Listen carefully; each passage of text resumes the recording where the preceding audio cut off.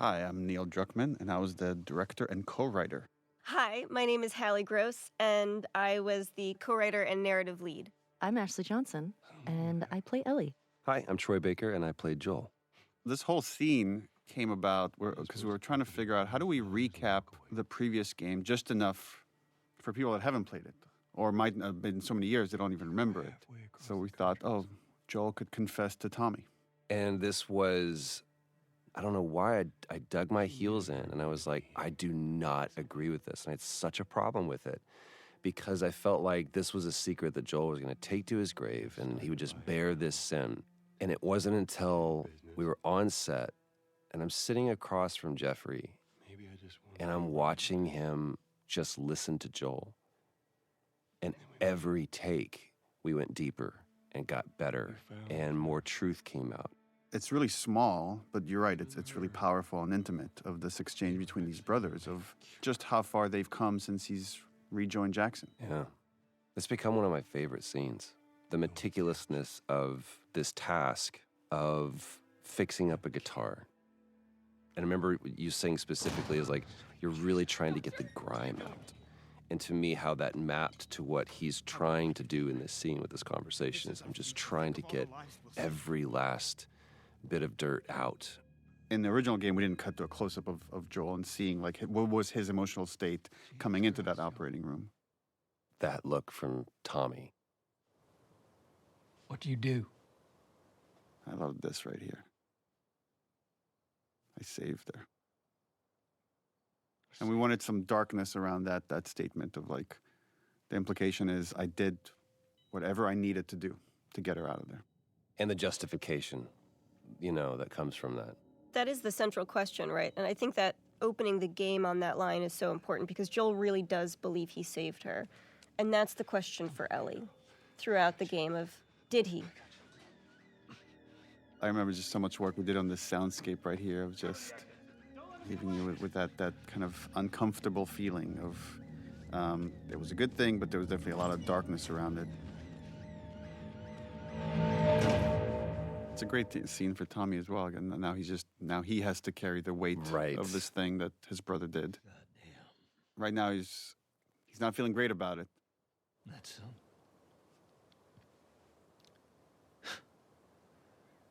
That's a lot. That's a lot. He's also a family guy, so on some level he gets it. What does Ellie know? And he gets obviously he knows what Joel has been through and why that decision was so important for him. I told her they just ran some tests. There's something to me that hits me every time when Ellie rolls over. Mm-hmm. I don't think I caught it as much. I think I was aware of it. Like, Neil, you being a parent, you're more familiar with some of those gestures than I was, or I am now.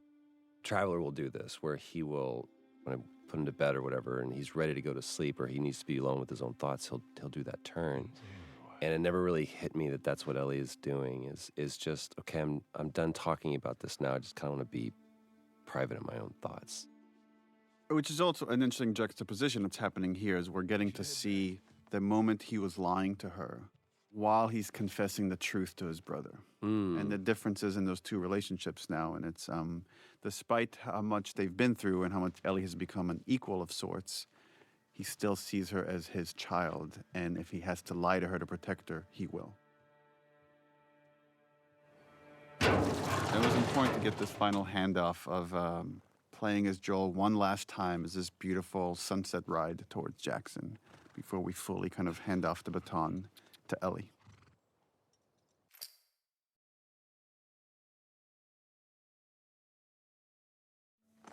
We worked so hard on these transitions to go from cutscene to gameplay. And it was just a change in tech that we had from the first game to the second game, where the first game, all the cinematics were pre-rendered. Now that they're real time, there was a lot of effort put into just these seamless transitions in and out of gameplay. About what we were talking about earlier. This is a great moment. I can't say I'd have done different. And you have to wonder, is Tommy telling the truth? Or does he know it's too late to do anything about it? And that's the best truth to put out there. There's also something, it's just occurring to me now, but I think confessing to Tommy really speaks to sort of the themes of the game of how hard it is to be alone and to carry things alone. And even Joel can't do it at a certain point and needs to unload on Tommy. And so what it is for Ellie to isolate further and further and further and carry her secrets alone more and more and more.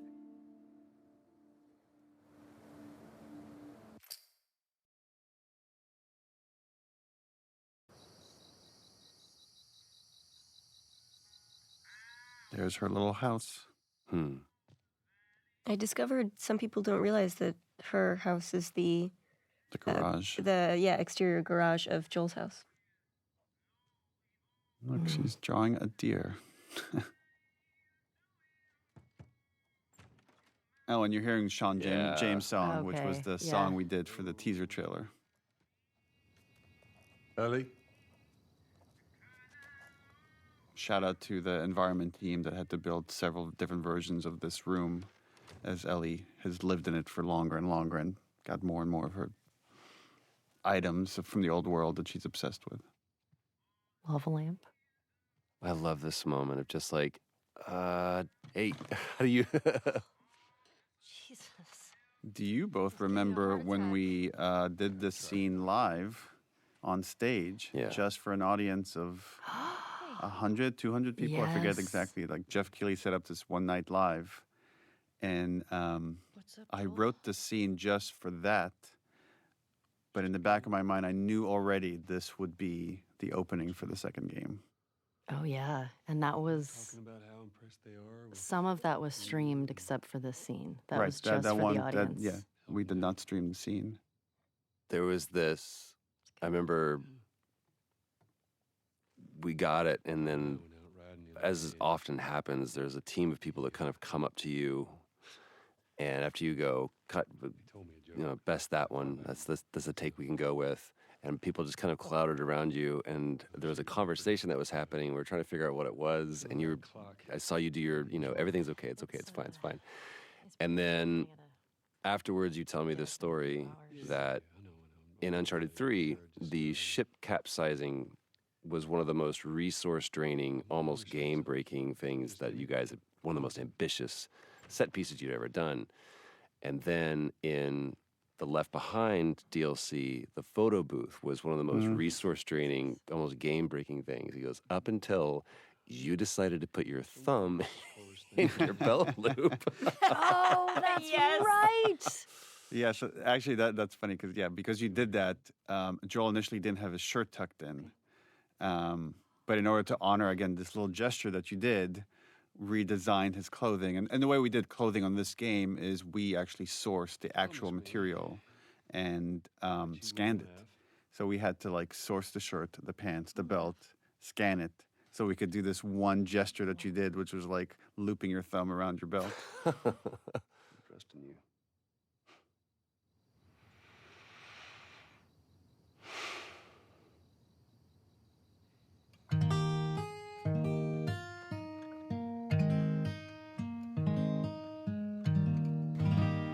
From a writing standpoint, this was a tricky scene because we have to reestablish these characters and their relationship, but also show there's something hanging over them.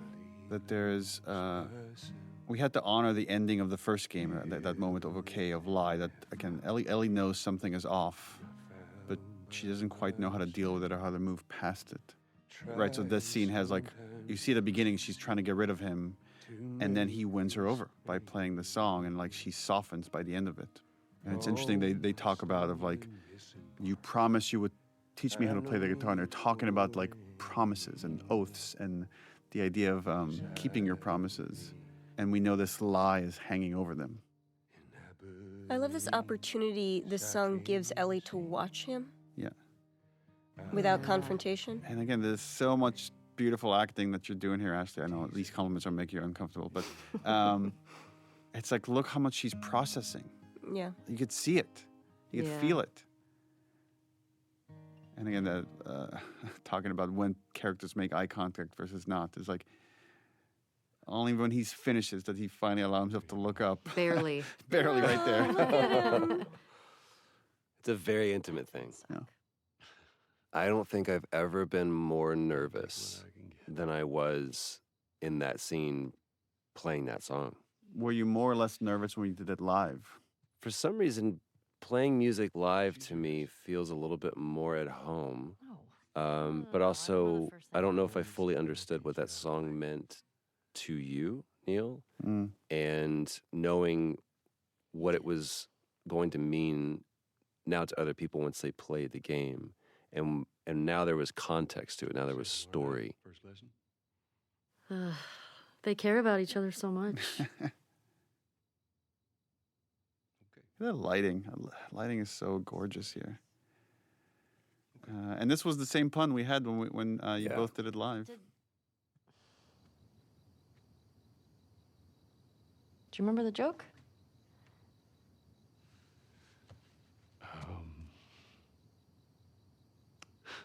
And you could see the shift in Joel. Like that song has just shifted the relationship a little bit. It moved the needle. Mm-hmm. He's standing up a little taller. It's time consuming. I love how much he's just trying to reach out to her on her terms. Yeah. Yeah. He still got that in Giving him. her space. Yeah. Still got that. Yeah. Good night, kiddo. And this again, this writing is the same. It's like how this ended was the same as the live version where you just play the low E. Well, I guess with the capo it would be an E, but boom, and just let this ominous note linger.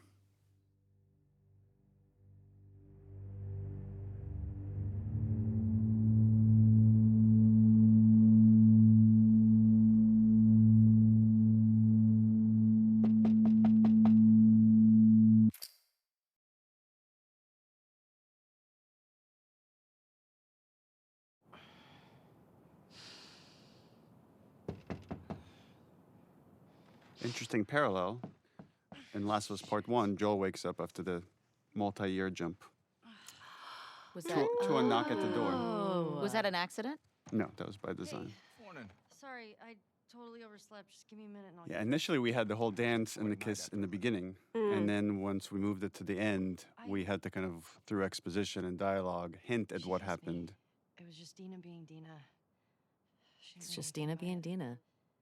I was talking about your fight with Seth. Wait, you kissed Dina? I love that scene kind of plays out like an awkward thing between them as if they had kissed last night, which is really funny. Yeah. You know, it has this like kind of morning after feel, but it's like not about them, which is really charming. I would never. Yeah, that's true. This is so Ashley awkwardness right here. I love it. Messing with you, man. VV awkward. Like, don't point, don't bring attention to something that I did, please. It's kind of fucked up you did that. Jesse's the coolest guy. He Look at is. him. He's like, he kissed his girl, and he's like, I'm fine. Yeah.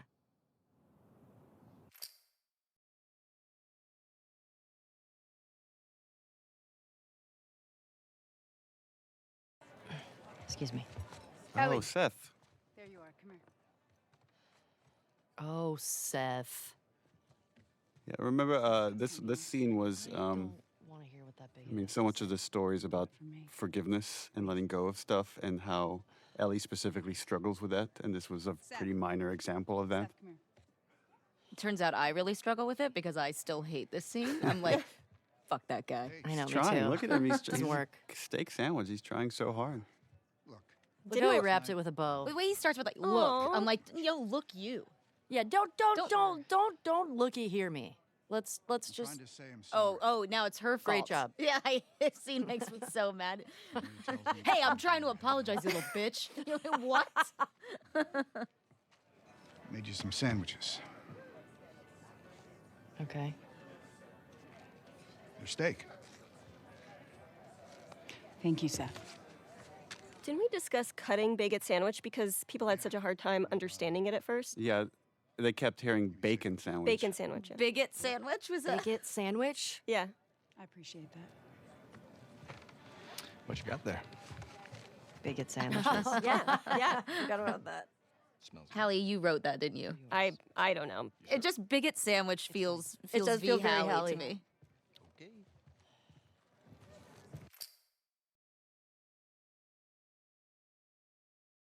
Oh, Get this your is girlfriend in the stables, please. Dina's big intro. Oh, here she comes. I'm Shannon Woodward. I play Dina. I had a really hard time hiding behind nothing here. Well, that's the thing that's so hard about sometimes acting in these things is that like the kids weren't there, and then we like Yeah. later captured kids and kind of constructed all the pieces. Hey. This is a me lean. I love to lean. I just want to say sorry for running off last night. I actually really love this scene. I totally get it. I felt bad. I love the one-liners that you guys kind of riffed on when we were doing the combat stuff for the snowball fight. Oh my god. I still die laughing when I hear you guys insulting children. And I think that was really, a lot of that was just my instinct. Yeah. Your parents don't love you. Yeah, and then I think eat snow, you Eat little snow. No, I think Yes. you little shits. Yeah. Because I think you were like eat snow, and then I said eat snow, you little shit. I think God. it's like I love name calling children. What the fuck? I'm not even playing. Interesting parallel is Ellie doesn't want to do any of this until she gets hit with a snowball, and then it's like, let's make these motherfuckers pay, which is again is a really lighthearted moment of what this whole story's about. Better run, you little shits.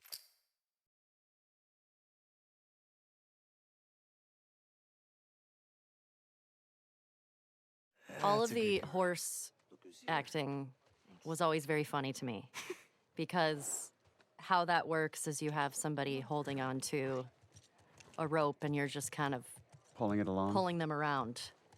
And it would always make me laugh.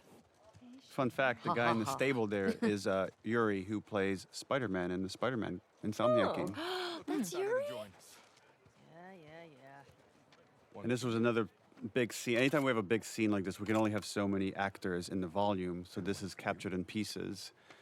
And I remember like Troy played one of like the people kind of Yeah. like, and they were improvising, talking crap in the background. Yeah, and it's not there anymore. There was a bit where he said something kind of Yeah. goading to me, and it's not there anymore. But then every take we did, I'd call him a new name that I thought was like yes. embarrassing. I'd be like, "Listen, Chad." You come back. Be smart about it. Wait, I actually didn't know there's only a certain amount of people you can have in the volume? Get going.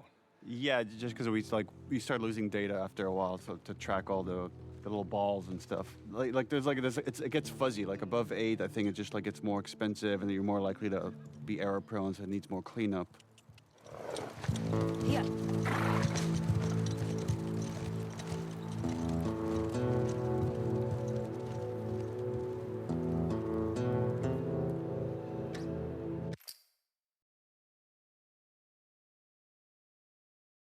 Hi, I'm Laura Bailey, and I played Abby in The Last of Us Part 2. Ominous. And here we have the introduction of this crew, the Salt Lake City crew. There's Neil. Self-insert. And here we have Laura Bailey waking up. This was a repeating motif from the first game of these characters that are haunted by some horrible trauma and can't sleep. The lighting is really nice here. It's really nice everywhere.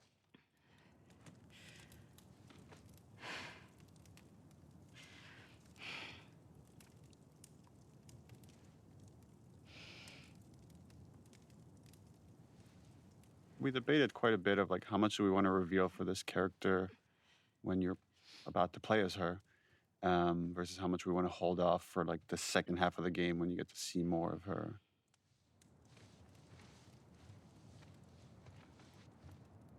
I remember we iterated a lot of how much snow he should have on him because he was just outside. This is one of the audition scenes, I think. What were you dreaming about? Oh, yeah. Oh, that's right. Was I talking? You're doing here. It's important to know that we did not want to cast you in this role. I've heard tell that you did not. Just because you're in so many things and you're so iconic. But you were the best. Grab your gear. And once we saw your audition, there was no turning back. What are you gonna do, you know? Trust me. You painted us into a corner, Laura Bailey. You're welcome.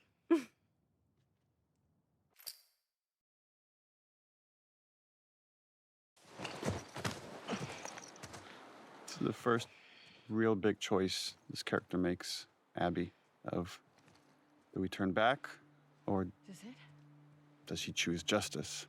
We made it. She's gonna end up choosing justice, just like Ellie does later many times. Choosing obsession.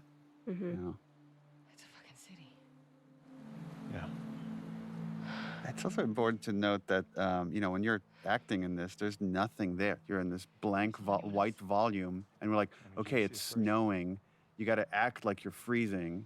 There's a town in the distance. It's, so weird though. Like, I never, when I try to remember a scene or remember performing that moment, I never think of it in terms of oh, right, we were in this gray volume. I always had this visual of every set that was actually supposed to be there.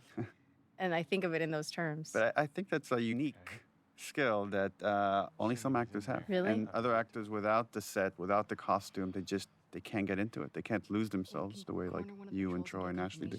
When I did this audition, Troy was reading opposite me because he was doing all of the Abby auditions. Sure, they'll be happy. And That's right. That information. he forgot all of the lines in this particular scene. And we were just making stuff up. I remember thinking that went really well. These scenes can be very tricky to write, but they're also a lot of fun where you're just given hints of this relationship. And obviously there's some kind of triangle here between Abby, Owen, and Mel. And Abby does a very poor job of hiding her feelings. It's not just that, though. Should I say congrats? When everyone else sees this, they're going to want to turn back. But it's just interesting that, We can convince him. Owen, we're setting up here, he plays this moral conscience for this group. And even here, he's trying to give Abby a way out. Count on you. Abby, I want what you want, but not at any cost. Not at any cost. So it's there's a line here for justice that he's not willing to cross. And she hasn't found her line yet. Well, it's also selflessness versus selfishness, right? He now has, even with nothing else, he now has a baby he has to think about, right? Which is the same for Dina, which is the same for Jesse, which is the same for Joel. But she is only thinking about herself. Well, one could argue she's also thinking about her father, that this is all coming out of love, the love she had for her dad, and the injustice that they all experienced in his brutal murder by Joel's hands.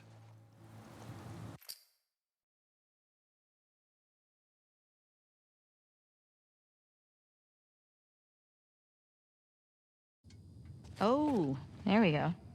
You think it's still good? Does weed go bad? Let's find out. The infamous weed scene. Are you going to talk about how we did this twice? You Oh, yeah. Oh, we had a whole other version of the scene that was a little too On the nose. earnest. Yeah. And we rewrote it and recaptured it.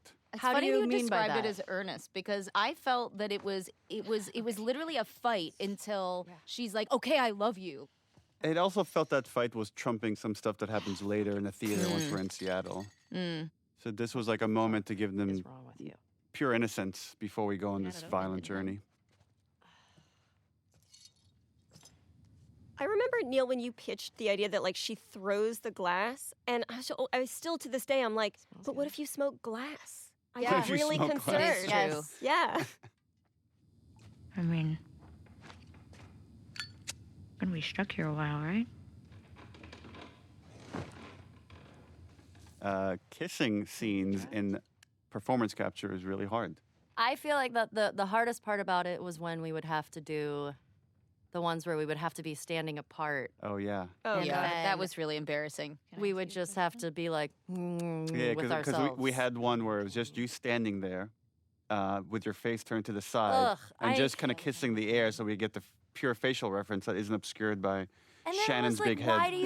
why do you need the front of the face? The front of the face is being used. Well, because they animate it from all angles, even though you only see one Yeah. side. How would you? I feel like if I had to do this with anybody else, it would have been even more uncomfortable. But because Shannon and I got so close, it was helpful to sort of when we had to do those awkward sort of kissing moments and we weren't actually being able to connect with each other physically and feeling awkward and weird, we would still be holding on to each other. So it still felt... We were like minorly cuddling. Minorly cuddling. So you're like, well, at least there's like a little bit of something Like here. intimacy. There was still some form of intimacy that was like, all right, I still feel safe. I don't feel like I'm like flapping in the wind. And you're in a brightly lit room. Very brightly lit with room. a bunch of technical engineers like standing all around you. Yeah. But we found ways around it to sort of still be able to, you know, connect with each other and not feel so weird. Oh, what?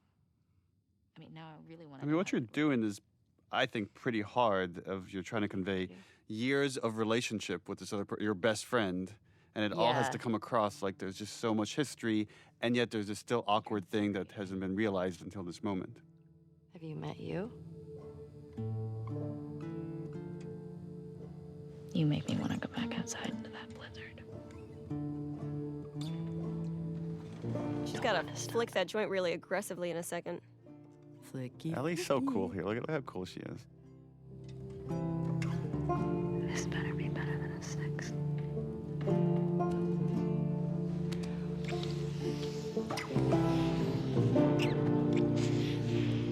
Yeah. The flicking always made me It's uncomfortable. very I was aggressive. like, what if it catches on fire? It's a very dry space.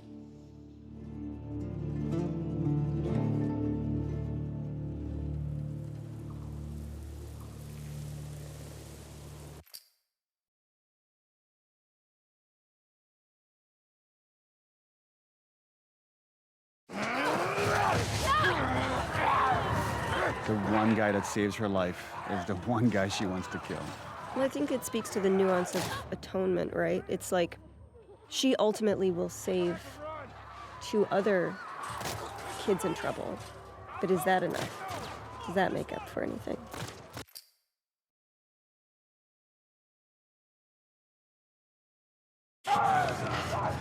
So we wanted to create a scenario for them where, again, and Tommy trying to do the right thing and create some trust between him and Abby, he inadvertently reveals who they are. And you could see right there, like Abby has this reaction that only makes sense for players in hindsight, knowing who she is. But now her goals become different, not only to escape the Horde, but to get these 2 back to her people. This is where we see Joel doing something that, for us who have spent so much time with him before, is preternatural to him. It's to trust someone is really, really hard, but he's choosing to do it. And the problem with choosing to trust people is you always, every time, open yourself to getting hurt. That's just such a Laura look. Yeah. I love it. It's like, boy, this is a bit of a pickle.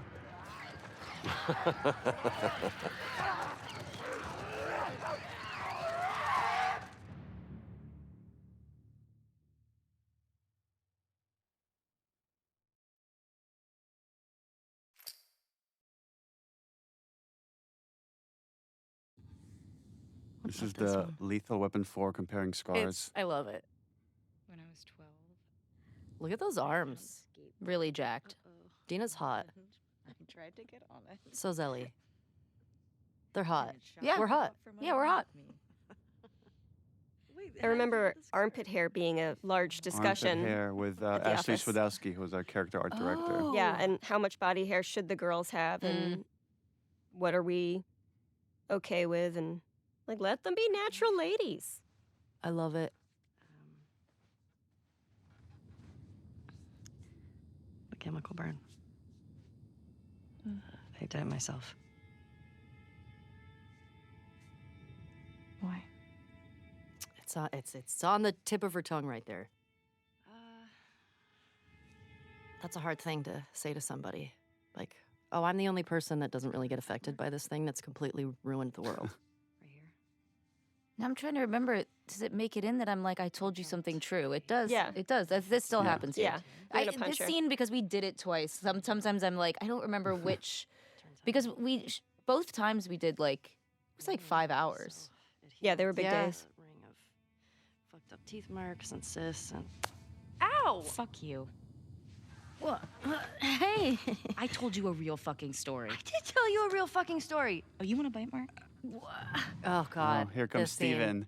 I remember Shannon, how angry you were at Steven. I wasn't angry at Steven. I couldn't tell why I was mad, and then this was the only real thing I actually fought for was this.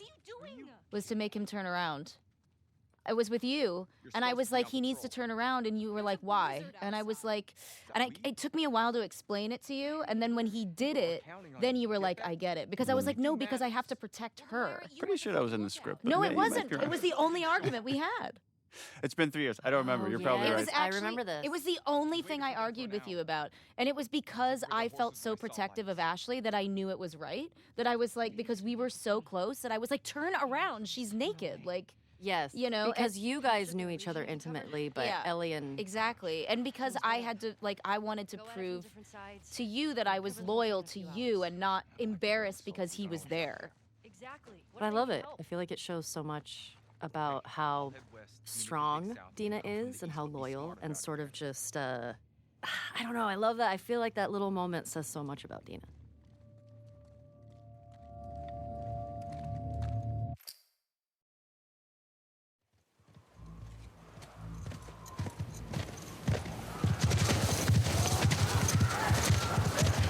We really wanted to show or build trust between Joel and Tommy and this group to show that without their help, they might have died, meaning Tommy and Joel would have died without this group.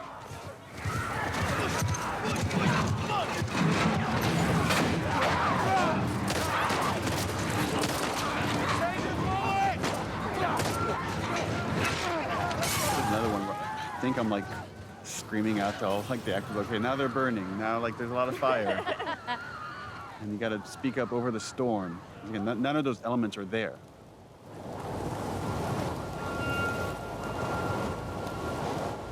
Let's get inside! And right now, only Abby knows what's about to go down. Everybody else thinks like, oh, we just found friendly people that helped us along.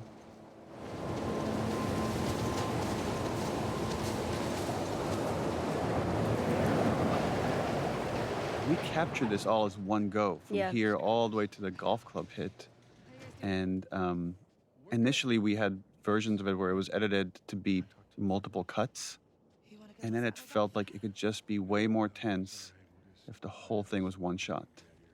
Required a lot of stitching of different performances and different elements, and some tweaking of stuff in animation, but You have no idea. yeah, I find that this scene has so much tension, the way it now moves. We rehearsed it so many times before we shot it to make all the moving parts work. From a directing side, that this can be hard as well because you're trying to pay attention to so many actors and making sure it's all feeling honest and authentic. Y'all should come back with us, restock before you head out. Appreciate it. Again, there's no ambush here. They're all being authentic This is my brother. until this moment. And now everything has changed. We knew this was going to be the most controversial scene in the whole game, and the intention is that it is brutal and it is hard to watch, which obviously as a player is really difficult to go through, but it puts you in alignment with Ellie. You're watching this devastation to this man that you've come to love as a character, and now you're watching him be brutally murdered. And it should be upsetting, it should hurt. A lot of people are still really upset about it, but what a faster way, I can't think of a faster way to help you understand why Ellie is going to go as far as she's going to go, because we're there seeing how this thing was stolen from her.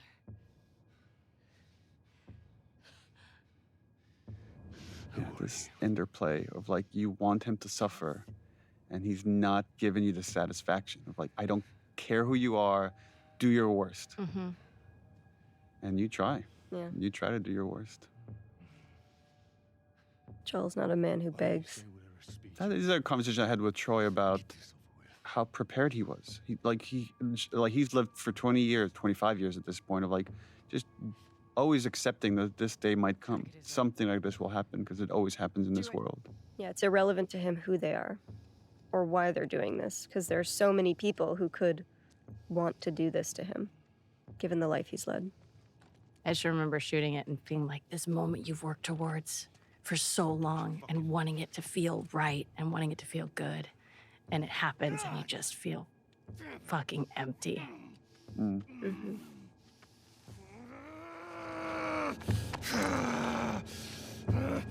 I think we've talked about it, Neil. Like, you had talked to me about this role and you told me about this character, Abby, and you told me what you were planning for her. And she had like a different story, I think, at the time, how they met and everything. But I was excited and terrified because, like, as a player, that's traumatizing. And I didn't know how people were going to react to it. You don't get to rush this.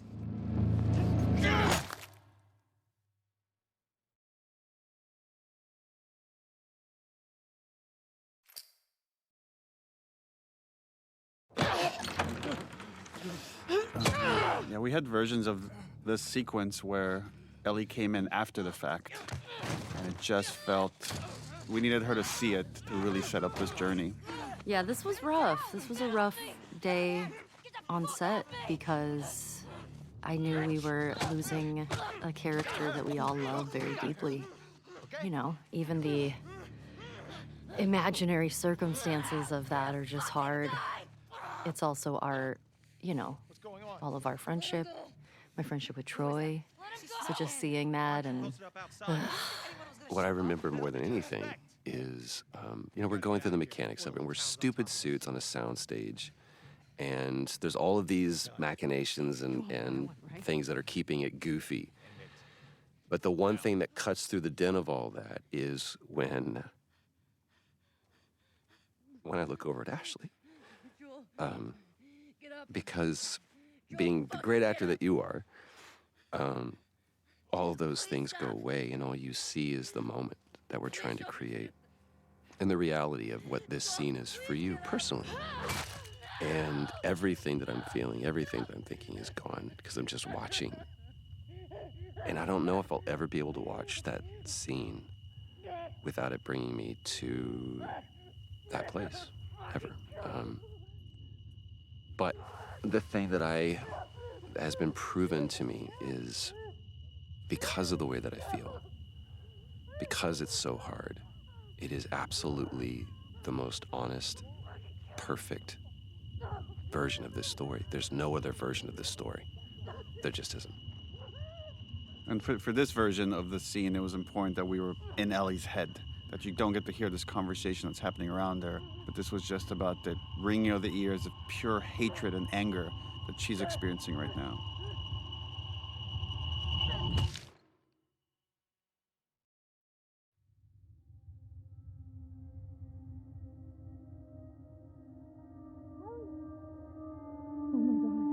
Ellie? And just this final look right here where she sees him and I can't fix this. Well, she's gonna try to find a way to fix it. Yeah, she's gonna try to find a way to fix it in the best way she knows how.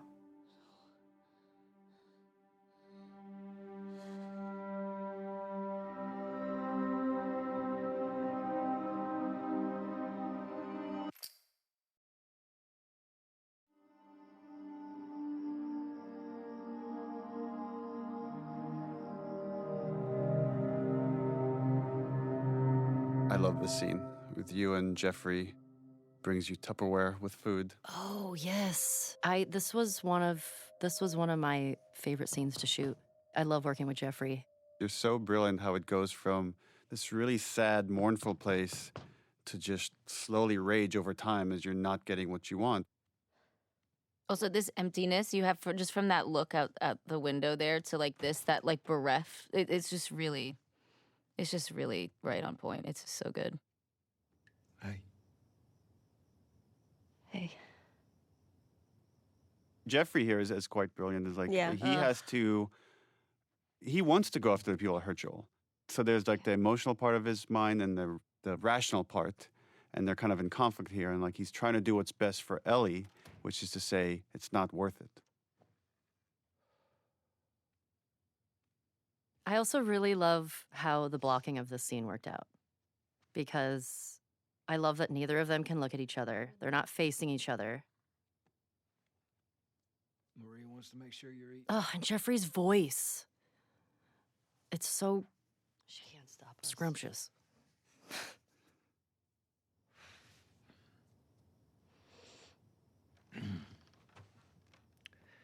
To have the guys that we would need to do this smart, we'd be leaving Jackson vulnerable. I love it. It's like the one time you look at him is to make him feel shame. Like, are you really saying this to me? The only time that there's confidence there with her is when there's anger present. What if we get hit by hunters again? Is this you talking or is this her? It's a valid point. If it were you or me, Joel would be halfway to Seattle already. Which is true.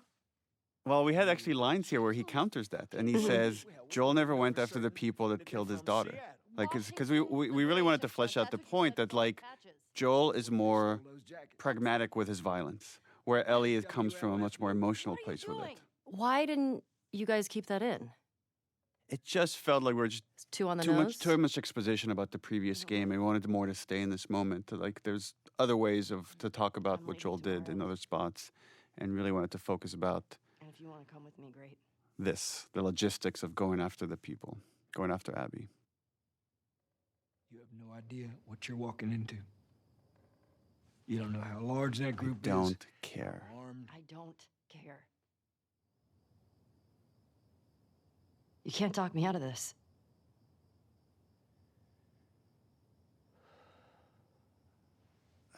Again, this moment of decision where he's like, in order to protect her, I'm gonna have to go by myself. And he's like, now he's lying again. Not dissimilar to Joel lying to Ellie to protect her.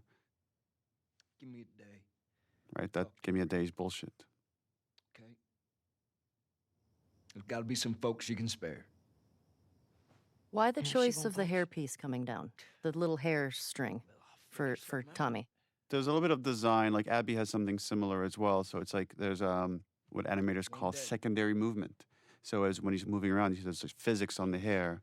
And just one more way to just bring the CG character to life. Yeah. It's also such a flex because it really So doesn't hard. look good in other games. Like it's Yeah. just like it looks amazing and it's like it feels it's just like such a subtle flex. Like look what we can do. Yeah. I love this hug that then it's just too painful for the two of them. They can't stay in that moment. That's too uncomfortable to be vulnerable. Got too much shit to do.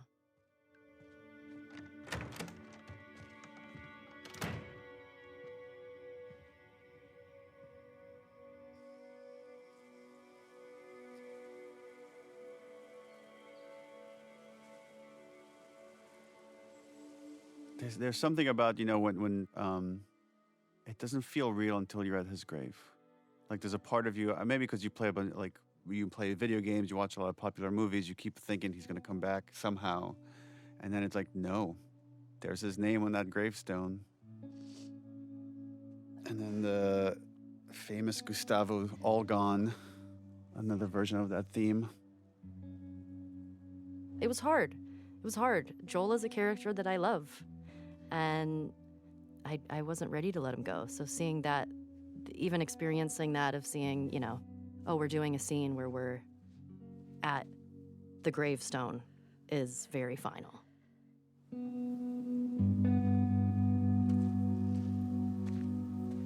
I love it. I love that Dina was there the whole time and we didn't know that yet.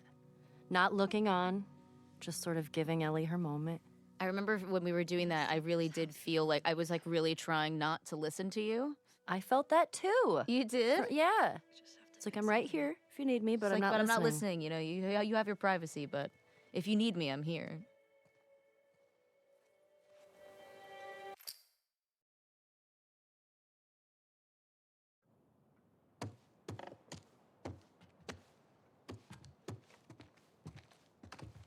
This is Ashley Scott as Maria realizing what Tommy has done. Maria, I'm headed to Seattle. I wish I could let it go, but I can't. I have to bring these people to justice. Ellie's gonna try to come after me, but stop her. Take her guns, lock up the horses, maybe lock her up. Buy me some time so I can end this. Love you always, Tommy. He's gonna get himself killed. He should have taken me with him. I like that she hasn't thought at all about what she's just going. She doesn't even know what she's doing, what she's gathering. Zero plan. And Maria knows this, right? Maria knows her, like a parent of sorts, and to say, okay, well, if you're gonna do this, here's some stuff. You going with her? Yeah. Damn right she is. Ride or die. Sneak out of here. I love that those little moments with Dina where you see the snarky bits. And it's funny because, like, this whole section here, I constantly felt like anytime we were dealing with Joel or anything about Jackson there, I was like, oh, this is none of my business. You know, like, it felt like I shouldn't be there. Like, and even in that scene there, too, it was like, well, I mean, yeah, I'm going with her and I'm here to be with her, but all of this stuff predates me. So all I could do were kind of these little things that were almost like for your benefit to, like, kind of support you or be like, I saw that. That was a lot. Are you You're okay? like, oh, you boy, know? she's a lot. Yeah. Do me a favor. It's that weird feeling of letting someone that's grieving have their space, but offering yourself to help them in any way you can. Of course. All right. Get going. You're losing light. I really remember the end of this scene and this look that I give you. Like, well, that was a lot. I think, yeah, here it is right here. Yeah, there it is. I was like, like, oof, this is like a lot. Today is a lot. That could have gone way worse. Yeah, and here it's still there. I'm like, all right. This shot right here with the light coming through Ellie's ear is just so gorgeous.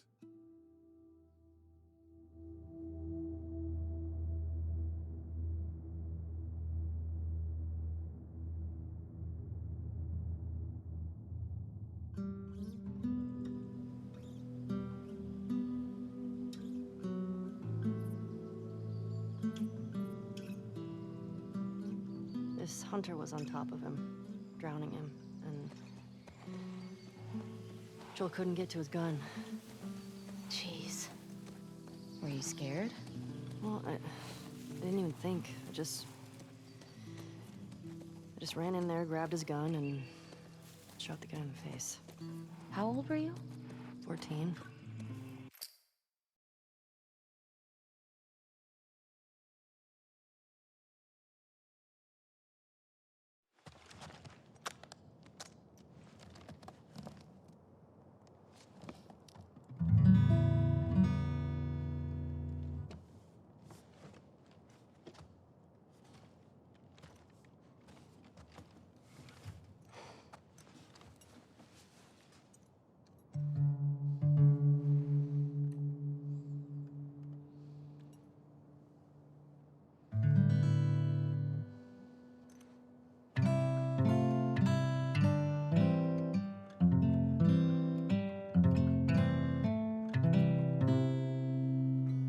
Hey, Halley, do you want to talk about how we managed to get the rights to this beautiful song? Sure. We were looking for a song, and my bestie is a spectacular woman named Lauren Savoy, whose husband is Paul Wakhtar Savoy, who is a member of the band Aha. And so I reached out and said, would it be possible to get this dope-ass song in the game? And they were like, yeah, let's do it. That's amazing. That's great. So it was just a lucky happenstance that we were able to pull it off. But it's great because now like two of my favorite things are combined forever.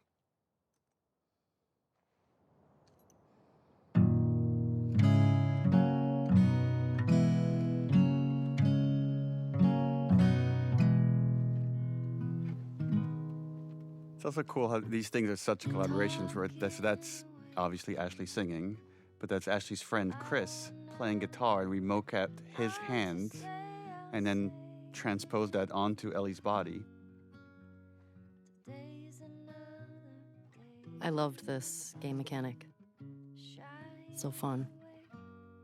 This is my favorite missable moment in the whole game. The fact that this is optional, I think. Remember how much we talked about the fact, because like so many people love this, and we're like, and then there were people on the team that argue that you should not be able to miss this, but it makes it more special knowing that you might have missed it. You gotta earn me staring at you for several minutes.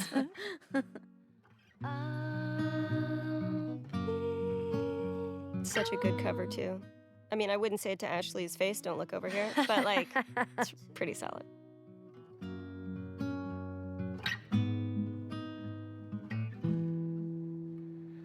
Needless to say, I'm odds and ends.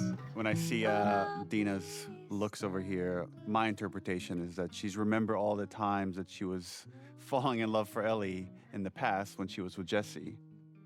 Because right, they're talking about this has happened before, and she played this song. And the other character moment that's interesting here is like the song she originally played here when she picks up the guitar is Future Days, is what Joel teaches her. And as soon as Dina walks through the door, she stops playing that song because she doesn't want to talk about that. This is actually, I think, canonically the first time you will have seen Ellie successfully play guitar since the opening scene where Joel says he's going to teach her. Yeah. So this is the first moment that we realize, like, that he really did teach her. So it also represents not just, like, her relationship with Dina, but... Oh, you're right. It's every time she's picking up a guitar, there's a connection to Joel. Every single time. And we were like, when we were making this, we kept talking about what are different ways we could remind you of Joel, because he's not there. Make him a ghost. But he's present. There were versions where we talked about having like Joel. Ghost Joel like go talk to Ellie, and it just felt a little too campy for this story. I wanted to. Me too. All right. We should keep moving. Yeah.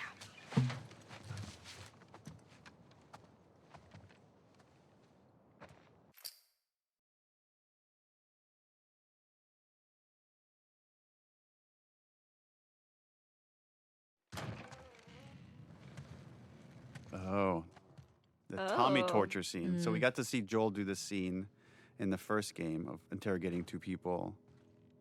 And now we get to see like the aftermath of having this interrogation done by Tommy.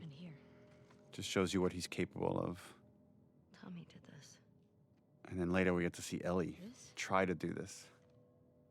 No way. Right, and at this point for Dina, she doesn't really know about Tommy's past. She doesn't know that she doesn't have the privileged information that Tommy used to be as bad as Joel. And she's just really sort of seeing that for the first time. Because she knows like the reformed Tommy that lives in Right. Jackson, that helps everybody. Shit. Right. There's another one over here.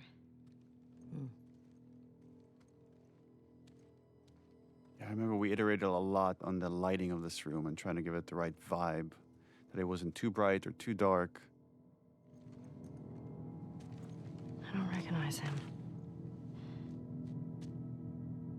And that's really important. I don't recognize him. That shows Tommy killed someone that wasn't involved in Joel's death.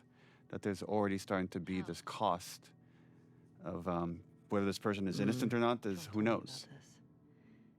No, he wasn't. He asks this guy a question, but you don't make him say it.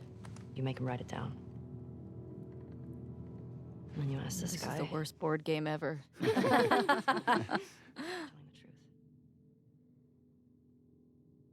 One of the things that really like rocks me about some of these scenes is also just how comfortable they are around death all the time. Yeah. It implies her understanding this kind of anger and grief as well, that like Ellie really is not okay and she's losing because other people are going through this all the time.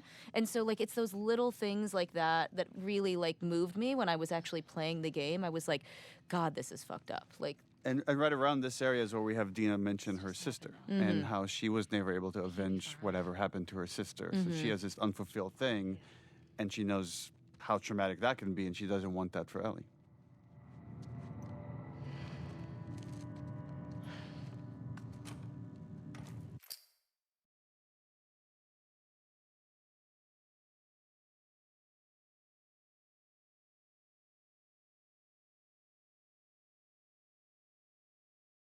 So this is the first contact with the people that killed Joel.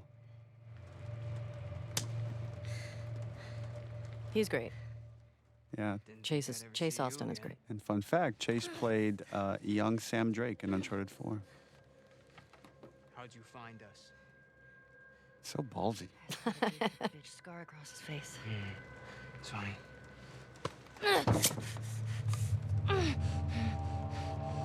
How many came with you?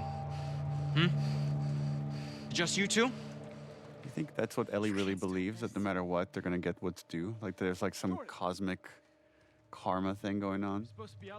I feel like she has to. Or she's just bullshitting him to make it believe that there's more people coming. Yeah. This girl was there. So that guy is being played by Ruben Langdon, who played James in part 1. His face, though, is the scan of Mike Hatfield, our lead foreground artist. Kill all trespassers. Oh, hold up. That doesn't make any sense. Direct order, man. No, let's talk to her. Let's figure out what she knows. I don't give a fuck what she knows. You saw what she did to the others? You have no idea. Deep in the background, Dina. I don't care how many people she's with. We will find them and we'll kill them. Can you just think for yourself for a quick Jordan, second get the right fuck now? out of my way.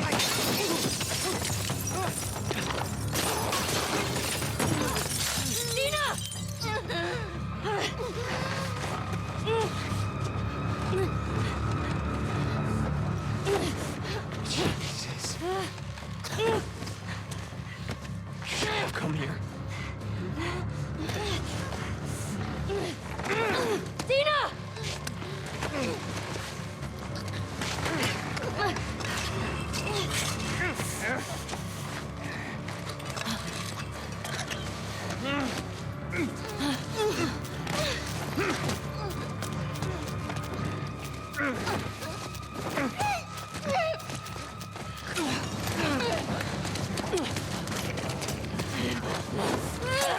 This is the first time Dina realizes that she's like really not okay.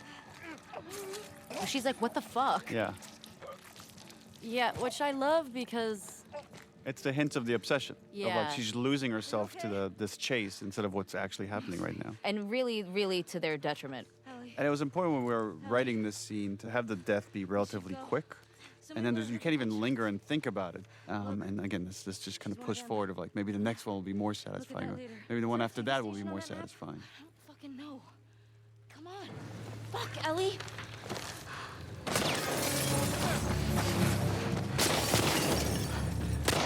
Fuck. Go around.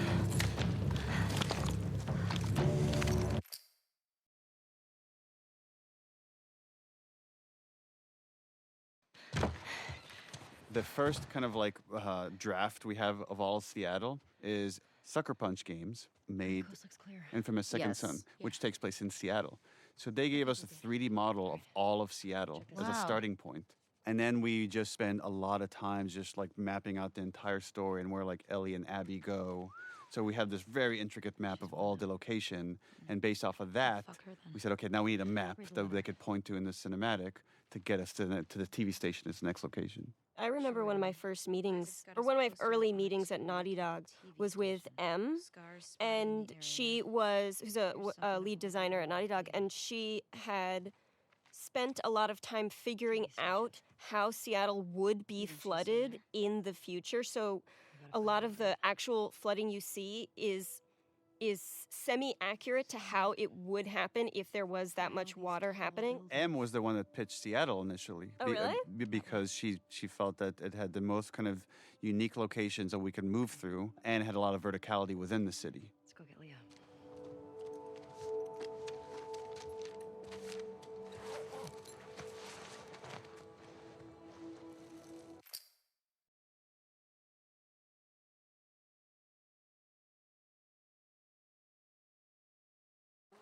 Hey, look. This is the foreshadowing pregnant scene. This is my least favorite part of my performance. I'm not kidding. Nauseous performance. It really, every time I see it, I'm just like, it's not good. Is that your Achilles heel? Oh, there's a lot. Hiding behind walls and, yeah, no. You can hear No. the puke splashing on the ground. I did hear that. They helped me there. And that, again, it's another one of those things where like the audio department let me listen to like several versions of puke hitting the ground and picking one. Ew. I always feel like whenever I have to act like I'm throwing up, I always start dry heaving. Because once you get that, then you're like... Like a cat with a fur ball? Yeah.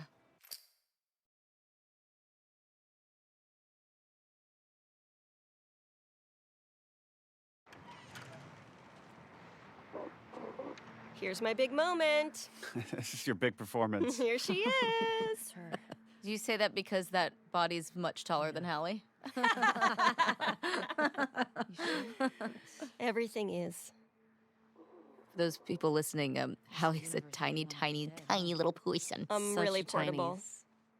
Yeah, these that's the scenes best these part. scenes are really hard to write, because again, we're trying to make it a character moment, but give you enough information to go forward in the clue chain towards finding who you need. And giving you, new information so it doesn't feel repetitive, right? We're opening up the world progressively with each sort of expository beat as well. There's this really nice beat at the end here where like Dina calms Ellie down and takes the pictures from her. It's all of them. It's really nuanced here what you're doing, Ashley, but there's just this like anger that's starting to bubble up as you look at this stuff and like, look at their fucking smiles. There it is. Just looking so happy. There she is. That's her. Laura Bailey. That's the one who killed him. And that's the Last of Us 2 theme, which is like a reverse version of the Last of Us 1 theme that Gustavo created for this. Hey there, Tiger. Yeah. Okay, You can see Tiger. it. How you, it's, yeah. Support Unit India en route to the TV station. Repeat, support Shit. Unit India en route. Yeah, we should get going. Is that you, Halley?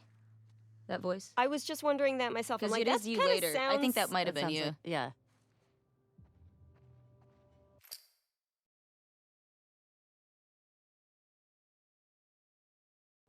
Oh, Here. this is Yeah, this the is the mask scene. break. I remember just fighting. I was like, I just have to make sure her hands never touch the mask.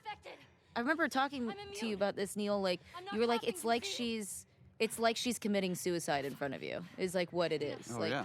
'Cause you as know. far as you know, she is. Yeah, and so that's where that reaction came from. Was he was like, she's killing herself in front of you. Is what it looks like to you.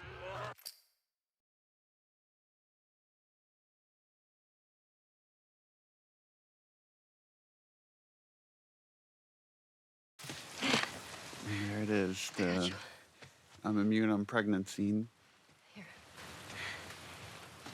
Got it.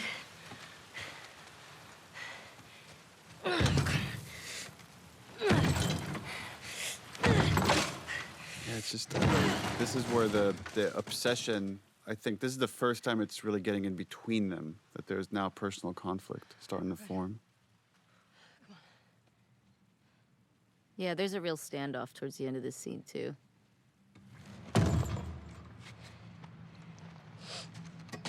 Halley, do you remember this was your first week at Naughty Dog, and we had an outline. Some of the major beats were there, and you had the idea of like, what if we made Dina pregnant? Yeah, because we were I think it was on my first day, and the problem we were trying to solve was we want these two girls to go to Seattle together. We want to have Ellie to have this conduit to talk about her feelings and maybe this thing to pull her back. But how do we how can we narratively hold Dina back so that Ellie can do a bunch of these missions alone? Because so much of this is about the singularity of the obsession and the loneliness of that and how hard it is to be alone in this world. And I just threw it out there. Let's knock her up. What's interesting too with if you think about the first game, over the course of the journey with Joel and Ellie, is they slowly open up more to each other and reveal more of their secrets. And these characters are kind of doing the same thing. They're both holding back on secrets. So even though it's a very angry scene, they're revealing everything to each other. You were telling the truth. Maria and Yeah, bitch. and Joel are the only ones who know. I'll just speak the subtext for all these scenes. Please do. New. I found this scene really hard because it was one of the. I mean, we literally. You have two very like big reveals or reactions that could have been like really soapy if I did it wrong. You know, it's like the I'm pregnant and also like the chemical burn. You know, like that. That's really tough. It's and like because I remember we talked a lot about that, which is. You just thought your friend was going to die in front of you. You thought you might have to shoot them in front of you. Yeah, it really opens with so her you being have this like, I'm gonna be moment of alone, like yeah. sadness, relief, and also, by the way, I'm pregnant. A lot of the times when Ellie's in severe conflict, she like one of the things that I find very relatable is like suddenly she loses eye contact. Like it just goes inward. Everything just goes into this inward rage that is so nuanced, and I don't know how you could really pull this off in a game a decade ago maybe, because there's so much beautiful facial that you do that they're able to capture. Yeah, I feel like I talk about this all the time. Like this game, I don't think would have had the impact or any of that without. I mean, there's so many people that make up the performance that you end up seeing and playing, and I feel like you can give it your all, but if you don't have the right people that are sitting there for, I don't know how. I mean, years and years. It's sculptors. Yeah. It's animators. Mhm. It's lighting artists. Even if you don't get the right lighting, the performance doesn't come through. Right. And all that stuff just takes a lot of effort and iteration, like so much iteration to get it right, and to try to that moment we felt on the stage to draw it out in a CG character is a lot of work. So much work to really nail the anxious avoidant attachment style. It's gorgeous. It's like we all understand, you know?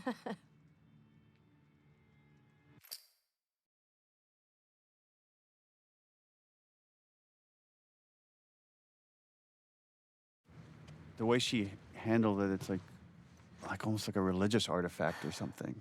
That there's like it's like a medium. Such It's like a- a connection to Joel. Yeah. Well, it is, right? Because we tie it to every flashback. Yeah. Yeah, I love that the attachment to Joel is through music.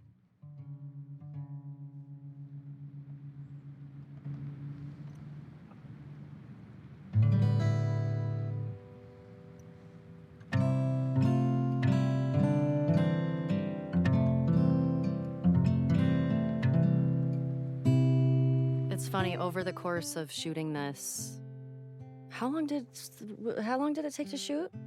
Just Like 3 years. Yeah, 3 years. Well, actually, we shot the trailer where you play guitar before we even made Uncharted 4.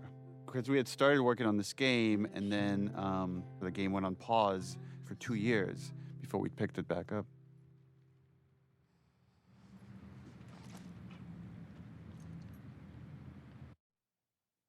Hey, look, Ellie's learning. Hey.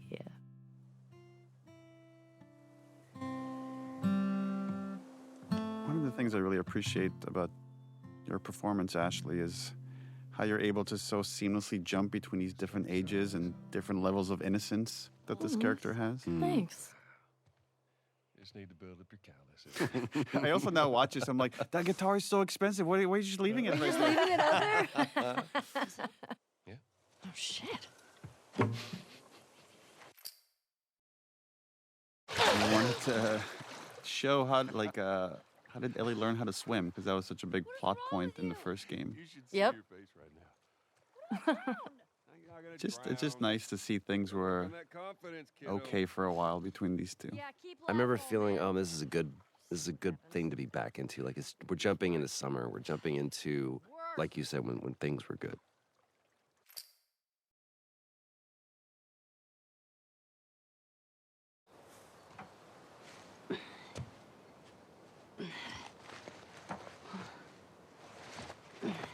This is a culmination of so many things, right? So for this moment of just Ellie's love of space, of Joel wanting to make this like moment just beautiful for her Walkman. And this idea that Ellie sometimes has such a strong imagination and can go into her own head. Actually started with the comic book, the American Dreams comic book. So when she looked at the Raj's arcade, she was able to picture it with like children running around. It's like the idea that she's so in love with the old world that she does whatever she can to kind of live in it. Happy birthday, kiddo. And that's we got the idea to really go in her head and make you feel as if she's traveling to space. Take it. There is such a unique nervousness, anticipation, and joy that comes with a parent trying to give their kid the perfect gift. Right. And if they like it, it's the best feeling in the world. And if they don't, it's terrible. It'll be worth it. Close your eyes. And for people familiar with the first game, the DLC of Left Behind, there's a big parallel here for when Riley tells Ellie, close your eyes. And she makes her picture this arcade game.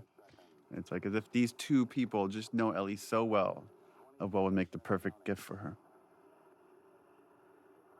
15 seconds. Guidance is internal.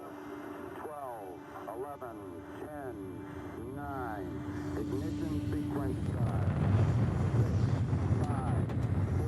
And again, our lighting team did such an awesome, because there's so much that needs to be conveyed here with just lighting. And so they're animating these lights and then changing the reflection on the glass. There's a lot of tech here, a lot of careful crafting to get this moment.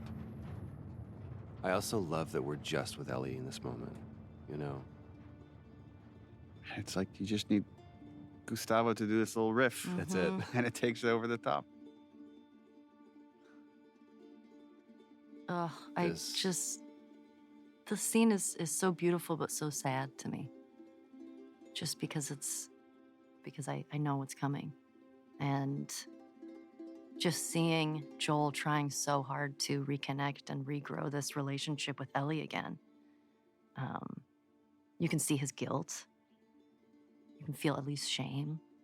It's like, but yeah, I watch it and I think it's such a beautiful scene, but there's that level underneath it that's heartbreaking to me. It was really important for us to have these happy memories that are obviously mixed with like some negative feelings she has about Joel and the choices that he's made. But ultimately, I believe the positive, the happy memories overwhelm the negative. Yeah. Well, I think Ellie is so driven by her own shame and guilt, and you need to know why. And it's because there was something worth saving. There was a true loss here. And part of that is her own decision to emotionally protect herself by distancing herself from Joel. But it had a cost.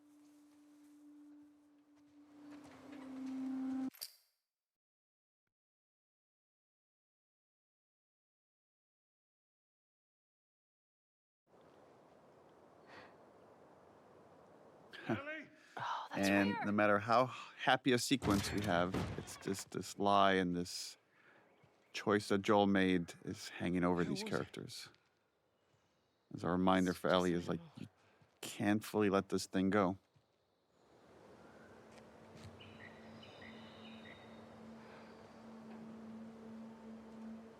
Awkward. Well, let's get a move on. I really don't want to talk about this right now.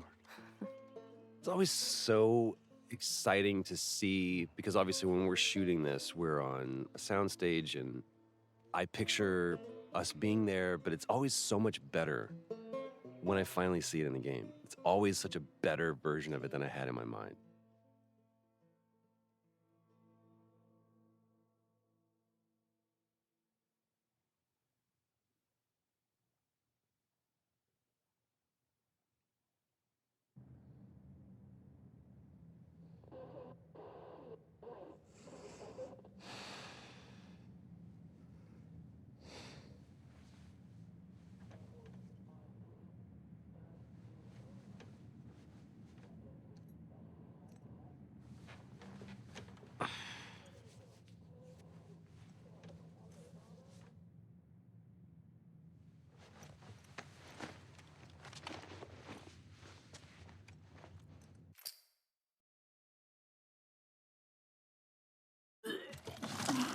More puking. This is, you could really hear the puke splashing. This one I feel more comfortable with. Hey. How hot do I look right now? Be me to be fixing some kind of computer and then puking in the middle. Really proves how much Ellie loves Dina, because going up to someone that just puked and getting close to them, that's a lot. I mean, to be fair, she did stay up all night tracking the radio stuff. I know, but she also puked. Like, listen, if I had to date one, I think I think Dina. Oh, for sure. For sure. I would steer clear of Ellie. Maybe Tommy got to him. Maybe. What about her? There's this moment again. We don't. Ellie doesn't. There's a moment where she looks to Dina and then she realizes like how much Dina's been doing. The numbers. You could see the appreciation in her face. The TV station. I remember this because I felt so bad. Because the way you were just playing it, you were just so sick, but you were like, I feel like I need to pull my weight since I had called you a burden, and I felt like such a piece of shit. This move right here of like scooting in and this back rub thing is such an Ashley move. Well, it's also because we couldn't get too close because then we'd stick together. Otherwise, she would have held me. Yeah. Last night was stupid.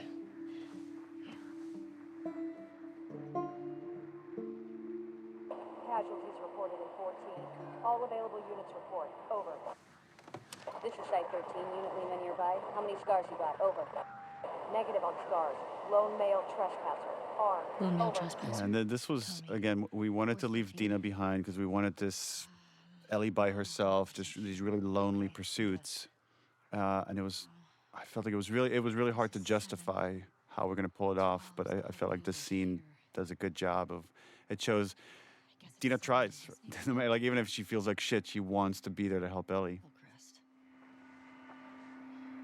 Okay.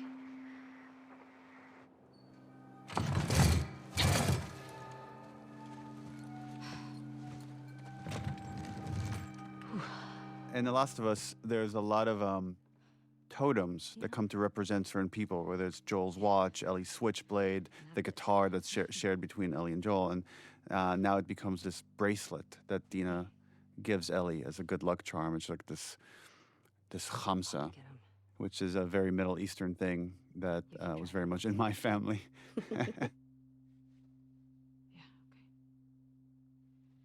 Yeah, I love that. I love that she gives it to her for. Wait. It will keep her safe. It's a khamsa and an evil eye within it. It's for good luck. I don't believe in luck. Did we ever establish how Dina got that? Whether that was from her sister? I think it was from her sister, but Yeah, that's what's in my mind, but I don't know if we ever explicitly say that. There's a lot of like foreshadowing here too, of like the Yeah. splitting up, and then later the splitting up at the farm.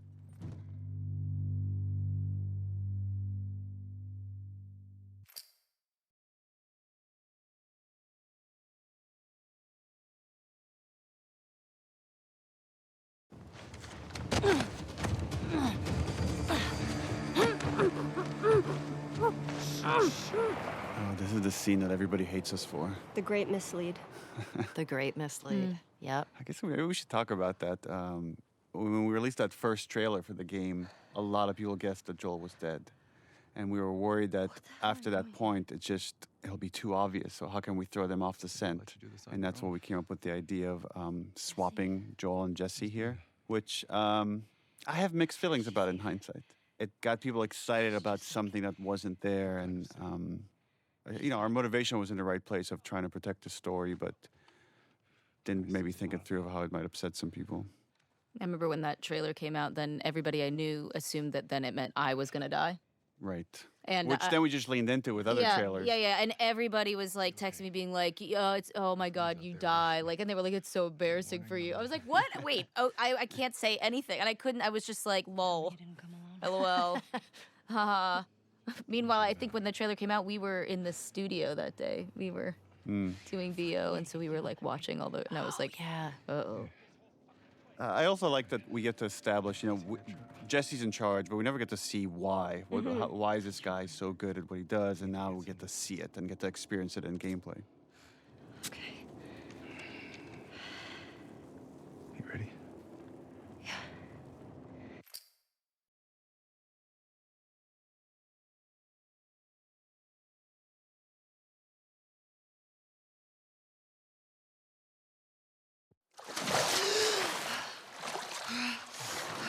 Yeah, and then The Last of Us, unlike Uncharted, we don't rely as much on set pieces, especially big stuff like this, but this was such a climactic level that we called Rescue Jessie, that we wanted this climactic driving sequence where they crash in the water. And then there was a lot of debate of like design-wise, do we want to walk all the way back to the theater? So decided against it. So this was just to set the tone that Ellie and Jesse got away. They are not being actively chased. And this is just a little trick that we do is pull the camera away from them, and then that will allow us to cut to where we need to place them.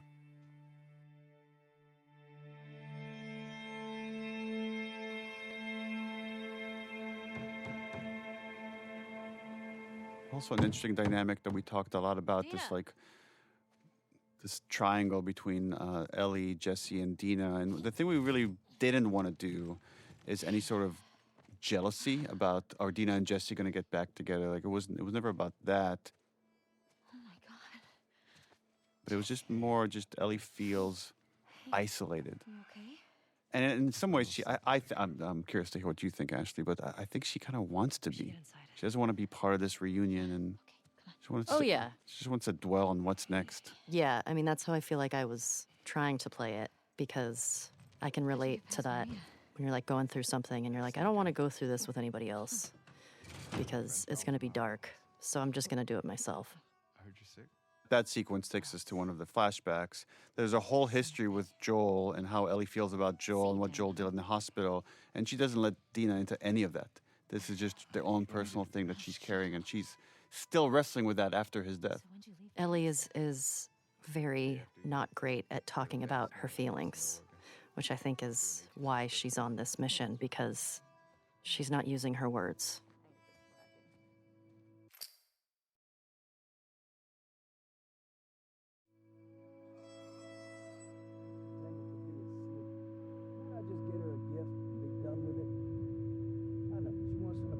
That's very much a parallel to the first game where after the David sequence and Ellie's lost in thought, and then it's like Joel saying, Ellie.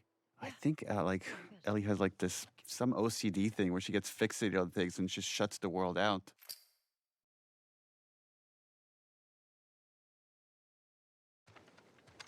I love how funny Jeffrey is in this scene. Mm-hmm. He's such a yenta. Yeah. Y'all shooting up there, right? Oh, just some stragglers. Ellie got to try out my scope. This was a fun scene. How'd you like it? Yeah, feels good. The two adults don't really understand what's going on, which is Ellie is like this resentment or this curiosity, whatever it is about what Joel did is growing. And this thing that she thought she could let go, she can't. And they just attribute it to like, oh, teenager. She's being a teenager. Well, there's that music store down there. I bet they got guitar stuff. Maybe you should just take him out for an ice cream. Maybe you guys should just hang out. I love how he did that lane, and I love the tapping of his foot under the table. What do you say, kiddo? Yeah, sure, Joel, whatever. He's so excited. And that's our cue. He's like, I did my job.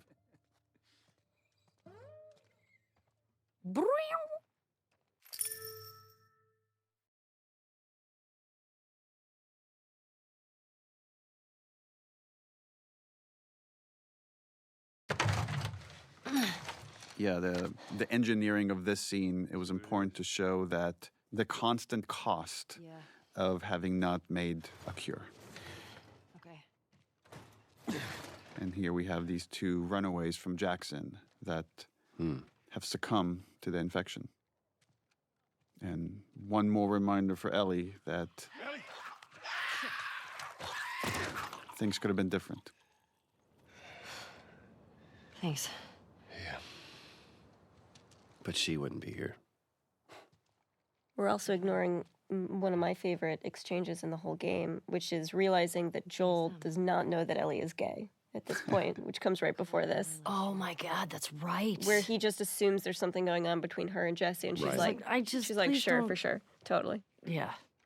It's like he sees her, but there's like a little bit of he can't quite fully see the full her. Jackson is a wonderful place, but we got tired of hearing the stories of people suffering everywhere else. These are some of the hardest scenes to do, where there's just a lot of exposition and making it seem natural, like as if she's reading this note for the first time and reacting to it. And again, you two did just such a fantastic job of I always feel like I'm just watching these characters. Love Adam and Sydney.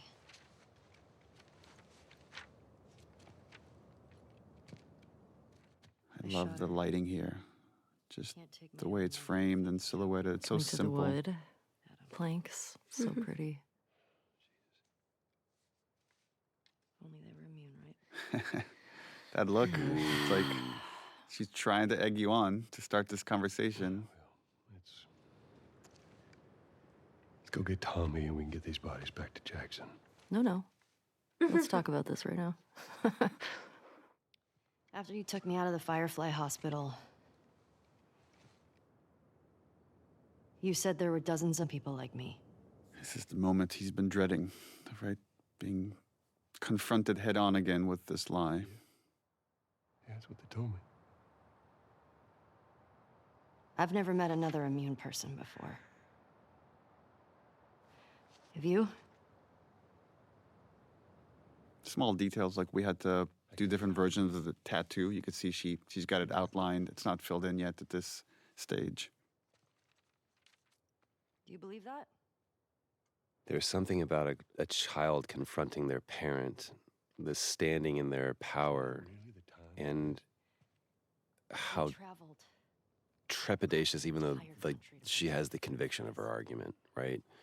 But just how it still is a thing to stand up to your parent and see me as an adult. Why did you pull me out of there while I was still What he's doing here is kind of fucked up, though, because he gaslights her. He's saying is like, you're bringing this up now next to these bodies, and he's making her feel shame for having just brought up this topic. Right. Maybe if you just would have given them more time, they could have figured something out. There was no cure. That is what I've been telling myself. There's nothing that could help these people or anybody Like, else. how many times have I told myself this? Like, if she ever asks, this is what I will tell her. Yeah. I know you wish things were different. I wish things were different. But they ain't. And he just shuts it down. Mm-hmm. Again, it's such great performance with very little dialogue, but you could see how it's just breaking her heart because she doesn't believe any of this. No. Is there something else you'd like to rehash?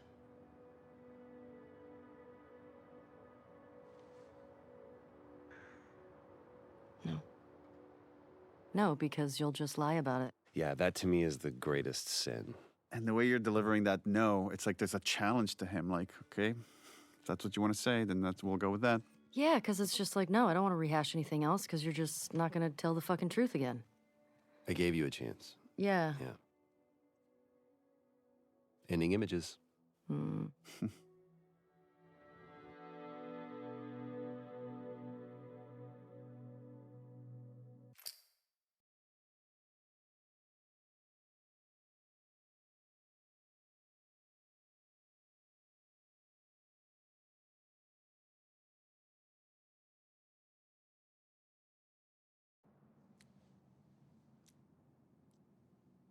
Oh, I liked your action here, Shannon, which is use your teeth to cut the thread. Yes, same. Did I do that? You did. Mm-hmm. Yeah. That adds up.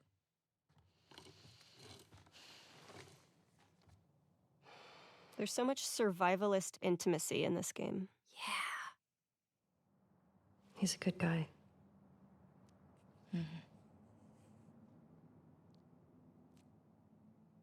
Why didn't you tell him?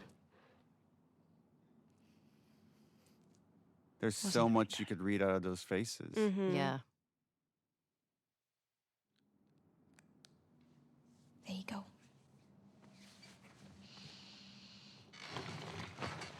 What about this? Anything worthwhile? And there's that fucking map Yeah, this again. is this is where the conflict starts to bubble back up between these two. It makes it so much more sad because it's like, just stick with Dina. Look how you have love and care. It's so interesting because it's what The Last of Us is about. It's like Yeah. within this room right now, you have like two kinds of love. There's this very positive one with Dina and this kind of negative one of like, I gotta get the people that hurt the person I love, Joel. Wait, you're gonna go now? Yeah. And where now the negative one is trumping the positive one. Just wait for Jesse to rest up. She could be gone by then. She's got to make the lamb stop screaming, you know? We know her location. And she's using Tommy as an excuse in a very minor way now, in a much more significant way later. And it's funny. It's like all these people, like Maria, Tommy, and now Dina realize I can't convince her otherwise. She's just gonna go do it. So all I could do is support her. Well, it's a diction narrative, right? It's like you have to wait until they bottom out. And it's the foreshadowing that eventually Dina says, I can't do it anymore.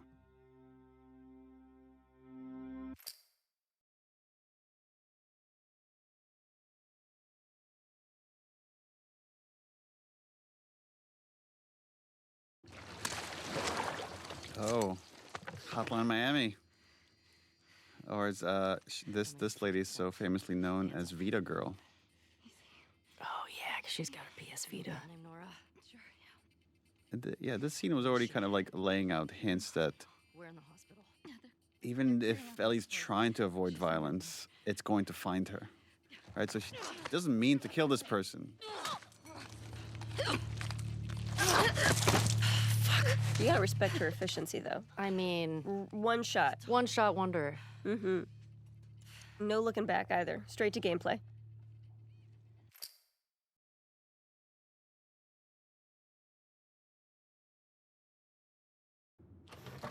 Oh yeah, this. Don't scream. I mean, Nora's Put that shit down. pretty smart in this scene. Yeah. Is that she knows she needs to get under Ellie's skin to just rattle her so she could get away. You remember me? But she still doesn't know who Ellie is until the next scene. You remember me. What do you want?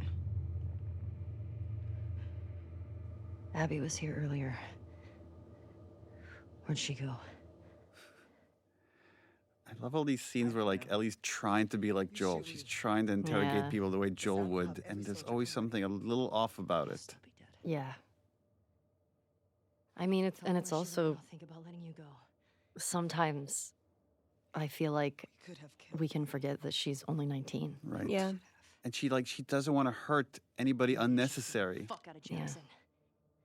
But just going on this journey is like you're not going to be able to help it. Yeah, I feel like each time You still hear his scream? she kills somebody, it's not as easy as it was kind of for Joel. Because each death feels like it's leaves something with her. Yeah. Yeah, that little bitch got what he deserved. Fucking.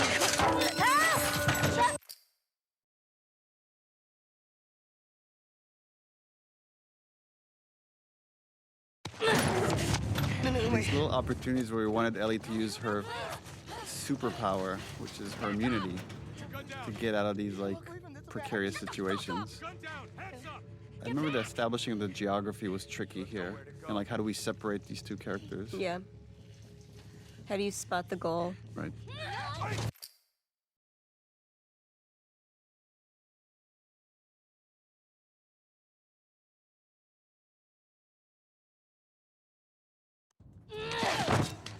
There's this progression that with each one of these like revenge kills, we wanted Ellie to lose more and more of her humanity in a way that she doesn't even understand what is happening to her. So you could see a lot of this, and again, I love how you play this, which is you're amping yourself up. You kind of know what you're going to have to do here. And having the willpower, again, to hurt someone to such a degree. Yeah, there's a bit of a trying to stall a little bit. Like maybe there's some other way out of this. There are no fireflies anymore.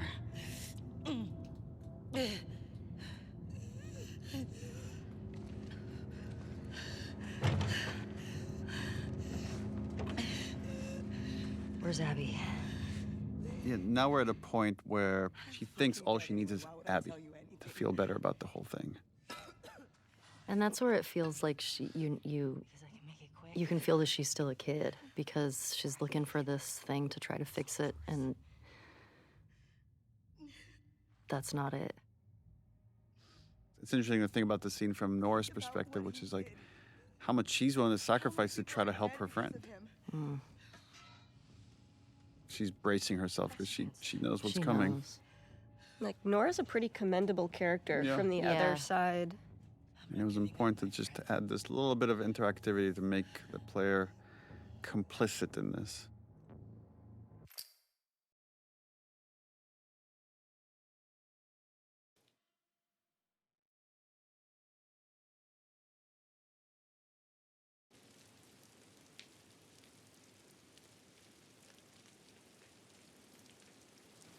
There's a parallel of an image there when Ellie goes to enter Joel's house, her hand shakes, and then she grabs the handle, and now her hand is shaking from the violence she's committed against Nora. And it just shows that as much as she wants to be like Joel, she's not Joel. I think Joel could disassociate more, just remove himself from the impact that his violence has in a way that Ellie cannot. Ellie doesn't have as much practice with it. She also has, I think, more empathy. I think so.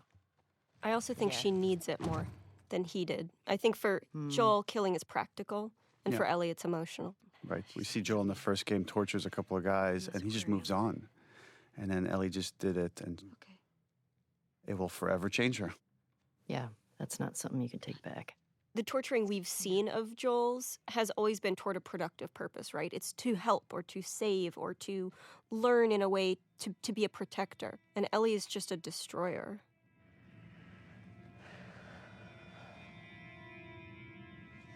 Love this performance. This is a very expensive part of the game, by the way. One of the things in live action is you get for free is putting a shirt on or taking it off. In a CG world or in video games, it's extremely expensive and hard. And we have to write in this whole physics simulation on this shot, this right here. This is so tricky to pull off. We're seeing it at the same time that Dina is seeing it. Like, look how beat up she is. Look how much she's already gone through. Often when you play video games, your character or any of the characters in the game are impervious, right? They live or they die. It's pretty binary. And this allowing us to show the wear and tear on her body and allowing the violence to have an impact, not just emotionally, but also visibly, again, humanizes all of the characters in this game. There's so much happening there with almost no dialogue. That scene is tough. Like, taking her shirt off and exposing her and her grief there, because it's not just about what she did, you know? Like, there's so much grief, and she hasn't expressed anything yet, right? Like, it's the first time you really see it, and so there's this urge to, like, care for that, but then also that anxiety of, like, I'm losing this person. Right. It's really painful to even watch and, like, talk about. Like, it's really heavy. It's just such a universal theme there.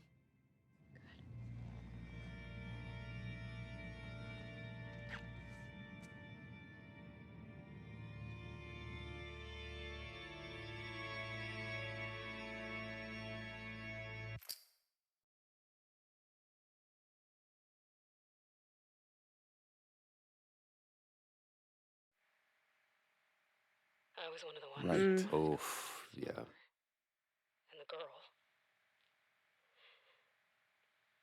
We talked a lot about how could Ellie draw the truth out of him. And even when confronted with facts, he might not say the truth. It's what makes him ultimately do it is the threat of, like, I will disappear and you'll never know my fate. And that's the worst thing she could threaten him with. A lot of iteration on this horse animation right here. Trying to make it as believable as possible. This hug. Just the unrequited hug. I've definitely had those moments with my kids where it's like they're mad at me over something. You talk to me. I feel like it's such I mean, as thinking of, like, when I was a kid, it's so hard to reciprocate a physical hug like that when you're so angry. Mm-hmm. You're like, you can't touch me right now because I don't know what I'm gonna do. Tell me. It's like I don't even know if Ellie knows what she's expecting here. she just wants a more. I think she just wants a more plausible story, and then but there's a part of it that maybe is still in denial of what he's going to say. Yeah. I also remember you being so patient, Neil, with this. It was. You will never see me again. It was so important to just let each line land where it needed to land and the response to come when it had to come. I'll go back to Jackson. Because we did this a lot of times. That it was. This was. We all were very patient with this one. I love watching your performance right here, Trev. Like Joel doing the math of like, do I say it? Do I not say it? And then right here, he's resigned. He's going to say it, and she just needs to push him over the edge. But look at him. He's so torn. It's so great.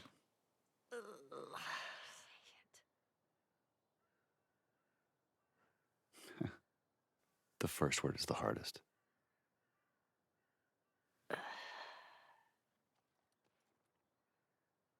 And he does need to spell the whole thing out for her because she knows.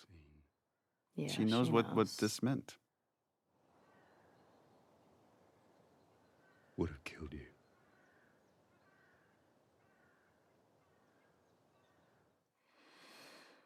Ashley, there's something that you did that is just so powerful. It's that, without even saying it, just the clutching, like I can't breathe. Like it's literally taking the air out of me, and It's so much information to find out, but something that she's always known, but to actually hear it.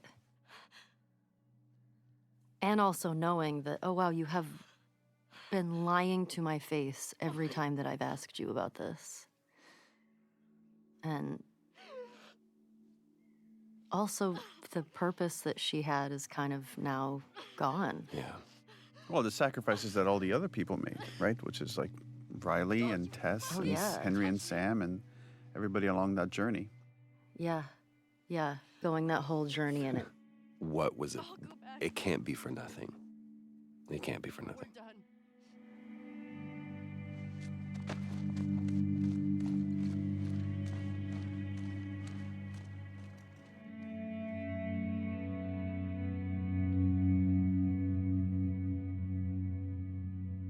Yeah, I feel like the killing of Nora was a really big turning point. I feel like emotionally for Ellie.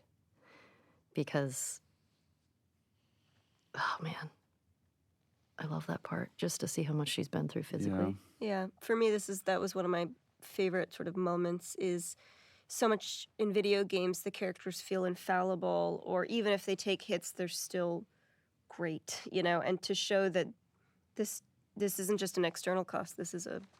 She's destroying herself.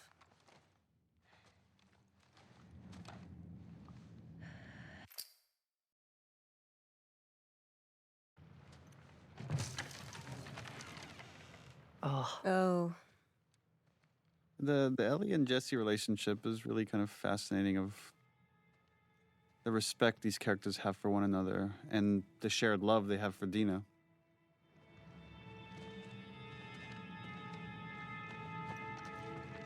And this was a cool shot of just showing what's at stake. If we just keep pursuing this thing endlessly. I aspire to be Jesse when I grow up. Me too. Yeah. Such a good dude. She had a rough night. Yeah, also the idea of secrets, right? Characters holding on to these secrets, right? The idea that she's pregnant is a secret that Jesse figures out. Is she pregnant?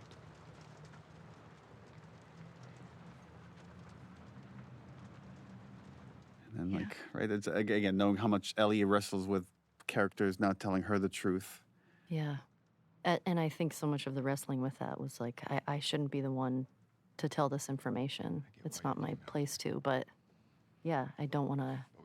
Don't want to lie. I don't want to lie. She needs real care, and she's not going to get that. Yeah, I know. This is starting to lay track of the choice that's coming later of I can't just leave Tommy as rationalization. Now that she had some time away from the torture, the obsession, the call of the hunt is coming back up. Maybe you could. The justification, which again has learned from Joel. Yeah, whittling these scenes down to just the bare essentials, just to make them as tight as possible, to get back to gameplay. That was quite a bit of iteration.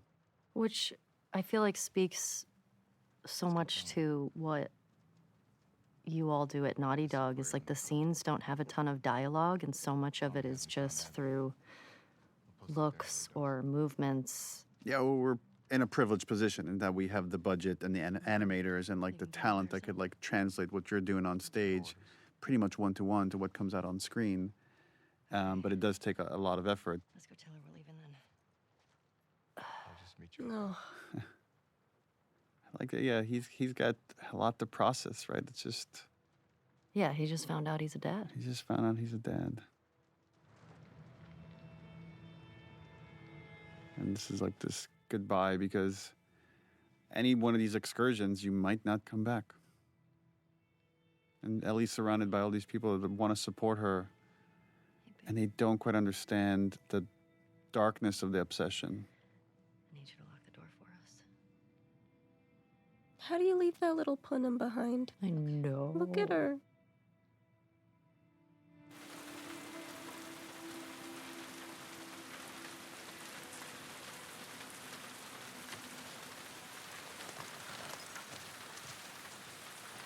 Let's do it. Your map showed the aquarium along the shore. Should be down.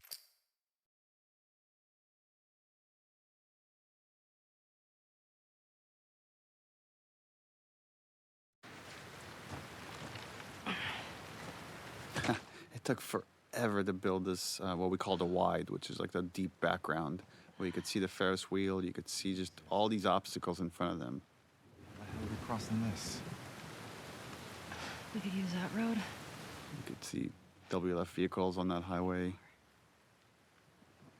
And again, when you're acting in this, you don't see anything. So then you're just kind of doing gestures, and then based on what your head is looking at, we build an environment around that.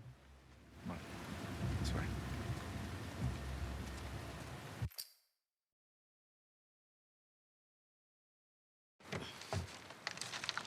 Yeah, and this is where the obsession completely takes over, where it's like, we can go for Tommy, or we can go for Abby, but we can't do both. And Ellie rationalizes that going after Abby would be the better choice. The marina through here. No, we're taking their boat. You heard them, right? They're talking about Tommy. We don't know that. Who else is it gonna be? If it is him, he'll be gone by the time. And it's so fascinating to think about someone that just has put so much weight of like people being honest to each other, and here she's lying to Jesse and lying to herself. Yeah, I think so much of it is her own avoidance. You do this, I'm not saying. And now Jesse just sees how dangerous she's become in this obsession, and she's losing even him, and it's so hard to lose Jesse.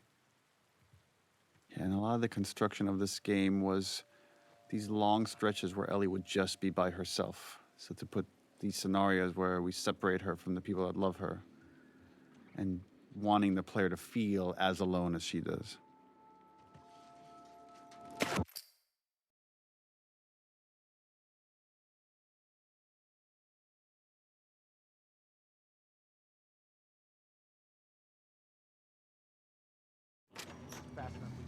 People don't come back from that island. The roughest scene in the game? Ugh. One of them. I'm not fucking going there. Then don't. Ashley Birch, Patrick Fugit. Seeing these glimpses of this other crew and not quite understanding what this fight is about or what the conflict is. Hands up. Only later just getting the rest of the context. And this is Ellie trying to be Joel. Ellie trying to do the Joel technique of... And this is another one of the situations where Ellie doesn't want to kill them. She just wants Abby. But the situation gets away from her.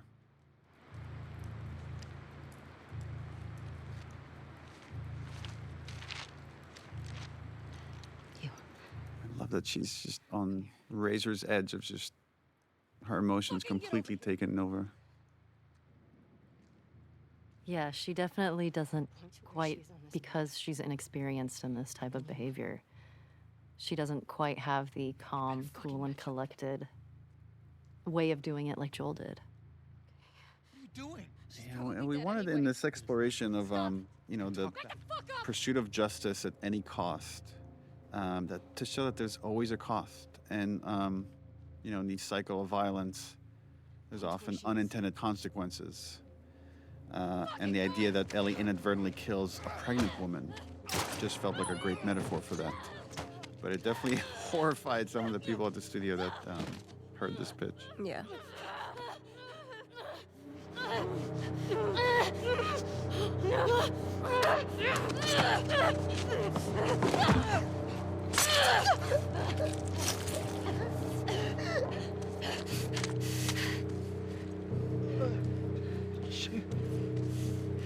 It's an interesting question of, at this point in Ellie's obsession, what could she see that would make her pause, that would make her seriously question after torturing Nora, after leaving Dina behind?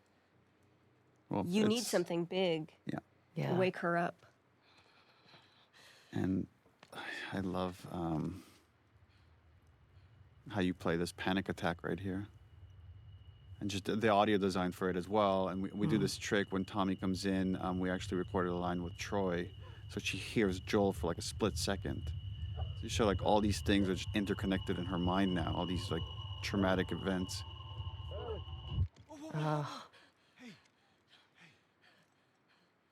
Yeah, she's not built for this. And just show what a good guy Jesse is. It's like he went and got Tommy and said, "We gotta hurry and get to Ellie at the aquarium." Mm-hmm. This was another like clue chain thing we needed to do to set up for later with Abby, is the idea that Ellie has this map, and in the chaos of this whole moment, she dropped it and didn't even realize it.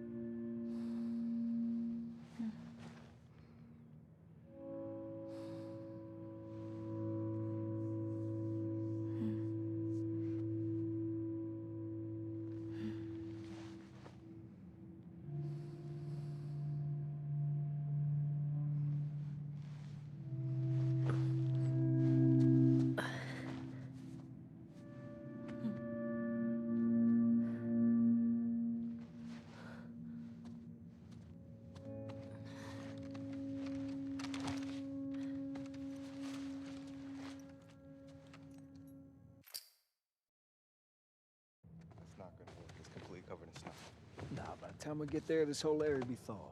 Yeah, this is a bunch of obsessed characters, except for Jesse. Jesse is the most moral character in the story. What are you guys doing? That all have to accept that it's time to go home. That it has to be okay if some of them get away with it. We're in Fall City by tomorrow. We're doing good. It's like these two, they have to convince each other. Hey. They got what they deserved. Yeah. But she gets to live. So much pent up energy under that line. He's still not on board. He's like, well, There is something interesting about how, like, Ellie doesn't see living as the punishment it is. Like, living with loss is the punishment it is, even though it's destroying her. In a weird way, for Ellie, like, it would almost be... She's suffering so much, and there's no peace, but she doesn't see that enough to say, I'm okay with Abby living with that level of suffering. Oh, yeah. And losing everyone she loves. Like, I've made her life miserable. And that would be the triumph. Yeah, in her mind, it's like she doesn't know what life she's living. She doesn't know what burden she's carrying. She's like, any kind of life, she hasn't paid the price for what she did. It's funny, and yet Ellie is incapable of living herself, right? She's incapable of... Yeah, it's interesting. And this is Tommy just trying to make light of the whole thing. Can we say it's from all of us? Ha! You find your own damn bribes. I really like this, the relationship between Ellie and Jesse, and just how much respect they have for each other. I really like this moment right here. How you doing? Jesse's just kind of the best. He's the most mature, level, reasonable guy. And Steven is such a cool dude. Yeah. Such a cool dude. He's just He's super like chill and like, he's kind of like a cowboy. Yeah, and he's got, like so a- positive too. He's even when he'd be like, I'm real tired. Real tired. Because over the course of the game, he went from like newly married to having several triplets. children. Yeah, I think like several children. My friends can't get out of their own damn way. It's like my friend's problems are my problems. Like, and he puts everybody else over him. He would have been a great baby daddy.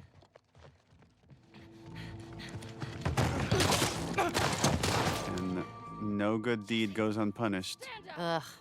Hands in the air, I shoot this I love how abrupt it is. Me too. Get out of here. Stand up, now. Don't you fucking dare. Shut the fuck up. This is one of the few scenes that Ellie and Abby are together. And when we're making the game, it felt like we're making two very separate games with two different casts of characters. And then when they combine, it was such a strange feeling. Toss your weapon. No. I know why you killed Joel. He did what he did to save me. There is no cure because of me. I am the one that you want. And she doesn't get it. Just let him go. She doesn't know what this is about. You killed my friends. We let you both live. And you wasted it. Cut to black.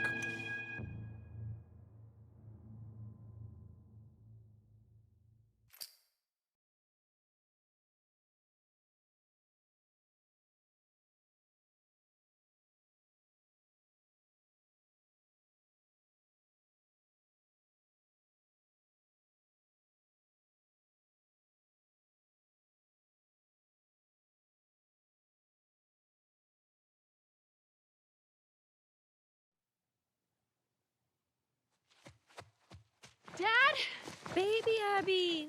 You can tell because her braid is so much shorter. It's interesting in hindsight now watching how when players do this, they think, oh, I'm just going to get a little bit of a glimpse into who she is. They don't know yet. You're only at the halfway point.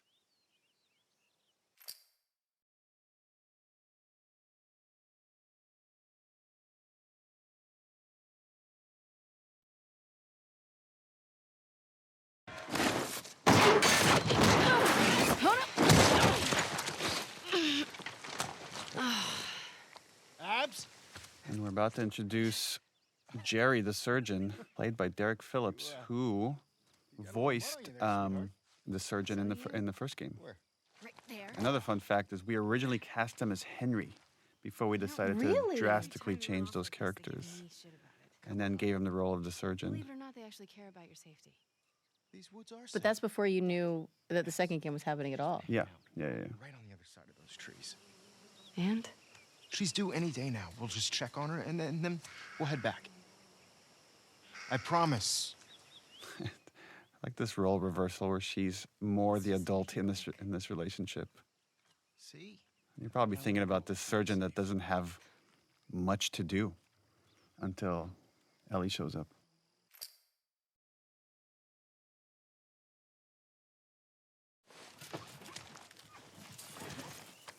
Of course, the zebra comes because, again, this is part of the Salt Lake City Zoo where the giraffes escaped that we saw in the first game.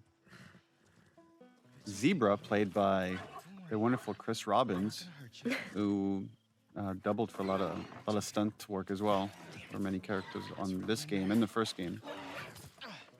I bet nobody ever asked him to be a zebra before. No, but man, he did a good nailed it. job of being a zebra tied up in barbed wire. And he's like this big former football player, and he's just knocking everybody around here. I love Pat just coming in like, what's going on? Like, yeah, what the fuck is this? Come on.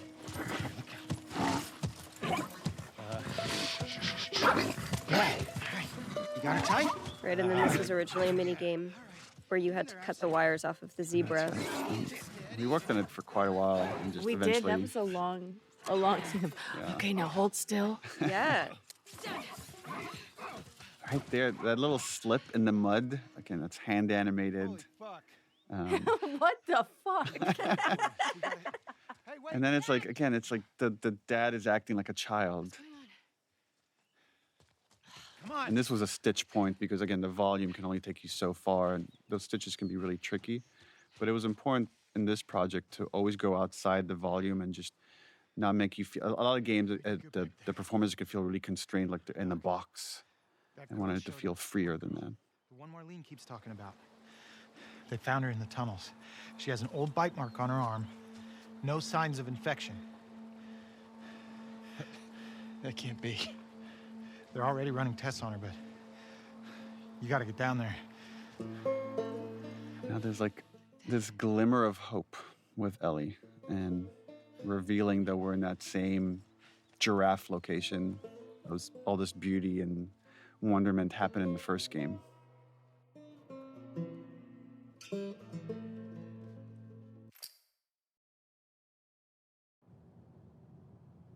We always stick to the POV of the character you're playing as. So this was like why we're coming into this conversation late, is because you're hearing it when Abby hears it. She's a child, not some petri dish. You think I don't? Merle Dandridge. This is my first day meeting Merle. And you're okay with killing her? No, I'm okay. Like Merle and I had so many conversations about how conflicted she was about what that has to happen, and then years later to visit the moment when she was arguing with Jerry. Asking me? Are you telling me this is how it's gonna be? I always like that we get more insight into these characters. To buy in. And what if this was I like seeing Marlene advocate for Ellie behind the scenes because Yeah. she's so resolved in the first game and the show, and to see that actually privately she was advocating. Is justified with this one act.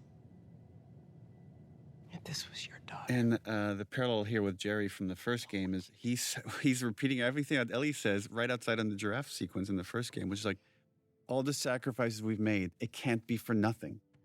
He's making the same exact argument Ellie does. And then Abby walks in to give her dad an out. Look, Marlene. And Marlene is done arguing, especially in front of his daughter. Thank you. I'm gonna go tell Joel. Why?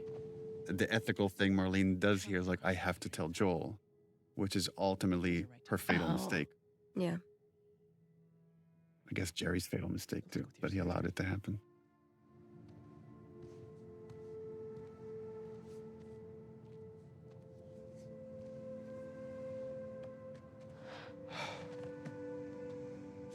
You're doing the right thing. She sees how conflicted her dad is, and she tries to tell him it would be okay. I would want you to do it to me. And he can never admit that he wouldn't. You don't think so? Well, I think he would. that's what I love about this. It's like, but he never says it. Yeah, he just kind of has that look of. Maybe he's just glad that it's not her. Yeah.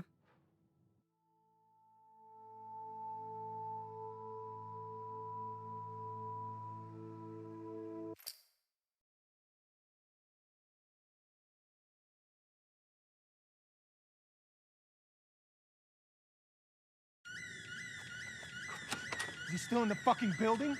Oof. Abby. No. Abby, don't look.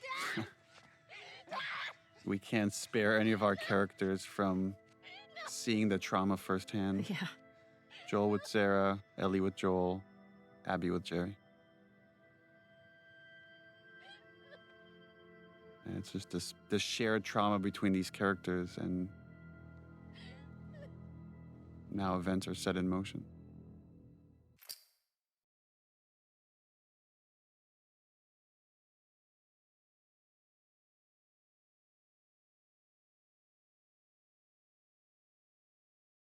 And now we get to see the other side of what happened after Abby kills Joel. Please stop! Please don't. Forget again, this is such a collaborative process. I don't even remember where some ideas come from, if it was editorial. I think it was editorial. Yeah, but to see the scene again from Abby's perspective and now get the fuller context, which is the whole concept of this game of like, you have one notion of how things go down, and then we give you more context and make you question your initial feelings about it. Whoa, what are you doing? Manny. Cleaning up. No. You remember how hard that pushed Alejandro? Alejandro? He's right. We can't have loose ends.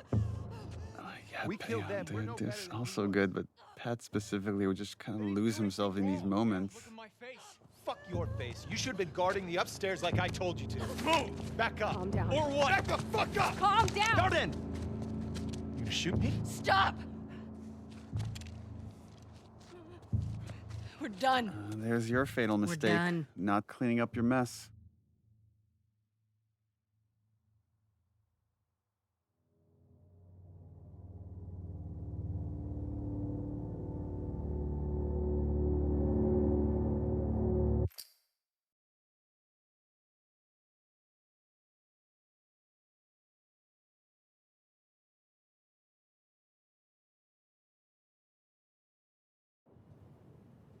And now, back to day one. And this is where I think the penny drops for most players that, oh my God, I'm gonna have to replay this entire sequence from the other side. This was fun. City of Thieves was highly inspirational for the first game, written by Game of Thrones co-showrunner David Benioff. And I wanted to put it in the game. And I had just started working with Craig Mazin on the TV show, and he's friends with them. I'm like, can you ask them? He's like, oh, of course. And within 5 minutes, I had like a text message like, yeah, no problem, put it in the game. Yes. Vámonos. Okay.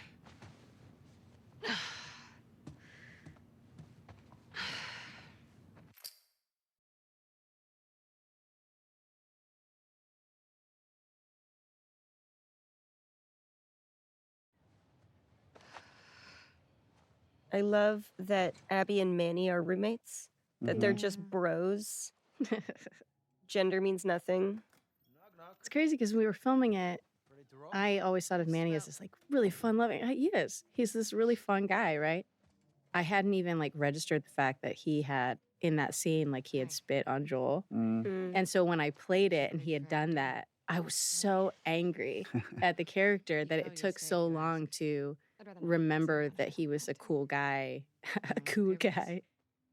Why would it be up to Owen? The irony that Ashley Birch, who plays Mel, has to play pregnant, while you, Laura Bailey, were pregnant.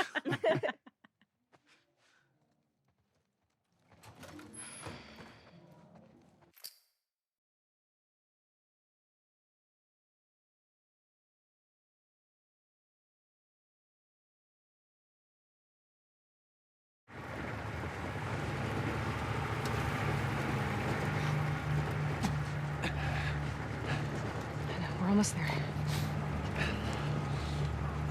From a writing standpoint, this is hard, because we're introducing a brand new cast of characters that we're asking you to care about, and we're building a mission a quest about Owen that's not really related to the revenge quest you just played half the game with.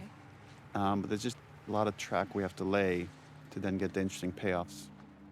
Just showing how close these people that came from the Fireflies are. That despite that they're in a group that's very tribalistic, they have their own tribe within that. And they can be very upset with each other, but there's a protectiveness of their own group. This was hard on the dev side of, we captured a scene and we're like, okay, here you see a tower, now you're gonna pass the gate. And then we had to build all this real estate of this drive that's based on how much performance we have from you all. Oh, God, I didn't even think about that. Yeah. And we iterated a lot on just this layout and this turn and like, okay, when should the truck stop? And then they have to add all the secondary motion to you all, like, because we're not an actual truck when we shoot this. But we all just kind of did this little shimmy shake as we were in that. But we did shoot this with Roach, the dog. Roach the dog, we did. Remember when Roach would come on set? In his mocap suit? And in his mocap suit, playing Alice. And the whole set would just... Right, fall in love Just with take Roach. pictures, just take selfies with Roach. That's seriously, like, Roach days were just... They were the best days. They were the best. Thanks again, guys.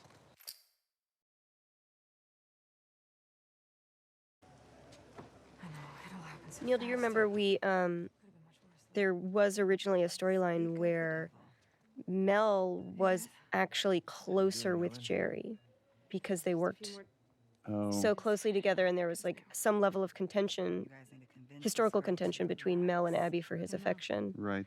And we scrap that because Mel needed to be so likable because she's such a hindrance to Abby's happiness. I'll just be here, relaxing. Nora, have you had a chance to relax? I'm shipping out to the West Side Hospital in a few. Orders already.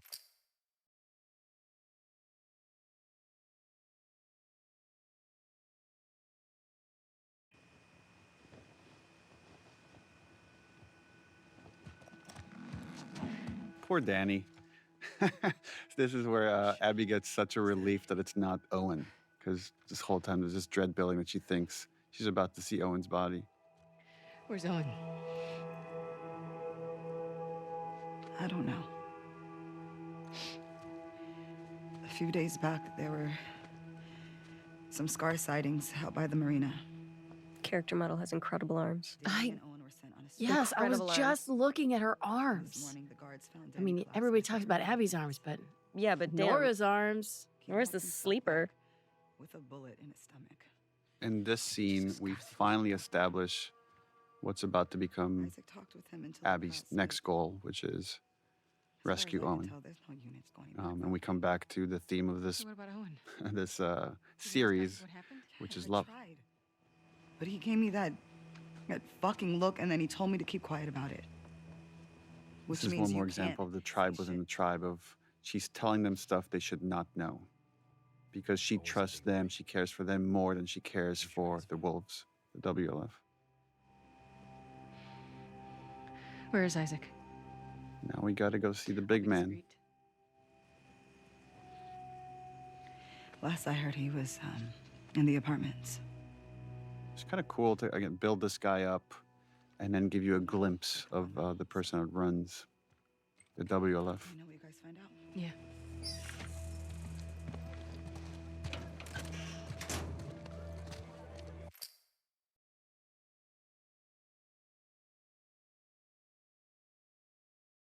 Hey, Abby.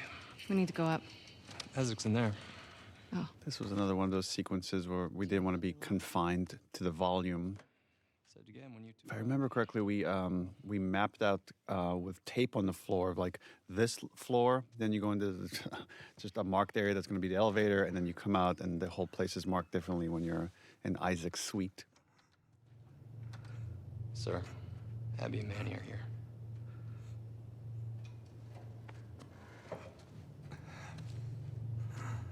And here we have the fantastic and very scary Jeffrey Wright. Don't let him fall asleep. There's a dehumanization that happens when you're in conflict with another group for so long, and there's so many like retributions that they get to a place where you can't torture them because they're so dehumanized. And we get to see how easy it is for Isaac now that he just sees them as pure enemies. We met Jeffrey Wright because his son was such a big fan of the first game. And talking to him, I offered him this role, and he was very excited to take it on. So it was fun to work with him, even if a little intimidating at times, just because his gravelly voice is so creepy. What's going on, boss? These small skirmishes. Can't keep going like this. Then, what? This was another obstacle we're throwing in Abby's way, which is, in the past, Isaac has given her a lot of rope because of how capable she is to pursue Joel. But here, he can't afford to have anybody leave because they're going to go all out to kill every last scar, as he would call it. Sir, we try attacking their island. I remember in like early iterations of the script, having a bunch of scenes, not a bunch, but having scenes with Isaac, where he was very much a mentor for her and almost like a surrogate father figure as she was growing up. Those were early versions of the story where just in trying to shrink this behemoth down, we end up cutting. But the other thing you could see here is Jeffrey Wright has a limp. And the reason for that is if you look at the concept art, he has an amputated leg. And there's no opportunity to really see it, but the limp is still there. Is that one okay? And then we did so many takes, and Jeffrey insisted on eating an apple on every take just to make it authentic. So he ate a bunch of apples. To Laura's point, we wrote scenes. I remember drafting scenes where he's coming in as trying to be sort of a Tommy, like a father figure after she's lost her dad. And you come to realize how intimate their relationship is, but it's something that she will very quickly give up in the face of Owen being in trouble. And as soon as she connects with Lev, again, she's willing to give that up. But couldn't do it for time. You get little hints of it, because I feel like our relationship in this scene, you can see that he's given her things in the past. She's used to being able to get her way. And that one line, the way he lives it, like, stop gossiping about it. Like, the idea of that you guys need to stop, like, being this, like, Salt Lake City crew. You're part of a bigger group now. Yeah. There are things more important. And even here, he's, like, saying, when the time comes, we'll do what's right. Yeah, at this point, you find him to be, I think, torturing aside, like, he's a very fair leader with her. He's given her a lot, and then now he expects her to step up for ultimately, a 3-day assault. The way he behaves, again, this is like we're on a broken record, which is he loves his people. He's going to go commit atrocities because of how much he loves the people that look up to him. He's going to burn a village filled with children. Right. No way Owen killed Danny over some scar, right? What? No. Abby, don't. I'll be back by morning. You just gotta cover me till then. Isaac will kick your ass. Not before the assault. You heard him? Abby doesn't care about this assault in the same way that Joel didn't care about finding a cure. It's just about the people that are close to us. And now we head into her head for flashback. The most fun scenes to shoot.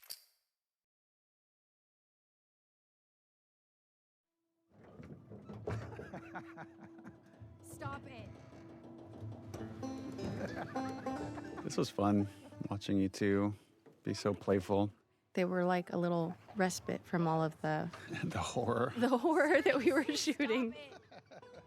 And again, establishing Abby has vulnerabilities, right? Not just emotionally, but she has a deep, deep, deep fear of heights, which then gives Lev an opportunity to help her. Just interesting, these characters that here with Owen and then the other time with Joel, when he takes Ellie to the museum, of these gifts that they give the people that they love. And here it's like he brought her to show her this beautiful aquarium as a show of his love. Well, he's trying to, right, in the same way as Joel after David, he is trying to get back to the Abby that was. He's trying to get back to the dynamic that they had. And he's putting all of his heart into bringing her joy in the hopes that he can get confirmation that that person is not dead. It's getting late. Yeah. We had these long talks about how Abby, like, is so serious and doesn't want to joke around. She's not a jokester. And I think Pat just, like, took that and ran, because every single time we would shoot, he would try to make me laugh as we were shooting as, like, a challenge. I'm serious. I will break up with you. Owen. I always loved you. Don't! Owen!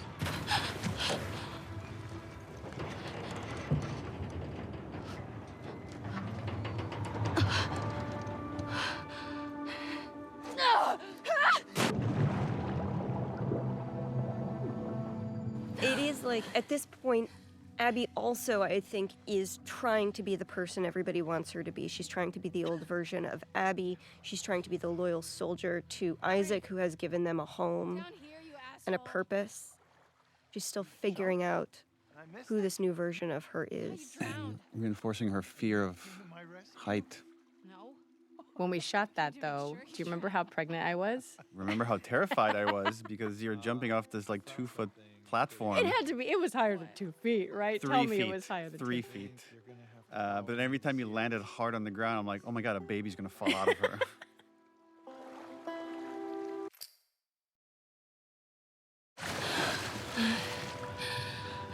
This was like a nice, short and sweet little cinematic. Also a fun thing to shoot when you're like coming up from underwater. And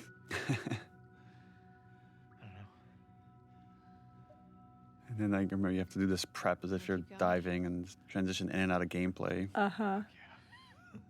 I like these kind of air pockets that would still have remained here.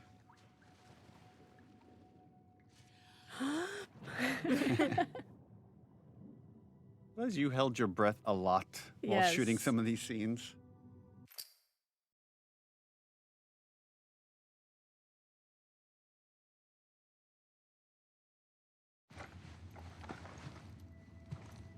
I love the scene. Yeah, this whole sequence is for this scene. Like, but poor Owen loves Abby so much, and she's just so stuck with this, well, grief, I guess, that she can't let go. The injustice that she can't let go. You could argue that what Owen is going through is a smaller version of what Abby is going through, right? Like, he's in love with this girl. He's fixated on her. He's ready to go on this journey with her and risk things for her, and all he wants in return is a little bit of love. And she just can't. She can't. This is just, she's not the person she was anymore. It's this notion that somehow, if she's happy, she's disrespecting the loss of her father. Yeah. You want me to slow down? No. She can't allow herself to be too happy. Is it this? And he's still trying to make light of it. Look at him. He's so cute. We're disgusted by it. Patrick Fugit is a very charming man. Very. I'm sorry. Don't be sorry. Talk to me. Just let him in. I know all the leads have dried up, but Joel's still out there, you know? I know.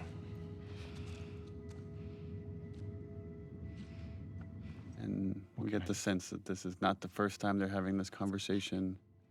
No, this is the end of their intimate relationship, right? He's going to try and move on with Mel. It's not going to work out. This is the breakup scene. Not how he envisioned this moment going, I have a feeling. What about you? I kind of this idea, like, look what I brought you. I brought you underwater. What else can I do? There are seals swimming around. It's just not enough. So sad. I mean, it's very much a parallel to what we see a much worse version of this in Ellie on the farm with Dina. Yeah. I'm sorry. I told you already. Don't be sorry.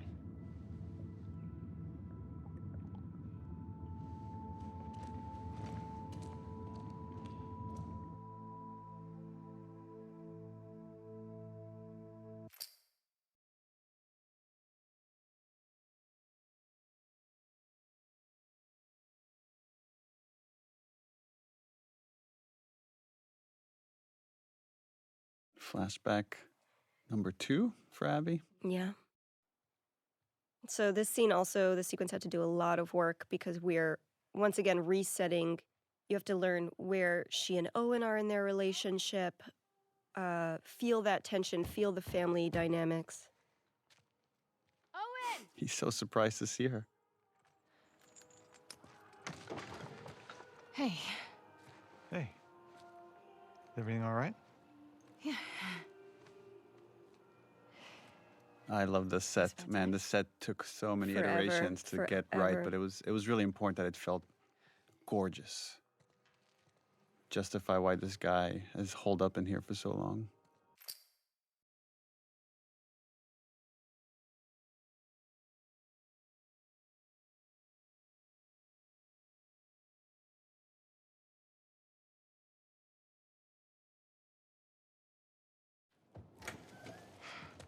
What is all this? Festive. You gotta get the full effect. This is our Christmas episode. Take in that view. A thing you might not appreciate until you sort of really play this is this aquarium had to meet so many different needs because it's in so many different levels. And so to make sure that all of those could work together was painstaking, especially for the layout designers.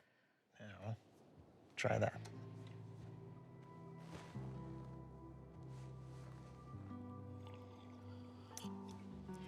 Well? The view is nice. Oh, whatever. Philistine. You want me to lie? Yes, obviously.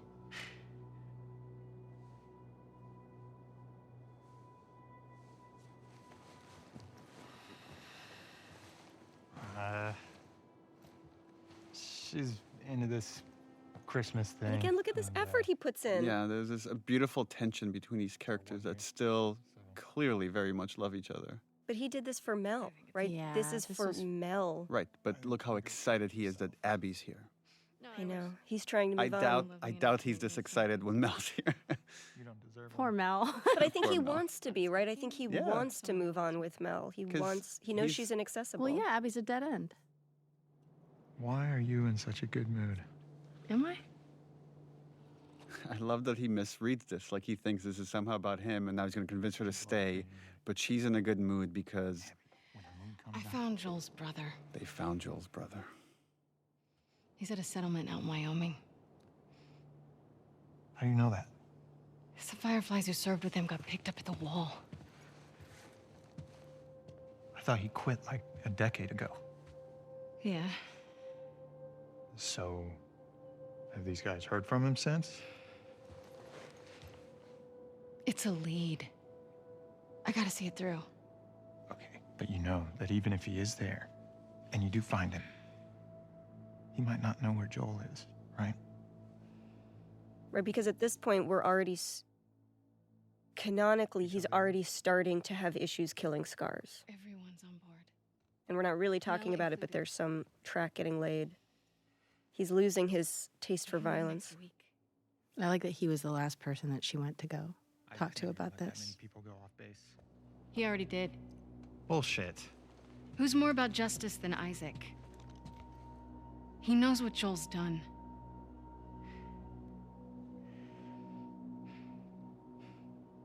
Hey. We're doing this together, right? I love that look. It's like, you promised me. If we get like any clue, you promised me. He doesn't want to be the last holdout. But he's like Jesse. He's never not going to go if his people are going.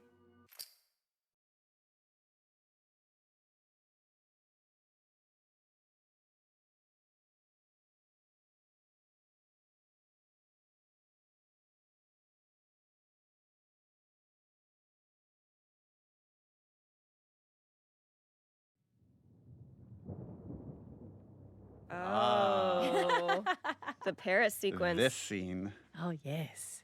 Was this one of the first things we Yes, shot? yeah, because it was for Paris Games Week. Paris Games Week, yeah. Mm-hmm. We shot this way in advance. I think it was like a day or two before we shot this that I'm like, we could do this all as one shot. And like I had sketched out like these kind of storyboards real quick, and then came up with this hazy plan with Matt Neapolitan, our cinematographer for this game. Like take after take of getting dragged by your arms. This was another one where we actually strung Laura up with, we had like two ropes, one that was around your neck to just give you a little bit of tension that you could lean into as much as you wanted, and then another one that held your body up in the air. Yeah. Oh, but man, this was so much work, and like we scrutinized the tiniest details in the scene. When this came out originally, people thought that she was Anna. Anna. That she was Ellie's mom. We were watching the narrative of how Ellie came to be. And these seraphites that at times you might feel sorry for them and you see them getting tortured. And then see that, Oh, wait a minute. here the lead Seraphite in the scene is played by Emily Swallow, in just Small World. She's of Mandalorian fame, acting along Pedro Pascal.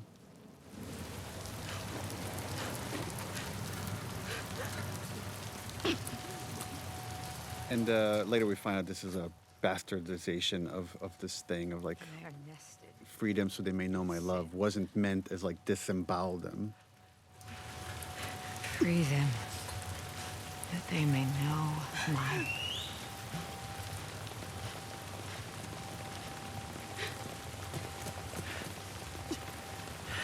The intro of Victoria Grace plays Yara. Yeah, this scene has a lot of heavy lifting. It's introducing like two major characters of Yara and Lev. Again, this idea that keeps repeating in this story of like the tribe within a tribe, that even though these are all Abby's enemies, Seraphites, somehow they have it in for these two kids. And again, this is one of those weird opportunities, I know it sounds dark, but like in seeing the violence against these kids, it's much easier to immediately understand why Abby makes the choices she makes. They may be their enemy, but these are kids getting hurt. Lighting a scene is really hard. Lighting a scene that's one take, where the camera's constantly moving around in 360 degrees and making sure all those angles still look good, is close to impossible. So kudos to our lighting team. The face change, is she, ugh. The face change, the flow of blood, the water, there's so many things that done improperly would take you out of the scene. And then we spent a lot of, even to the hands right there, I remember we spent so much time making sure you see the tension in the hands as she's suffocating. The shirt, and make sure the shirt felt wet and it's sticking to her skin, and it's a little bit translucent because it's wet. That's the kind of detail that Naughty Dog is crazy about. Demons are coming. So this is the introduction of Ian Alexander, and a fun thing to watch as you watch his face throughout the game is, I think it was lead character Ashley Swadowski came up with it, but if you look at his scars, one of them is a little crooked and wobbly, and the idea that like you see there's physical representation of his hesitation in this religion, even on the scars on his face. And yet, I think the beautiful thing with him is that he remains a believer all the way through. Yeah. His faith partly saved him, right? Because he saw the beauty in the intention.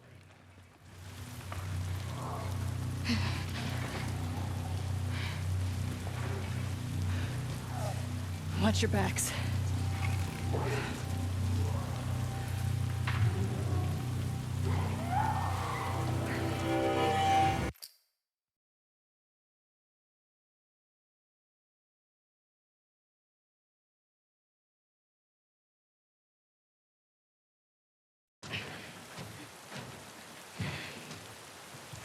Lock it. Another scene that just, I say this over and over, but it's such beautiful, soft lighting. Right, and so at this point, they've worked together for as long as they need to, but they're off to go on their separate missions. They don't need to be friends. That taking off of the shirt is so hard. I can't tell people how hard it is. The raindrops again, this window were difficult. My high school friend has become a renowned plastic surgeon, Jacob Steiger. And he gave me some advice here on this injury and what you would need to do to treat it.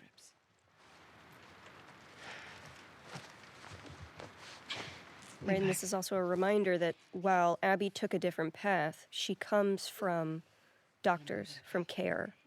She understands the body, even if she never particularly prioritized it.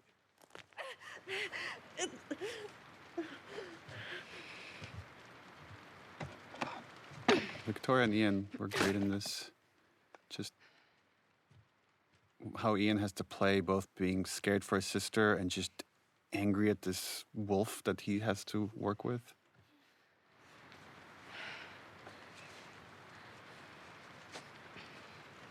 What's your name?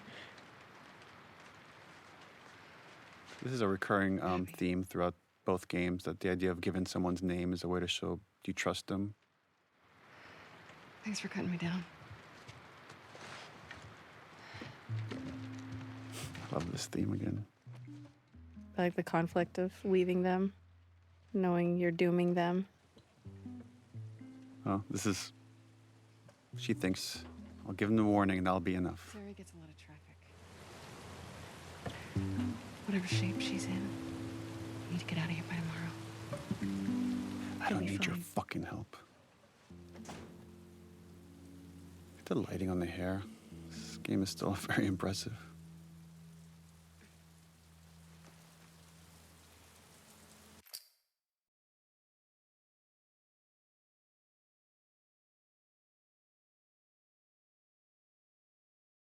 Owen?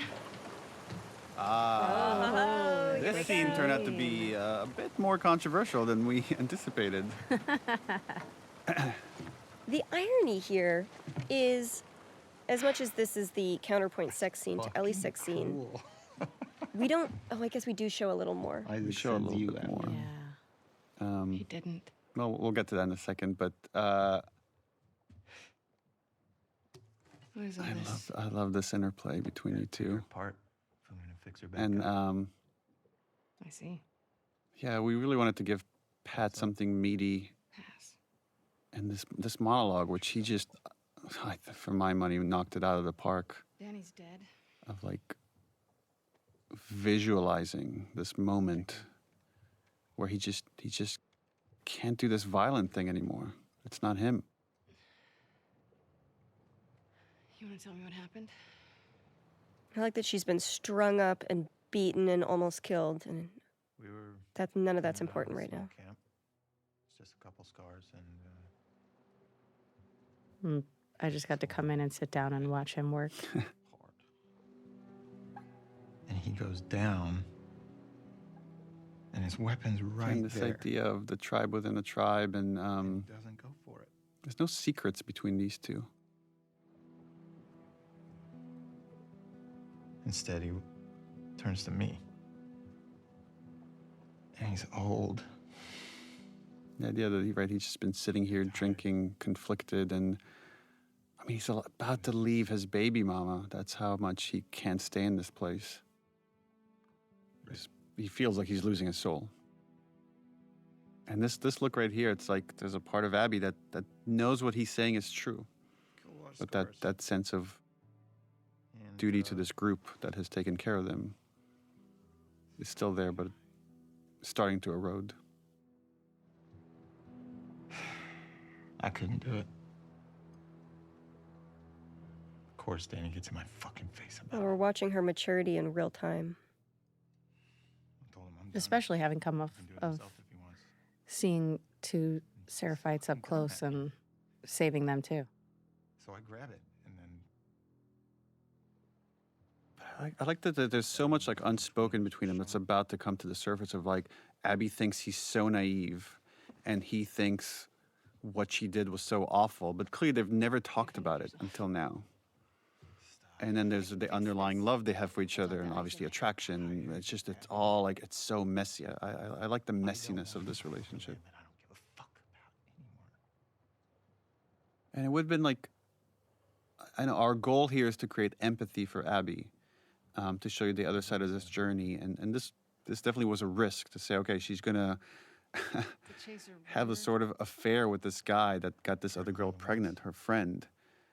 The fireflies aren't. But this primal thing that's going on between them just overpowers logic. It's a lead. And to me, that was more important to create empathy, is to show how human they are than to just make them righteous or right the whole time. No, they're trying to define good in a gray world. What about Mel? And that means they have to make messes. This little pause, that's a nice bit of acting. she'll be safe here. Okay. We'll talk in the morning when you're sober. Don't do that. Do what? Treat me like I'm fucking insane. You feel the same. He knows her more than she knows herself.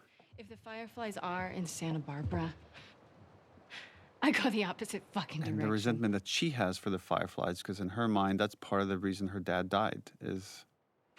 They failed her. Yeah. They failed in every way. Yeah.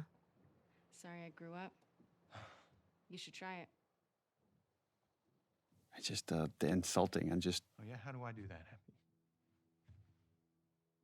And this notion that's like your best friends can hurt you the most. Cut into them? I could torture them until they're crying, you know? And the flash of violence here, of anger, is like... Abby never talks about it, but clearly she is haunted by what she did to Joel. Yeah. And he's finally seeing that. Yeah, and then once they touch, it's over. I think they're both incredibly lonely characters. Yeah. Yeah, he's in this other relationship, but clearly he's lonely, and he's been longing for her. And I know people ask this question, why show this? Why you could end the scene right here. I disagree, though. But I disagree as well, because I think it's important to show the conflict. vulnerability, how vulnerable these characters can be with each other. But there's also, again, it's messy and dirty and loving and a little violence at the same time. My philosophy on sex scenes is you should take them to the point where you've gotten all the information needed or the emotional evolutions needed. And in this case, I think you needed to see her conflicted and give in. Yeah, surrender to the moment.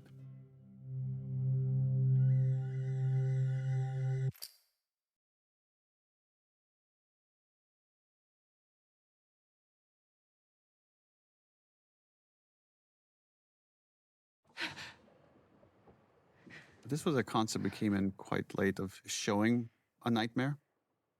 But showing that now that this nightmare that she's having about her dad is now switched. And this like burn that Owen has on his back, this was another Ashley Swedowski idea that like we do environmental storytelling, we could do stuff on the body through scars or disfiguration that tells you a story. I love that at her core, Abby is a protector. Mm-hmm. She's Joel. She's Joel. Yeah.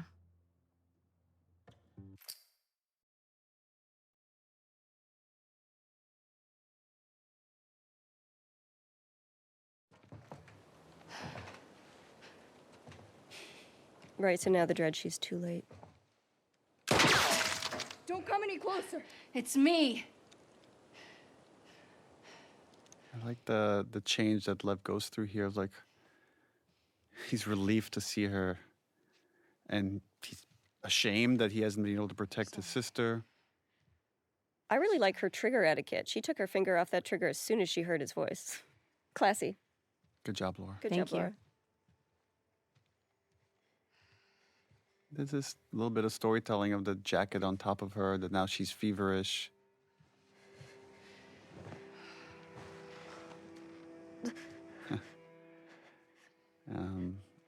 Sometimes we get these unintentional parallels. Like this one comes to mind of Ellie and Winter needing medicine for Joel. Mm-hmm.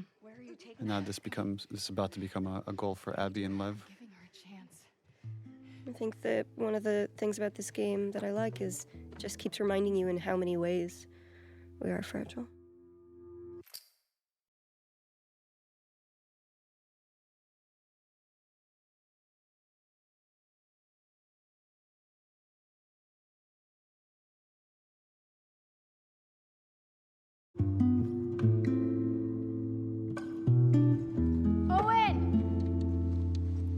This is one of the things I did for Owen! training when I started working out for Abby. My husband Travis got me a 100-pound sandbag. Have to carry. And I had to carry it. Oh, damn. And then I got pregnant. Put the phone down. It's okay. This is a neat moment, right? These dogs have been trained to like tear scars apart, and now they're here. Lev, lower the bow. It's okay. Abby, who are these kids? They saved my life. I mean, this is probably the first time they've ever come this close to Seraphites without fighting them. I wonder if Owen right now is thinking, like, I mean, I said not kill them. We don't have to, like, fucking go this far. It wasn't me. It wasn't me. Mel's like, yeah, right. Slow down.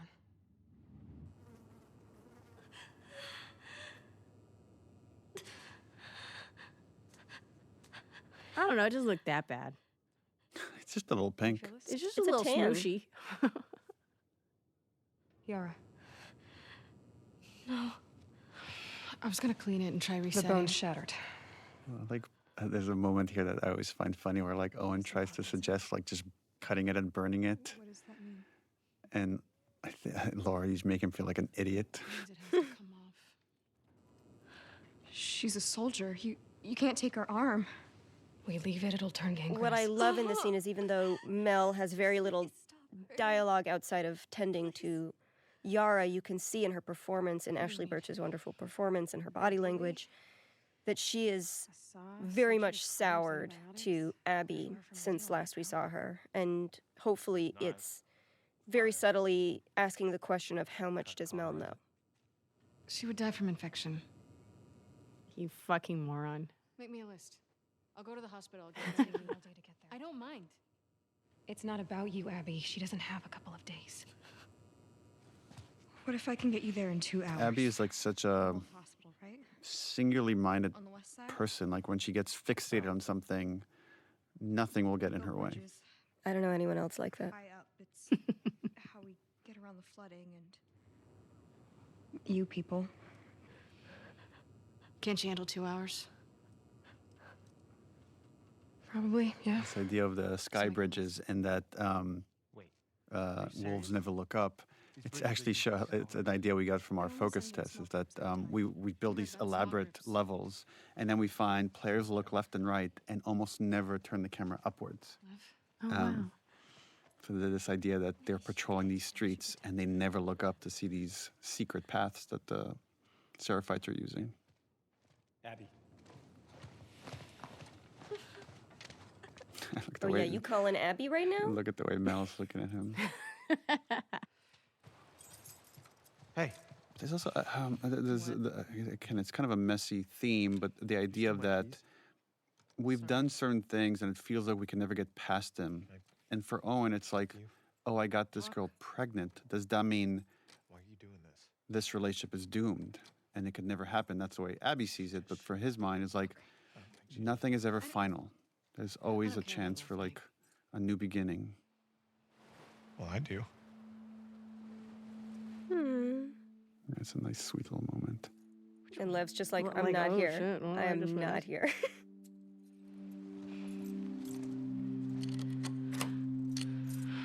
Yeah,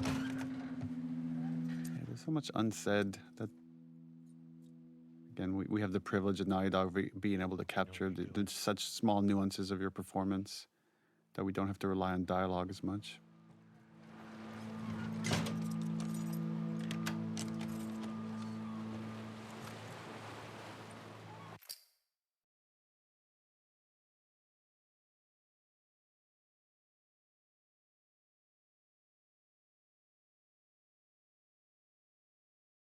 Her worst fear realized. Yeah. Can you imagine how bad that would smell?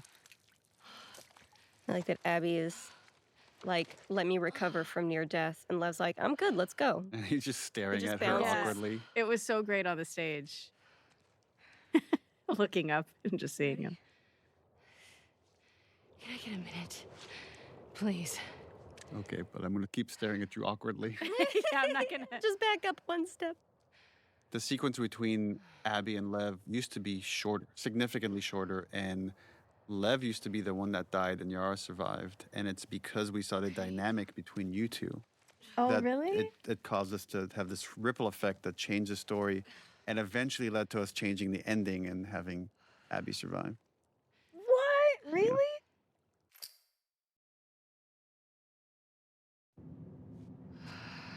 Spores. Masks on. So this is my favorite level in the whole game.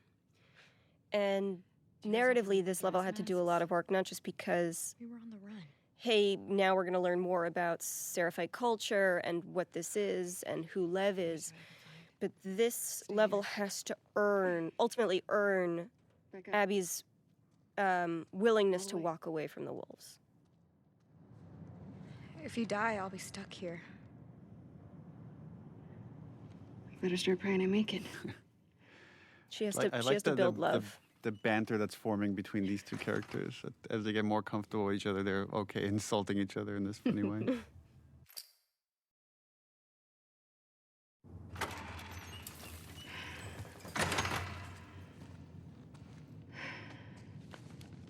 Got your present.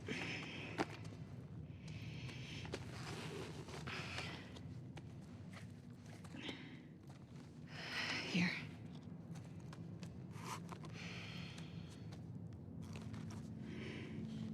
We're taking too long. Can't move any faster. We won't do your sister any good if we're both dead. There.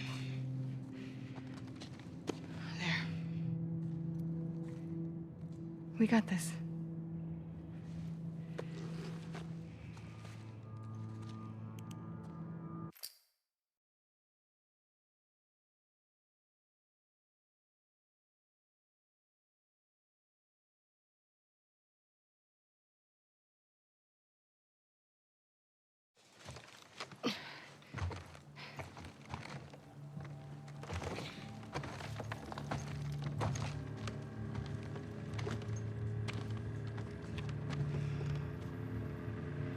This is as far as you go. But, wait, why? Because they want to kill you. I like that he has no idea what backgammon is. What's backgammon? It's an interesting dynamic because he's been so secluded from the world. He knows even less than Ellie did in the first game. Just makes you think about, like, you know, if we were to come back years later, people that would be born years and years later, like, just the world we know seems more and more distant.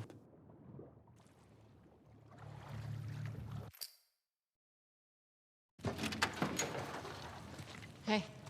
Beat a girl. Abby. Oh. Now from the other side. They got you out here too. Yeah, what a haul. I need some medical supplies. Can you put me where I'm supposed to? Abby, just checked in with Isaac. He wants you back at the farm. Let me talk to Isaac. Talk to him in person. You're going back with the next shipment. You're fucked. Yeah. What are you doing? She's been AWOL. Trying to look confident, though, you guys. Tell by my body posture. Give me your hands. She's not yet willing to Fight them. She's surrendering to them. They're not her enemy yet. Just staring daggers into his face, though. Like, are you really gonna do that?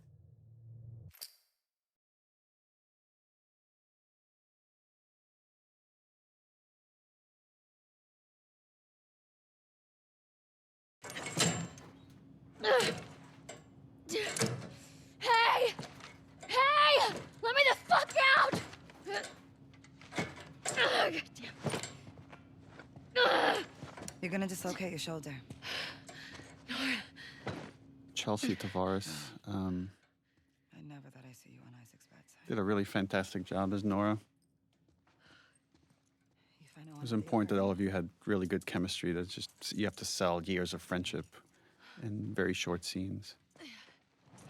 I need some medical supplies. Why? What happened to him? And again, this just myopic focus. Compartment syndrome. Bashed forearm. You're not treating him, are you? Mel. But she's not right. Interesting that even here, that these people love each other. That there's tribes within a tribe within a tribe. She's lying to Nora. We haven't cleared out the lower floors yet. Would they have what I need? Build up for the scariest fight. We're about to get into our Resident Evil homage. I'll be fine. She's so cool. You get caught. Nora? Yeah. Yeah. I'm like, this one will bite you in the ass. But, all right.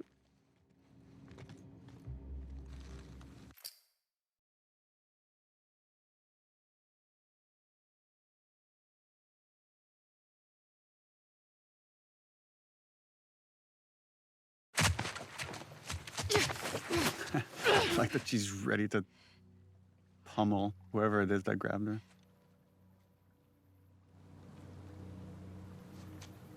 And this is something we'll see with Yara later as well, which like these kids are told to stay put, and they're starting to care so much for Abby, they don't stay put.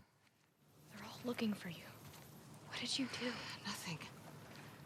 I told you to stay put. I couldn't. Your friends are all over the place.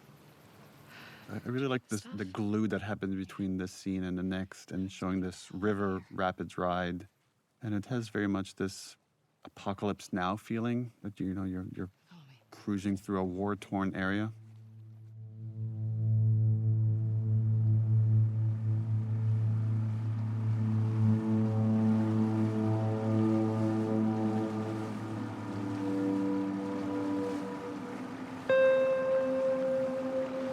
This game is so ugly. This was this little sequence. I think this was suggested by Joe, our editor on this game. I love these murals. Yeah.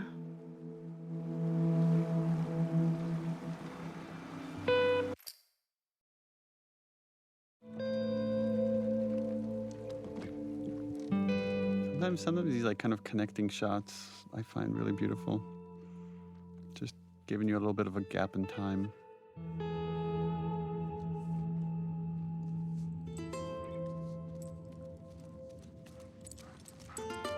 Now this shifted relationship with Lev and Alice. Oh yeah, and Lev's just been taught to fear those dogs. Right. They just rip them apart. And another example of just the beauty of animals in this world and how they represent innocence. Gorgeous baby. I'm staring at the animation on the fingers and how well done it is. Well done. You can go see her now if you want. Is she gonna be okay? Yeah, actually. All this time after what they did to Joel, after all the seraphites they've killed, finally meeting these two kids. Just starts to put it all in perspective for Abby. I know. Her body figures it out before her head does. What happened to us? What happened to us, right? That's the most she's going to talk about, all these things that she's done. Maybe we stop looking for the light. Maybe. The idea that, even when we fail, we still have to push forward for something better. That's what Owen represents. I'm gonna go check on the girl. Okay.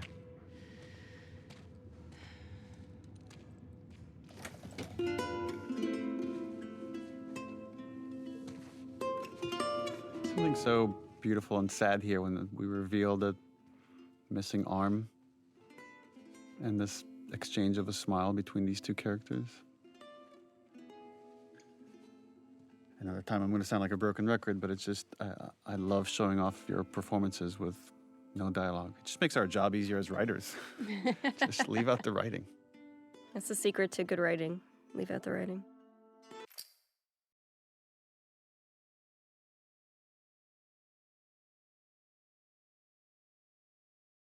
And finally, she has one good night of sleep.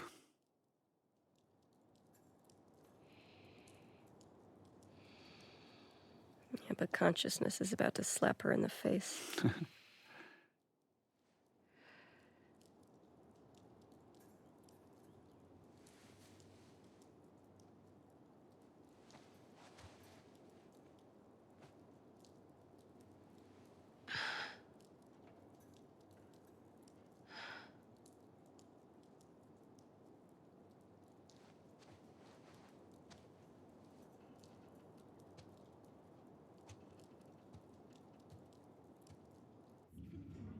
She's not going to come with you. Convince her. We broke the rules tonight. That's all she'll care about. Owen? Just me. Oof. Yeah. Like that Mel doesn't even, you're not even worth my time to talk about it. Changing Yara's bandages. But then she snaps. She's so powerless in this situation. What are they fighting about? Fuck you, Yara. This was a fun beat because he did just learn how to say fuck you. Owen invited them to come to Santa Barbara. That is very Owen. She's trying to be jokey and connect with Mel. Talked him out of going by now. Hoping that she doesn't know. Right. Actually, I'm going with them. But not if you come. Oof. What? He may fall for your little act with these kids, but I don't. There's nothing to fall for. Isaac's top scar killer suddenly had a change of heart. It's such an insult, right? But it's like, she probably deserves it. But the idea that she's only being nice to these kids to earn favor with Owen. You're a piece of shit, Abby. You always have. It's so sad that she doesn't fight back because she probably agrees with her. Oh, fully. Fully. Well, I think Mel is also calling into question, like, can characters change? Can people change? We see it with Joel, but it happens so rarely, right? And so many of our characters are myopically focused and can't change no matter what. So I understand why she feels like this must be bullshit. No, but she finally feels like, oh God, I'm doing the right thing. I'm finally doing the right thing. Maybe I can be better. And then like this instant back to reality. I like that showing emotion in this world is somehow a weakness. Nice shirt. We iterated a lot on what was on that shirt. We had, Yes. I just remember we had thinking the same thing. all these different designs that were just too distracting, and finally we ended up with something pretty subtle. How's your arm? Because she'd need an aquarium shirt. Why does that otter look so sad?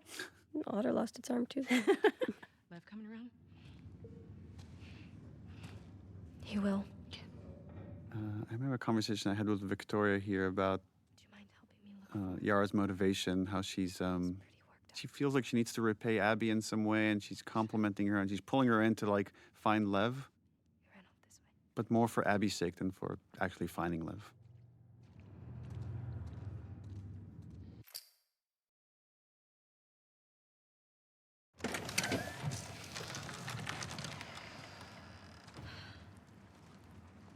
Oh, this was a tough one to write. Oh yeah. How is he doing this?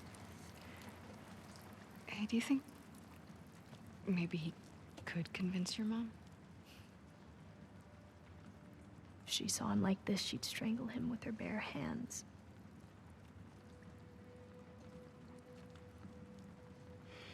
The conflict between love and duty, of like the love a mom should have for her kids and the duty she has for her religion.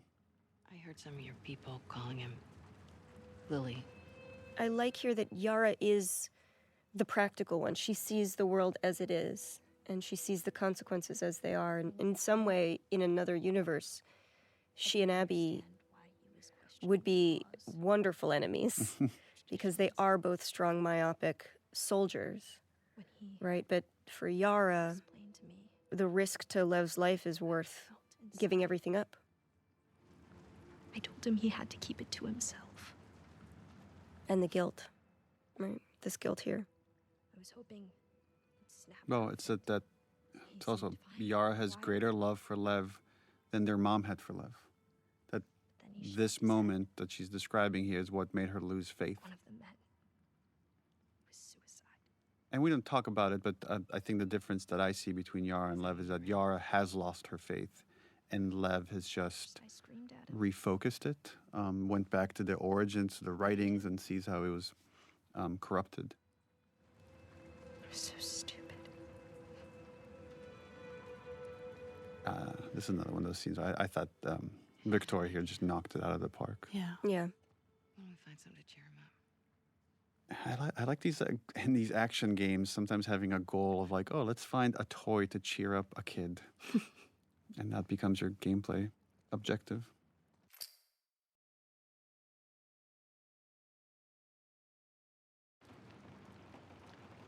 What about this? It's perfect.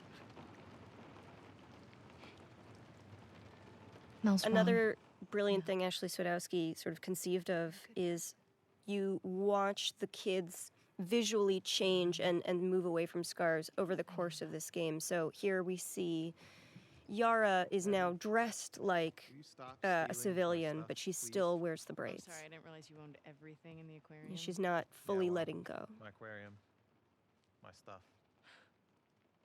I'm just kidding. Take whatever you want. You can't. Have you seen Lev? Yeah. He was down Yeah, we're about to get into this conversation of, I mean, they're talking about their relationship, but thematically there's greater stuff here, which is when are things too late? When have you gone so far that there's no coming back from it? She couldn't tell I was joking. They are very literal. They're literal people. I suck with kids. It's funny he says he sucks with kids, but I think Owen would be a great dad. Oh, I think he'd be an incredible dad. Another world. Coming to Santa Barbara, right? I can't. Why? You know why. He's such an optimist, right? He's about to talk about that. We'll figure it out. I don't know how, but we'll figure it out. I know. I know it's a fucking mess. I know. But we can choose to be happy. Again, going back to something you said earlier, Neil, but it's like this idea that suffering is the way that we honor the dead. I don't think Abby has fully admitted, like, no, I don't have a right to be happy. There's no. Yeah. What's he doing? He's going after her. After who? His mom. She's gonna kill him, Abby. Is the boat ready? Not yet. How much time do you need?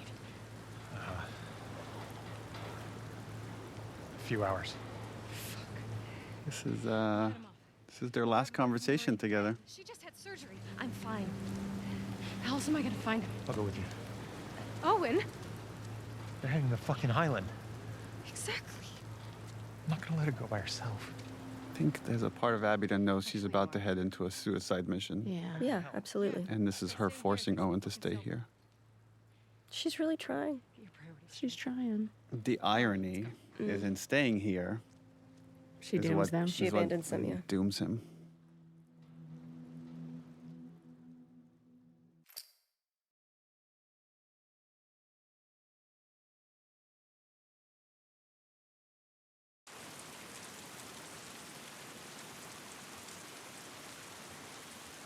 I don't know when it is in gameplay that you realize, like, oh God, I killed them all as Ellie.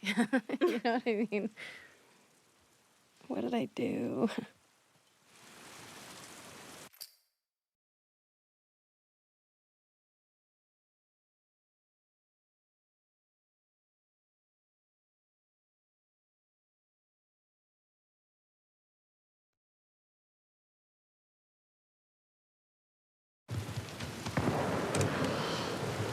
Is that a sniper rifle? Uh-oh. Stay on the dock. I'll go get a boat and pick you up here. No, I can help. Not with this. Girl, you have one arm. She is so tough. She's badass. But yeah, Abby doesn't want any more blood on her hands. So just like with Owen, she wants Yara to stay behind.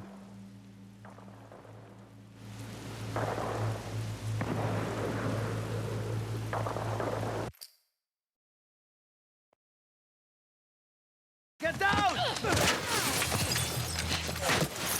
Abby, what the fuck? Manny? You by yourself? Yeah. Like the dynamic between Abby and Manny. This sniper's a fucking bro. Just a couple of bros. A couple of bros. We were supposed to hit the island tonight. Then this pendejo showed up. Tommy's so I sent the cool. guy to call for help. It's so interesting how very few players guessed that this was Tommy right Oh, here. really? Yeah. I need one of those boats. Now. Just because it's been so long and you forget about there's a whole other cast of characters that are on this island, and now these two stories are starting to merge.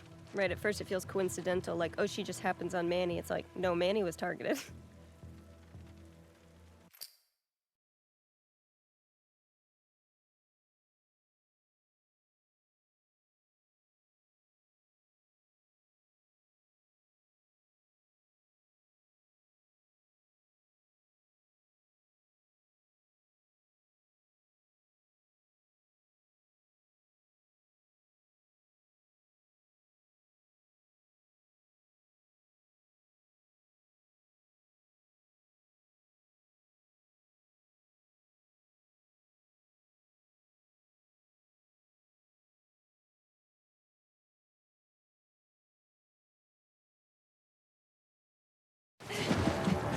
The revelation, it's Tommy. What? No wonder he was so good. Like, oh right, this whole other game that's happening finally collides.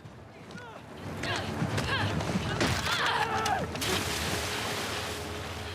you don't see a character die on screen, you should always question their death. That music is so ominous. Yeah. I like how she's just burying the death of her friend. Yeah. Just stay, again, she has this very narrow focused mind. And the realization that it's all gonna come crashing down. And the guilt, I would imagine, right? Like, the thing I would be burying in that moment is, oh, that's that guy? Oh, I'm complicit in the death of my friend.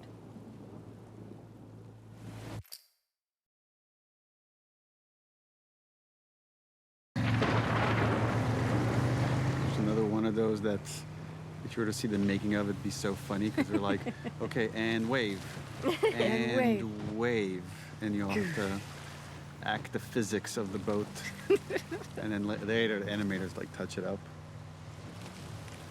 In the earlier days of this game, there were 5 days that the girls were sort of doing their thing in Seattle. And now we're on their territory.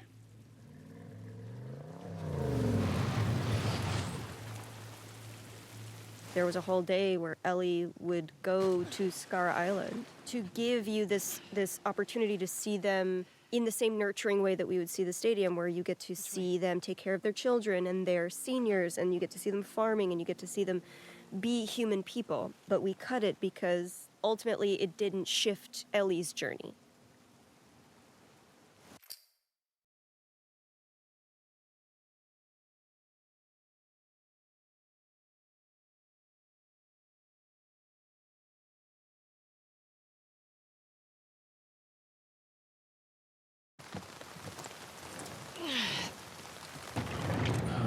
This scene. This is a heavy scene. Mm. Unlike the rest of the game, which is just a comedy.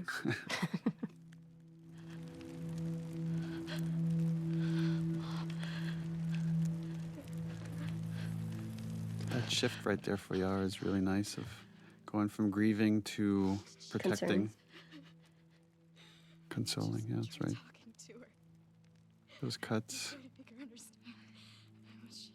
And she knew it was going to happen. She knew that's what the outcome was going to be. She started chasing Lev's an optimist. Trying to make her stop. It's just pushing her off of me. She hit the table. With everything that baby Lev has been through in this past week, this is truly the death of his innocence. Mm-hmm. Now these three have become the us, and the WLF is about to become the them. There's this little connective tissue right here of, or this moment of connection between Abby and Lev that I love, that she hands him the bow. Just the exchange, again, this exchange between them. My baby. Baby. Sweet baby. All she can do is arm him.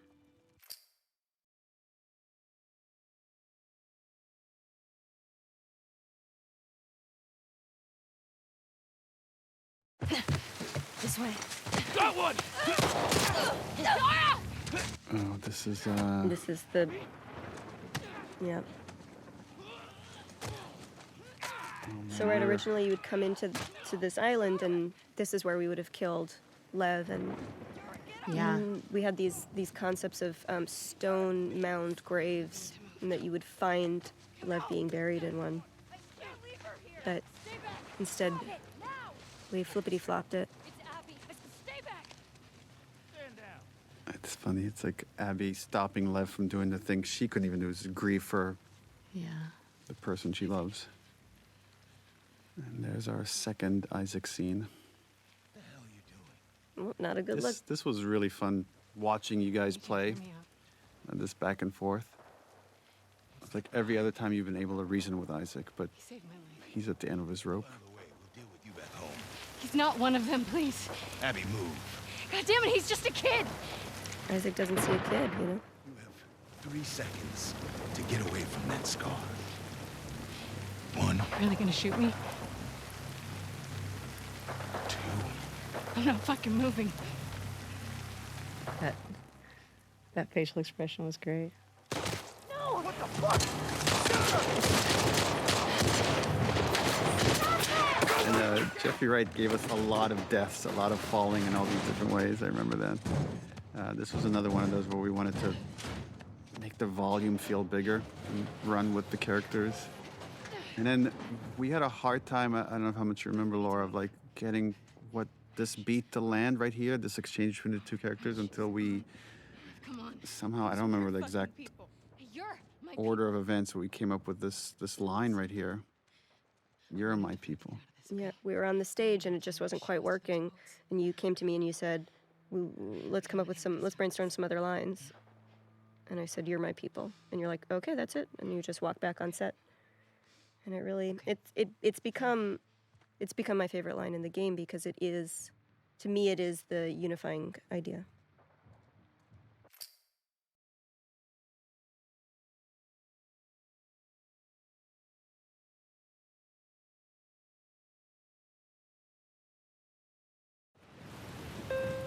This one here is actually one of my favorite scenes in this game. I agree. This one's really great. It's just the visuals, the exchange, how far we've come. Just the idea that he's cold. The weather. She's so Joel here. She's just such a dad here. This is, again, this is one of those things that's very easy to write on the page. She takes her jacket off, she wraps it around Lev. Very hard to execute and make it look good.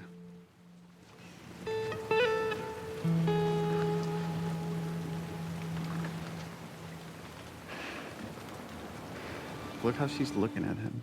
Well, it's like now she's looking at a small version of herself, right? Yeah. She knows what it is to see your parent dead, to see your world burn, and now she's just got to helplessly watch another person do it.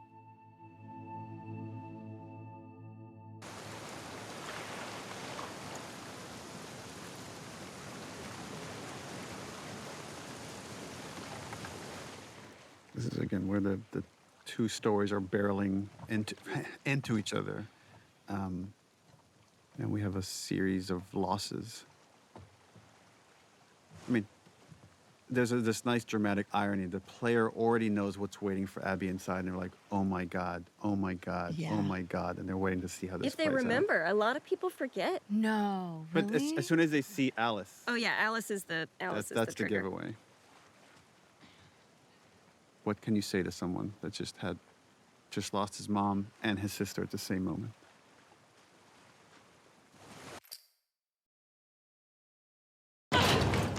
Alice is the only dog that actually has to die in the game, which was a fun thing during press when people would be like, why do you want us to kill dogs? And it's like, you don't actually have to in any of the setups. They're all voluntary kills, but Alice is the only requisite one. I'm pretty sure we're always careful to say you don't have to kill dogs, but we didn't say you don't have to kill a dog. Dog. The cutest dog that you play fetch with.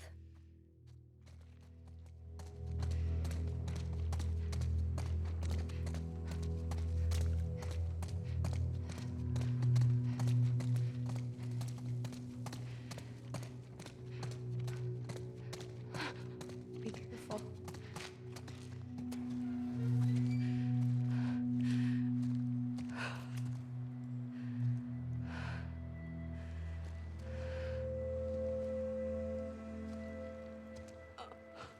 This is, Laura, you make this look very easy, but this is a very hard scene, I think, watching from the outside to act, which is you have to go from grief to pure rage. I think, Halley, this was your throwing up that you wrote into this scene. Yeah, I think probably.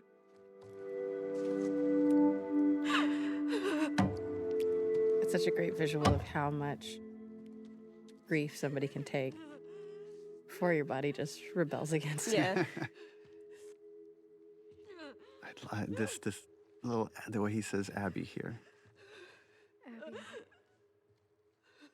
Almost afraid to show her this might lead to the people that did this. And of course, this was Ellie's mistake of dropping the map here in her panic attack. And And the music is doing a good job of just taking you internally into Abby's head.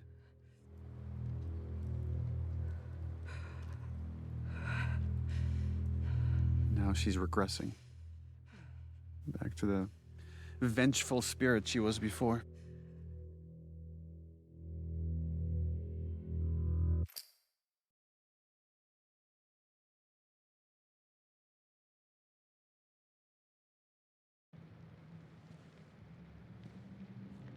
Our main characters collide, or about to collide. I think one of the things that makes Laura's performance here so special is that this character is so hard and so terrifying, but in every scene where Laura is scary, there's also this patina of vulnerability, of fragility that's coming through, where you can feel that she's quaking with rage, but there's so much complex stuff happening underneath that rage. It's really great. You're not bad. It's funny because it's the same way I feel about Ashley's performance.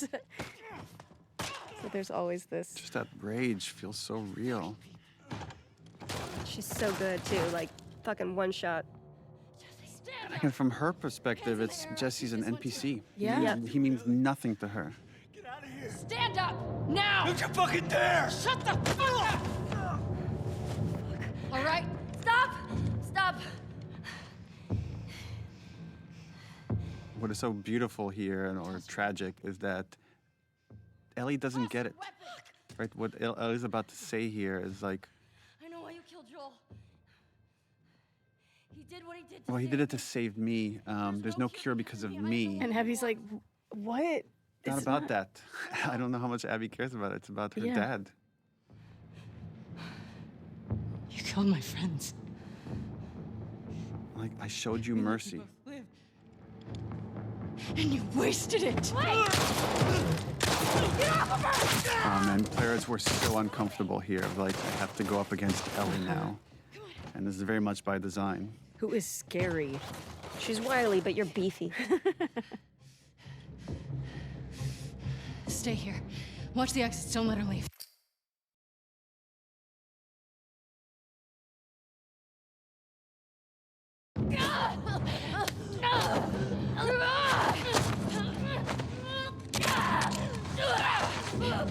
If I remember correctly, Ashley, we had you like have water in your mouth when you delivered some of the lines here, because your mouth is meant to be filled with blood.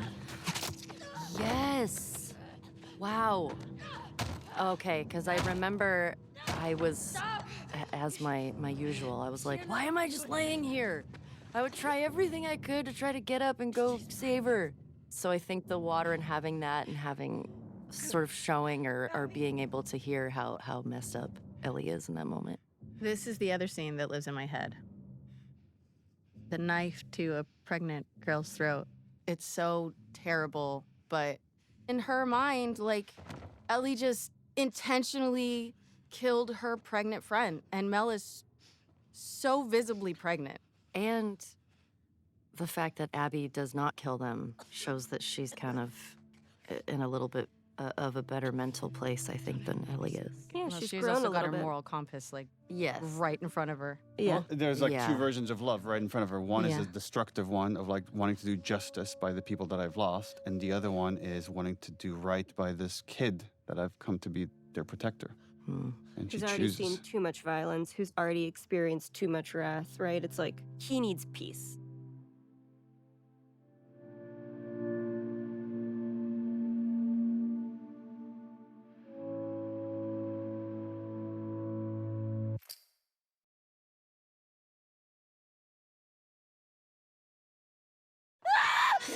Ellie? Hey. That poor baby. That poor baby. Yeah. We had a lot of conversations here about Ellie's thought process, the things she's not expressing, but she put the baby's life at risk right now, right? It's like, who knows what, and when she's in this fog of PTSD, what she could have done. This is the moment for Ellie where she's... It's never going to get better. It's not going to get better, and she's put her family in danger. So it's probably better to just go. Well, Dina is also trying to sweep it under the rug, and this is what's going to happen in the next scene. Like, let's just Let's just go back to bed. Everything's fine. If I could buy another week, maybe she'll get a little bit better. Or even just the distance to speak. It's just like when somebody's really in the thick of like the panic and the fog of grief like that, it's like you do kind of need time in order for them to kind of continue to progress through the stages. But it's like Ellie is refusing to move through these stages. And so like I feel like when we were doing this, like the patience that I have with it was that it's like maybe she'll move to the next stage soon. Maybe we're getting there. Maybe that's what we're getting to.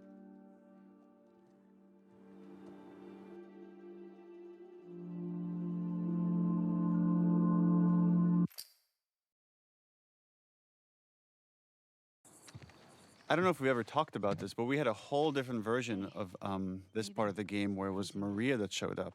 Yeah, but we felt it would be more intimate if it were seeing how broken Tommy was. Well, it should be like feel more the guilt of like seeing the damage on Tommy and having Tommy been changed over this year since he got back to Jackson, of like the guy that wanted to protect Ellie and not go on this quest for revenge is now guilting her into it. I like that you're coming in late and you're seeing that this man has been very broken, and we're getting a sliver of how the abuse he experienced and the things that he did in Seattle have irreparably damaged him. And he's standing right in front of Ellie, and Ellie is looking at how irreparably damaged this man is, and she's like, yep, let's do that to me too. I'm willing to see the ghost of my future. That's the fate I deserve. Sorry. Nah. We talked about it a lot, and yeah, it's what we both want, so. Well, the other thing we were talking about is the other big Ellie-Tommy scene is after Joel's death and how they can't look at each other. And then this happens again here. Once he asks her to go, she can't look at him. I think it's a confrontation thing, or when I'm feeling anger, I get uncomfortable, like I don't want somebody to see it. It's also the shame, right? Of the shame of... Yeah. I'm letting you down. I'm letting Joel down. I'm letting myself down. Yeah. Described her as built like an ox, traveling with a kid with scars across his face. He said they're living... I also think that there's something important in the scene for Dina, right? Because Dina has been such an amenable partner through so much of this game and their journey, and even when Ellie's off the deep end, Dina is a nurturing force. And here she's finally drawing the line. We're done with that. She's finally like, we're done with that. I'm speaking for Ellie now. There's a line here, and you've crossed it. And like the rage I felt too when he keeps going, I was like, it's insidious. You know, it's like he came and brought the virus back into the house and now she's sick again. Think of all the guilt he's carrying. He failed to save Joel. He failed to save Jesse. He failed to get Abby. He's fucked up. His marriage has fallen apart. All he has left now is this revenge. That's it. Well, it also it goes back again to that ego thing where it's like, you asked me to do this and I did it. I went to Seattle. Now I'm coming back for you to pay up, and you're going to be a little bitch about it? Well, and again, he's too blind to see the suffering that she's going through. All he could see is like how damaged he is. What did he say? Like, oh, you live out here and like, and you got your family and everything's cushy and everything's fine, and I'm the one suffering. But he doesn't see that he's not the only one suffering. What a joke. And I love that Jeffrey, when Dina walks over and Ellie's sitting there at the table, and Jeffrey is not even acknowledging Dina. In a way, Tommy might feel like, I'm more family to you than Dina is. I've known you longer. Like, that's exactly think what of everything it felt, we've been through. And it's the only time there's really personal conflict between Ellie and Tommy. That's one of my favorite Dina moments. Yeah. Because it felt so real. I was so mad. Yeah. Just like flying out the screen door and being like, listen, motherfucker, get off of our property. I love it.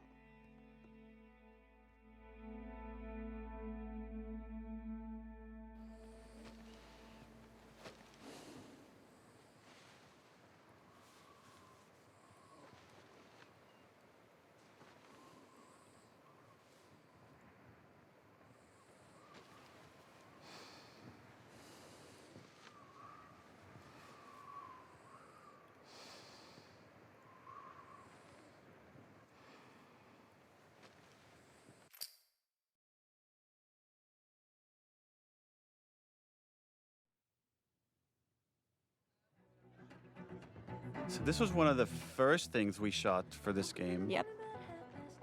There's so many characters here. We had to shoot this in multiple batches and then stitch it all together. I did several days just dancing. Yes.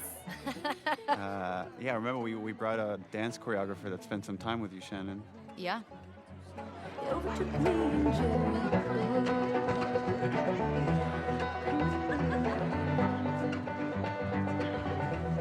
This was the demo, and so we had to. This was tricky because we're introducing to the world a lot of new characters with a lot of interesting dynamics, and trying to do that through exposition, but as thin an exposition as possible because, dear God, nobody likes exposition. It was hard. What happened? This scene has jumped around all over as we're playing with the structure. It used to be in the very beginning, and then we felt we just had too many cutscenes in the beginning. We needed to get to the action a little bit faster, and then moved it to the end. We changed the writing for the beginning. She's putting on quite the show. But there's something kind of nice, and I guess there's a tragedy to it of coming here at the end as a memory. Of just seeing Jesse's alive and Ellie and Dina are okay and no one's, and there's Joel. Hey! What took you so long? Oh, I'm here. And this like really innocent first kiss. Hey, don't forget, we're heading out early, so get some rest. Yes, sir. You're such a dick. Come on. This was the first scene we shot. This was the first scene we shot after you hired me. Yeah. How bad do I smell?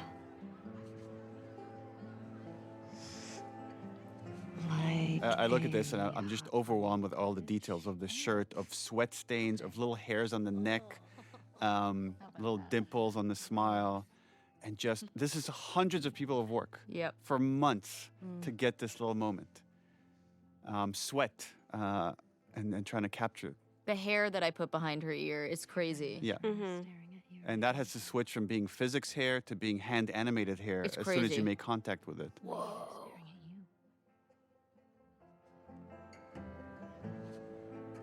Or not.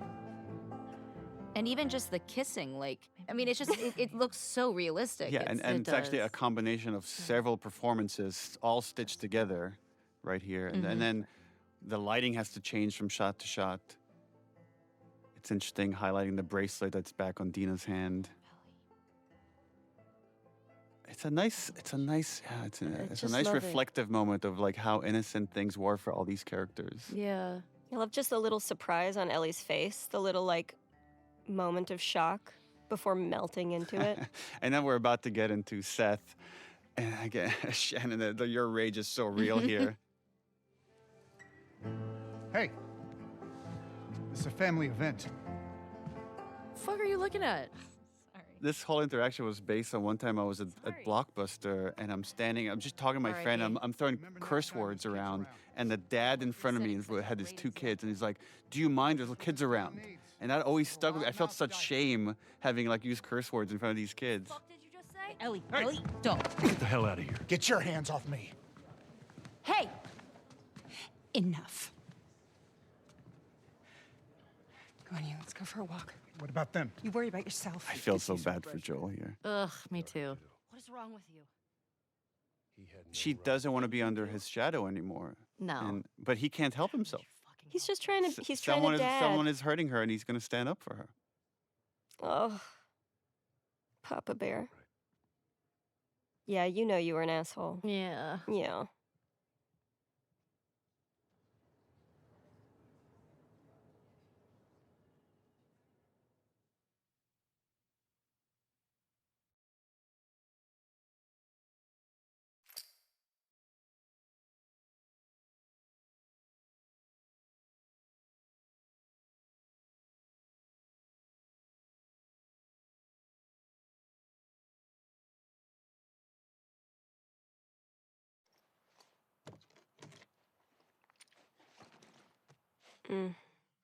Saddest scene.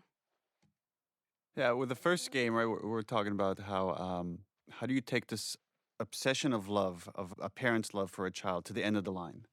And then this has the reverse of it of like, how do you take hate to the end of the line? Which is also like another expression of love. And the engineering of it was that here she has this family that loves her.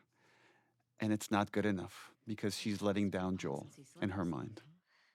I love the different energies that you both bring to this scene where Dina is giving it her everything in this fight, and Ellie just has to shut down.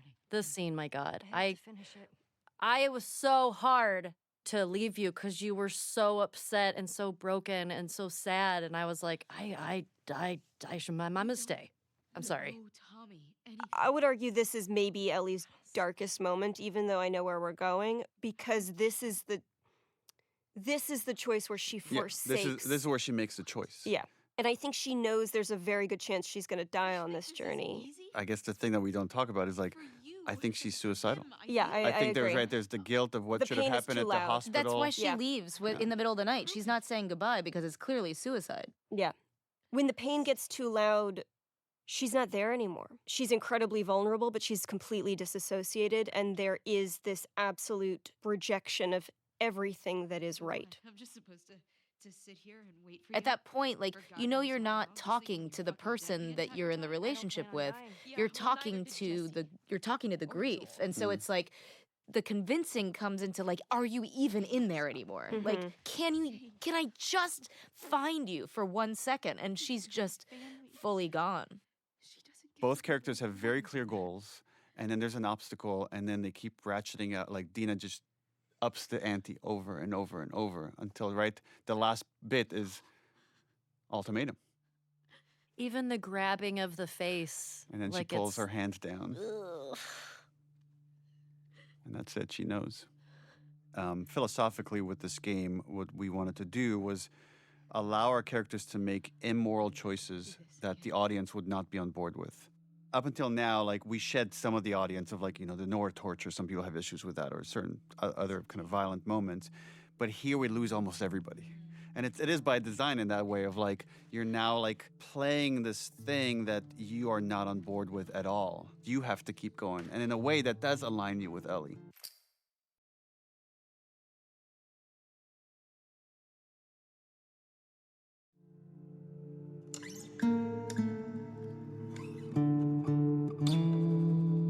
These shots are so gorgeous.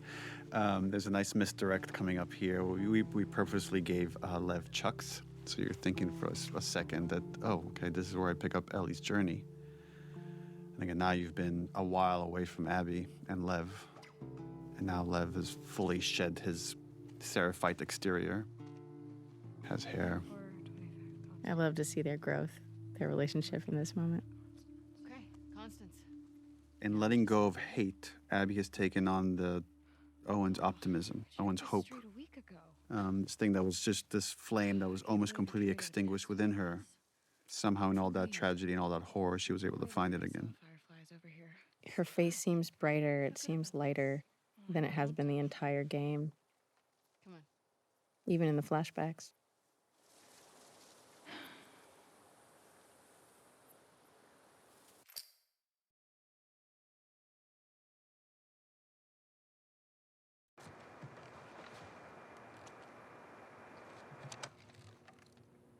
Is this frequency currently in use?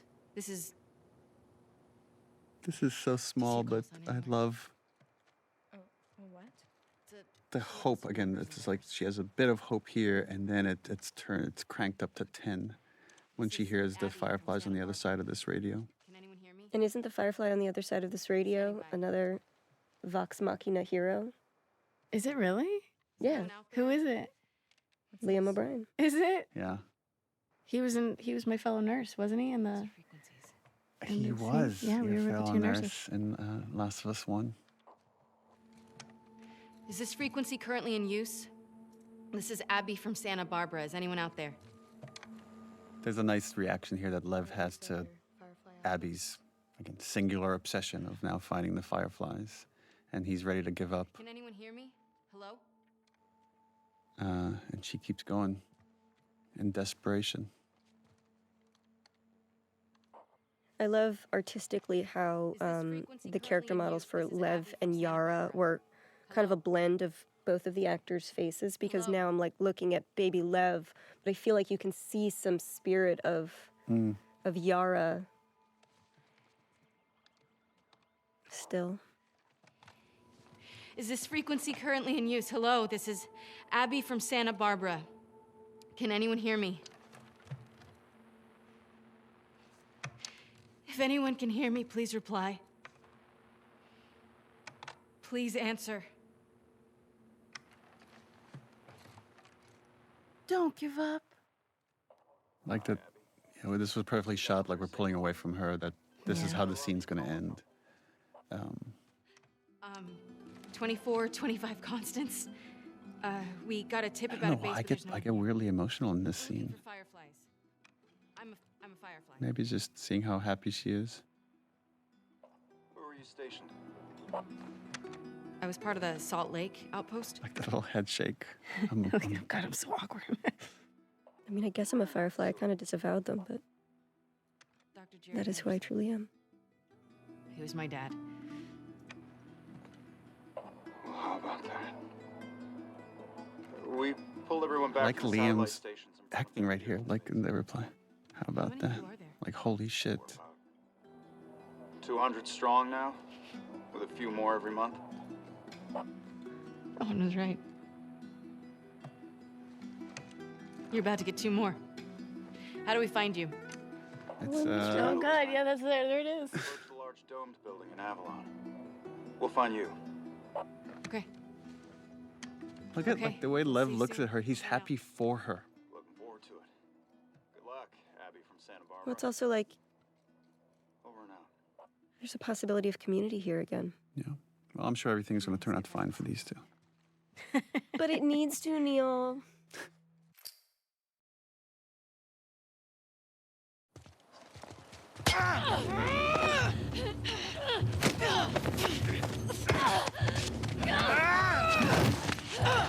Here they get ambushed by a new group, the Rattlers.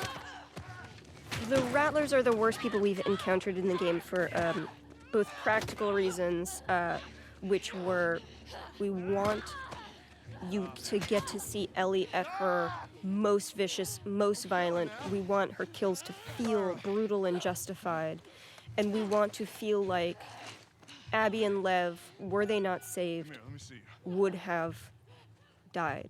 There's also, with this group, wanting to make them really awful, to play a little bit with tropes and structure and misdirect the player, that in a lot of these stories, you have these two characters that you're rooting for against each other, and then there's a really evil force, and you see them team up, and they're going to work together to defeat the bad guys. And that's not how this plays out at all. That always felt a little too cliche, and I don't know if it really spoke to the themes of what we're trying to say here.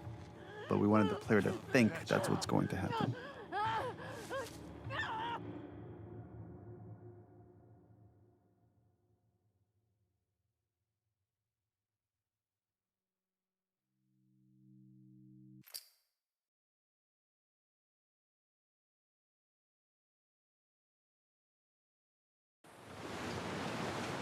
There's a nice economy here of storytelling. Like, you know, we don't show Abby arriving at Santa Barbara with this boat that has become a character of its own in the story.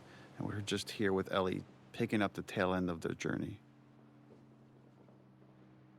There's also like a really interesting note here from Abby.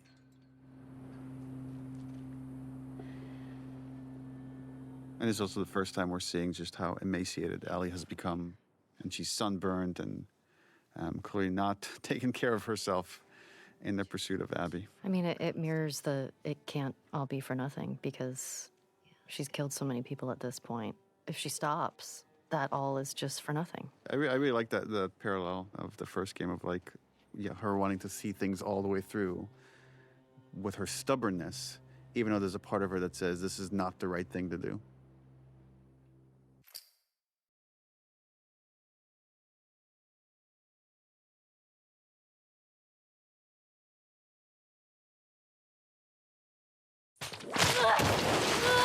Yes.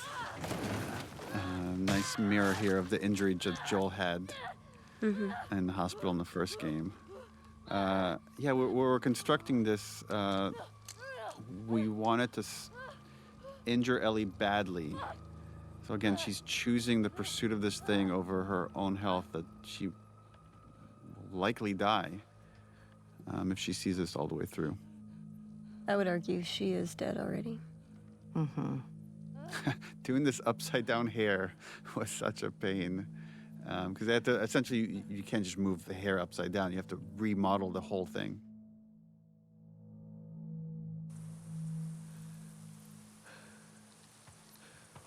And we wanted her to have lost so much blood. It's again, the whole thing is starting to feel like a fever dream, and she thinks she's seeing like Abby and Lev, and then realizes, oh no, it's very different people.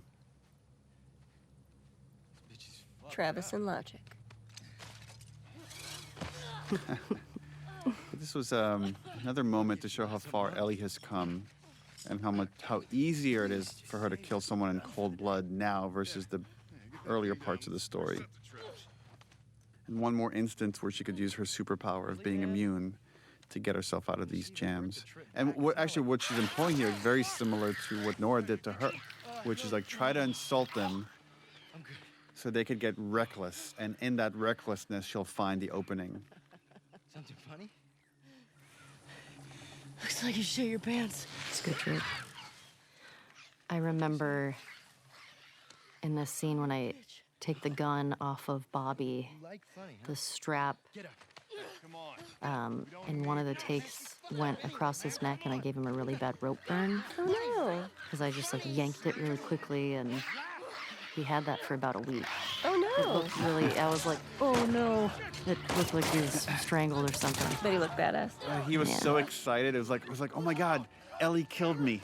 He was such a fan of the game. Right. He was excited. I love how efficient that action is right there. Of just grabbing the gun, spraying across his legs. And watch this little smirk that you give when he points out your bite. Because he doesn't know you're immune. No one's immune. She had a scrawny kid with cuts by his mouth. Travis Willingham. Yeah, that's her. Look at your face there is like the, it's like she's getting another hit of her drug. Of like, I'm actually back on the trail.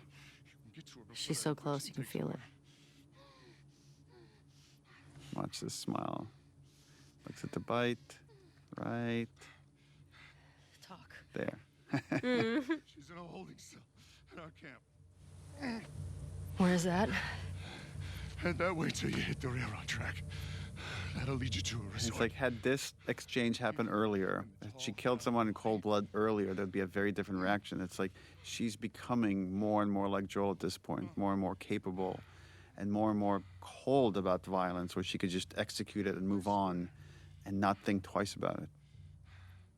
I think at this point she's completely disassociated from the Ellie we've ever known. Staring him in the eye as he's dying.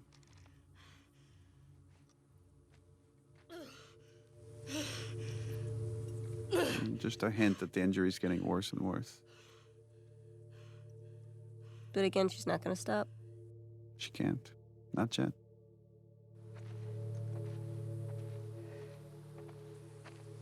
Tracks to resort. Tall round building. Tracks to resort. Tall round building.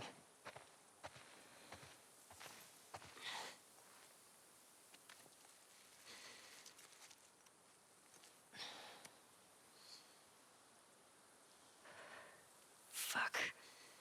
Over here! Aim for his leg! We'll go back. Is that a gun? He's got a gun! Go back! God damn it. Shit.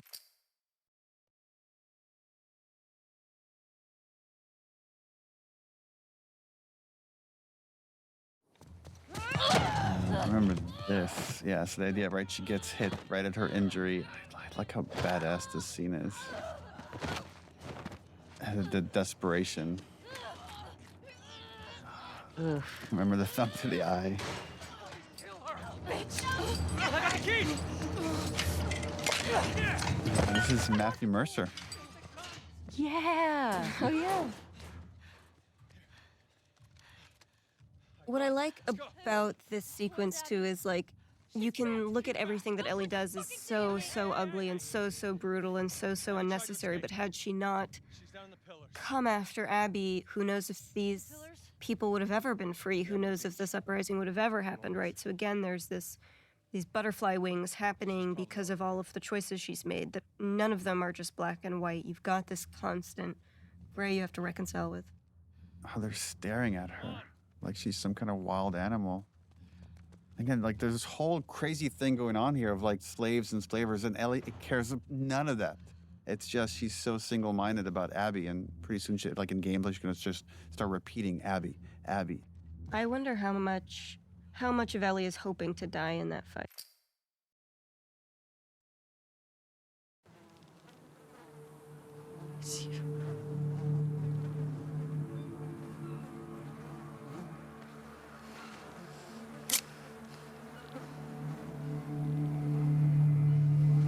But I love how surprising the speed is, right? It's like you keep moving towards this idea of this fight, and the whole way you're like, Ellie, you're too fucked up. Don't do this. Don't face Abby. We know what she's like. And now you come to this absolutely wrecked, frail.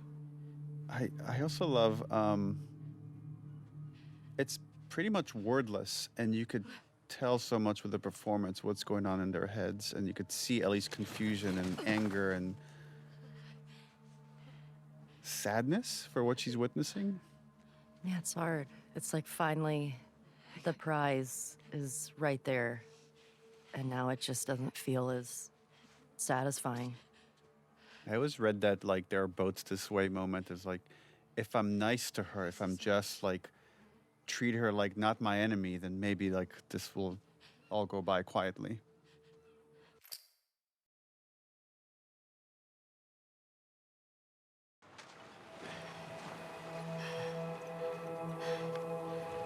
To me, this is a really nice mirror beat of Joel with Ellie, Joel carrying Ellie, right? And so you have that invocation, and Ellie just has to watch this embodiment of somebody who represents every good part of Joel.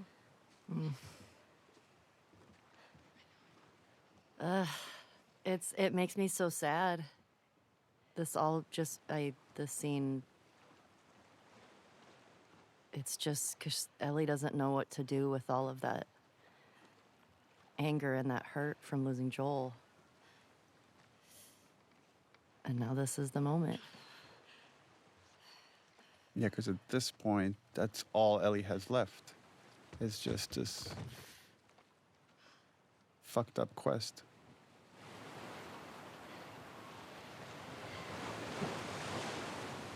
Yeah, imagine having that image stuck in your head and not knowing how to get rid of it.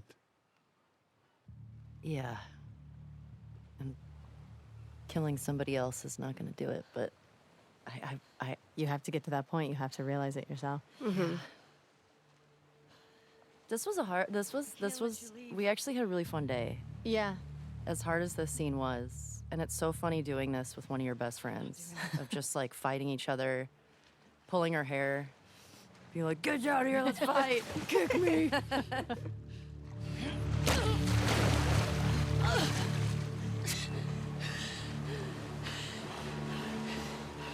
No.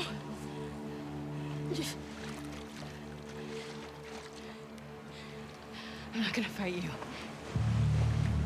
I think that threat is fake, right? It's, I don't think. Yes. I don't think. She's bluffing. I absolutely think she's bluffing. Really?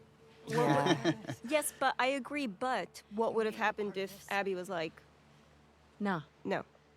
Like, I feel like she still would have pushed that. I would think she would have pushed that knife in. This is great that there's all these different interpretations. That's 'cause so cool. I don't think she would.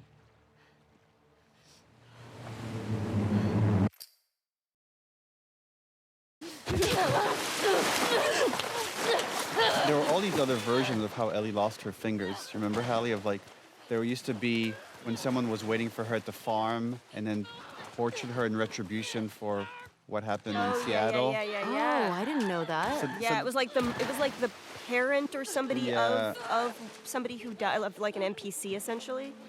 who came, and so you're seeing that cyclical nature of violence of like, you killed my person, you killed my person, you killed my person. So somebody you didn't even realize you'd really killed tracks Ellie down. Wow. I love how you pin her with your knee. Yeah. So originally, the conception was that Abby dies here. And it would have been such a different game, I think, if if right now there was just a body underwater and Ellie was having this moment. Yeah, you didn't know that? I did not know Abby died here originally. Well, yeah, originally, like, I think both Yara and Lev died. And this was just Abby by herself when you meet up with her. And then Ellie kills Abby. Rough. Yeah. I think leaving Ellie with 3% of the humanity that she got from who she was, that good kid, that scrappy kid that Joel helped shape. I think if she killed Abby, you would never see that kid again. And this gives a hope that she's still in there a little bit and could be maybe revived in the same way that Abby was revived in the right circumstance. I agree. Seeing the reactions, there's people that wanting to know, what was it exactly that made Ellie stop? Is it Lev? Is it this memory of Joel? Is it everything she's experienced? Is it just like Abby's state, that it's not this person that defeated her in the theater?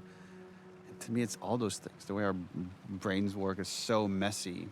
And that's the story was always meant to be very messy in that way, that there aren't these clear-cut answers. To me, that moment is 2 more seconds, this girl is dead. So I already know what this feels like. I can see what I'm going to feel like 5 seconds from now. Yes. And it's no different. Yes. So why?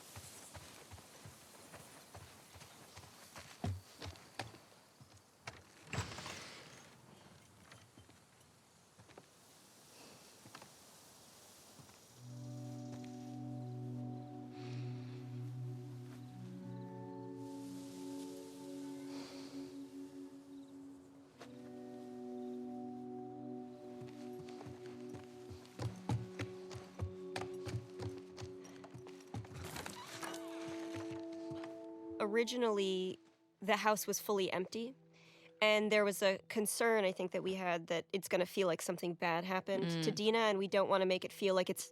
Right. That's the thought in her head. It's more, Dina has made that choice to move back. She had to move back, too. She couldn't stay there alone with a baby. It was too dangerous. But I do think there's something poetic in, like, she didn't take Ellie's things with her. Yeah. There wasn't a, I'm waiting for you, I'm going to build a home. behind. It's I'm letting this... I'm Letting it letting go. this die, here. And I'm going to let everything rot for you. Well, that's really bleak.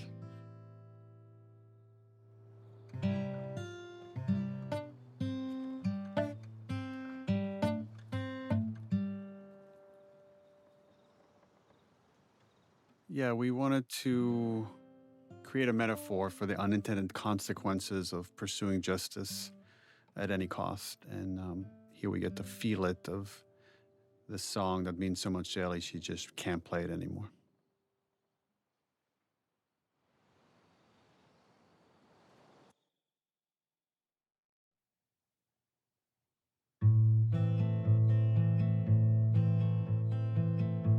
Also interesting thinking about Joel's headspace right now, like just been humiliated by Ellie in front of everyone. Who knows what's going through his head? But for me, sometimes when I get just filled with anxiety, it's guitar. It's just sitting down and just jamming and just... Yeah, not even playing a song, just playing through something. And we've had this scene at different spots of the game until we finally landed. It's this final moment. Yeah, I think originally we were going to put it before the midpoint showdown of the game. Right. Oh, it plays so much better at the end. Yeah, no, It does. now you can't imagine it anywhere else Yeah. once it's here. What are you drinking? Traded his soul for coffee. Where'd you get that? Those people that came through last week. I would do the I'm a little same. embarrassed as to what I had to trade. This is the most Ashley has ever pushed back on a scene. Wait, really? Which this was because originally it was written that they hug at the end of this scene, and you're like, I don't know if they would. I'm not sure like we could get all the way there. You were a sport about it, and we did 2 versions, one with a hug, one without a hug, and they were both very, very good. But ultimately, you were right. They're starting to forgive each other, but they're not fully there. Ultimately, makes it more tragic. Yeah. I think that's why she goes on this journey, because it's just like it was never solved. Our relationship was never fixed. Dina. Is she your girlfriend? No. No, that was just one kiss. It doesn't mean anything. She just, I don't know why she did that. But you do like her.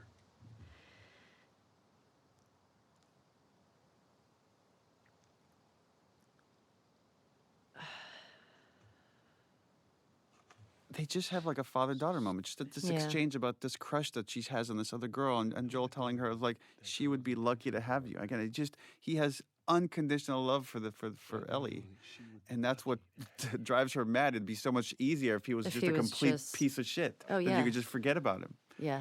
But you can't. I mean, that's what's hard. I mean, she knows that he cares, and she knows that he does love her. I was supposed to die in that hospital. I also love that you My life bring don't it back fucking to matter. we're talking around the thing that we need to talk about. You took that from And me. you doing all of these gestures to try to make it better is not what I want. I'm going to bring it back to what the issue is, and that's I should have died in that hospital. I also love watching. When do you both decide to make eye contact? Oh, right, interesting. And it's like right here for I watch at the end of this statement for emphasis. All eye contact. Because I am dead serious. I don't care the cost. I would do it all over again, even if it means I lose you. There is something to be said for your writing in this, which is I would do it all over again, and I would do it all over again. Walk the knife's edge of meaning, because there's one that is repentant and there is one that is resolute.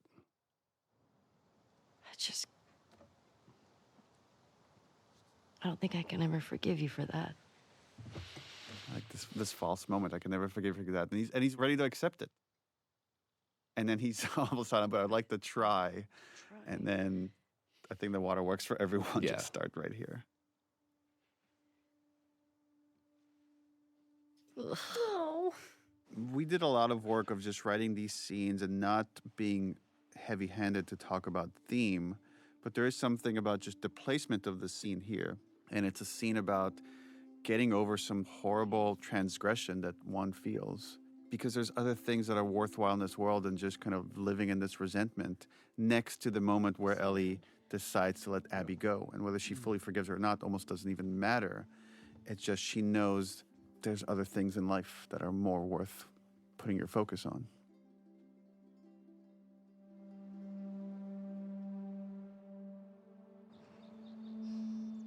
It's interesting seeing since the game has come out. It's been out for a few years now. How many different interpretations there are for the sleeving of the guitar here. Whether it's she's fully forgiven Joel, or whether she's fully forgiven Abby, or whether she's willing to move on, or whether she just doesn't want to be under Joel's shadows anymore. And when people always I don't know if you get this often, people often come to me and they want the answer. They're like, which one is it? Mm-hmm. And I'm like, It's all those things. It's all those things in some way. Like people's minds are so is. complicated. Yeah. I mean, I think it's what we've been talking about with grief and how that can sort of manifest in somebody. I'll caveat by saying this is my own interpretation. And it doesn't mean that it's right. It's just mine. But sometimes you have so many triggers for trauma that you just need to let anything that might trigger you, you just have to let it go and start over. I mean, how I felt in that moment of, it's easier just to not get close to people. We know when we were writing this, we had so many conversations about leaving it on a hopeful note. And even though it's very dark, I do find it to be a hopeful note. It's left with that question of like, once you've committed all these atrocities yourself, can you come back from that? And we saw that Joel was able to, and then maybe Ellie could as well. I remember when you guys told me that that was going to happen, and I was very nervous. Man, what a journey. It's a long game. It's a long game. I'm curious, how do you interpret her leaving the guitar behind Ashley? Because she could have taken it with her. She could learn to play left-handed. I think that so much of it is...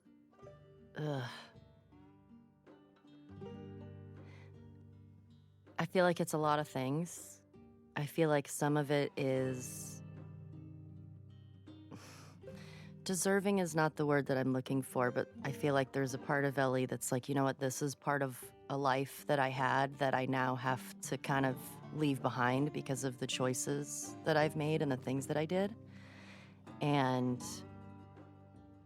I think it's gonna be easier if I just leave it all and not have to go back and try to visit it every day. And I think also having if she did take the guitar with her, that would be a constant reminder of Joel. Like it would be triggering. It would be triggering in a way. And I think, you know, if Ellie had therapy in this world, it probably would have ended differently. But as someone who knows... Like when you go through stuff and you just kind of like trash compactor it down into your body and not deal with it. I think that's kind of where she's at, but kind of just like if I leave it all behind, this is what I kind of deserve. Do you think if she leaves the guitar behind, she's hoping that she will no longer have the... Yeah, I think there's a little bit of that there of like, maybe if I don't have this reminder, I'll get over it, because trying to find revenge and retribution, that didn't fill that hole.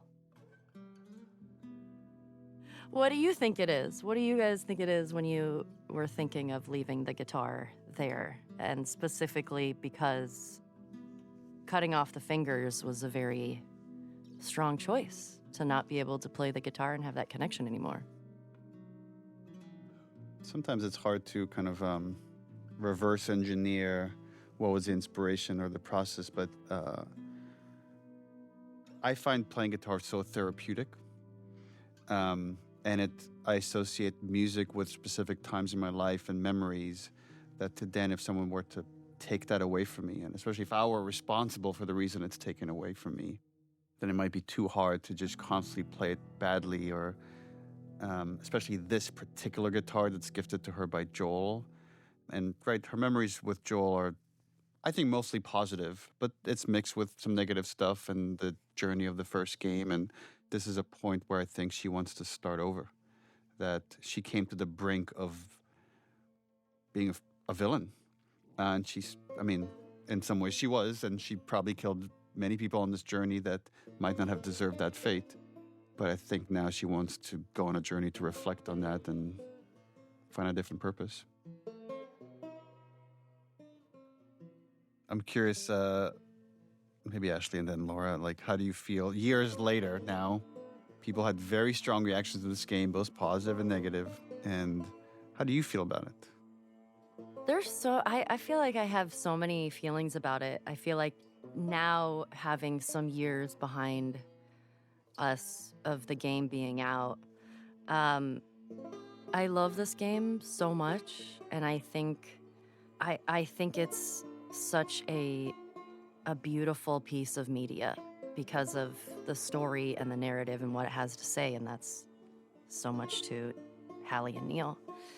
I think the aftermath, when it first came out, seeing what Laura had to deal with, my friend, and you guys, and all of us, of something that we cared about so much, and in the process of 5 years of making this and all of the hands that touched it. And there was a period that was rough because you're getting this judgment from people who don't fully know the story and it was hard. It was rough. It was rough. Yeah. I think there was a lot of after too of people.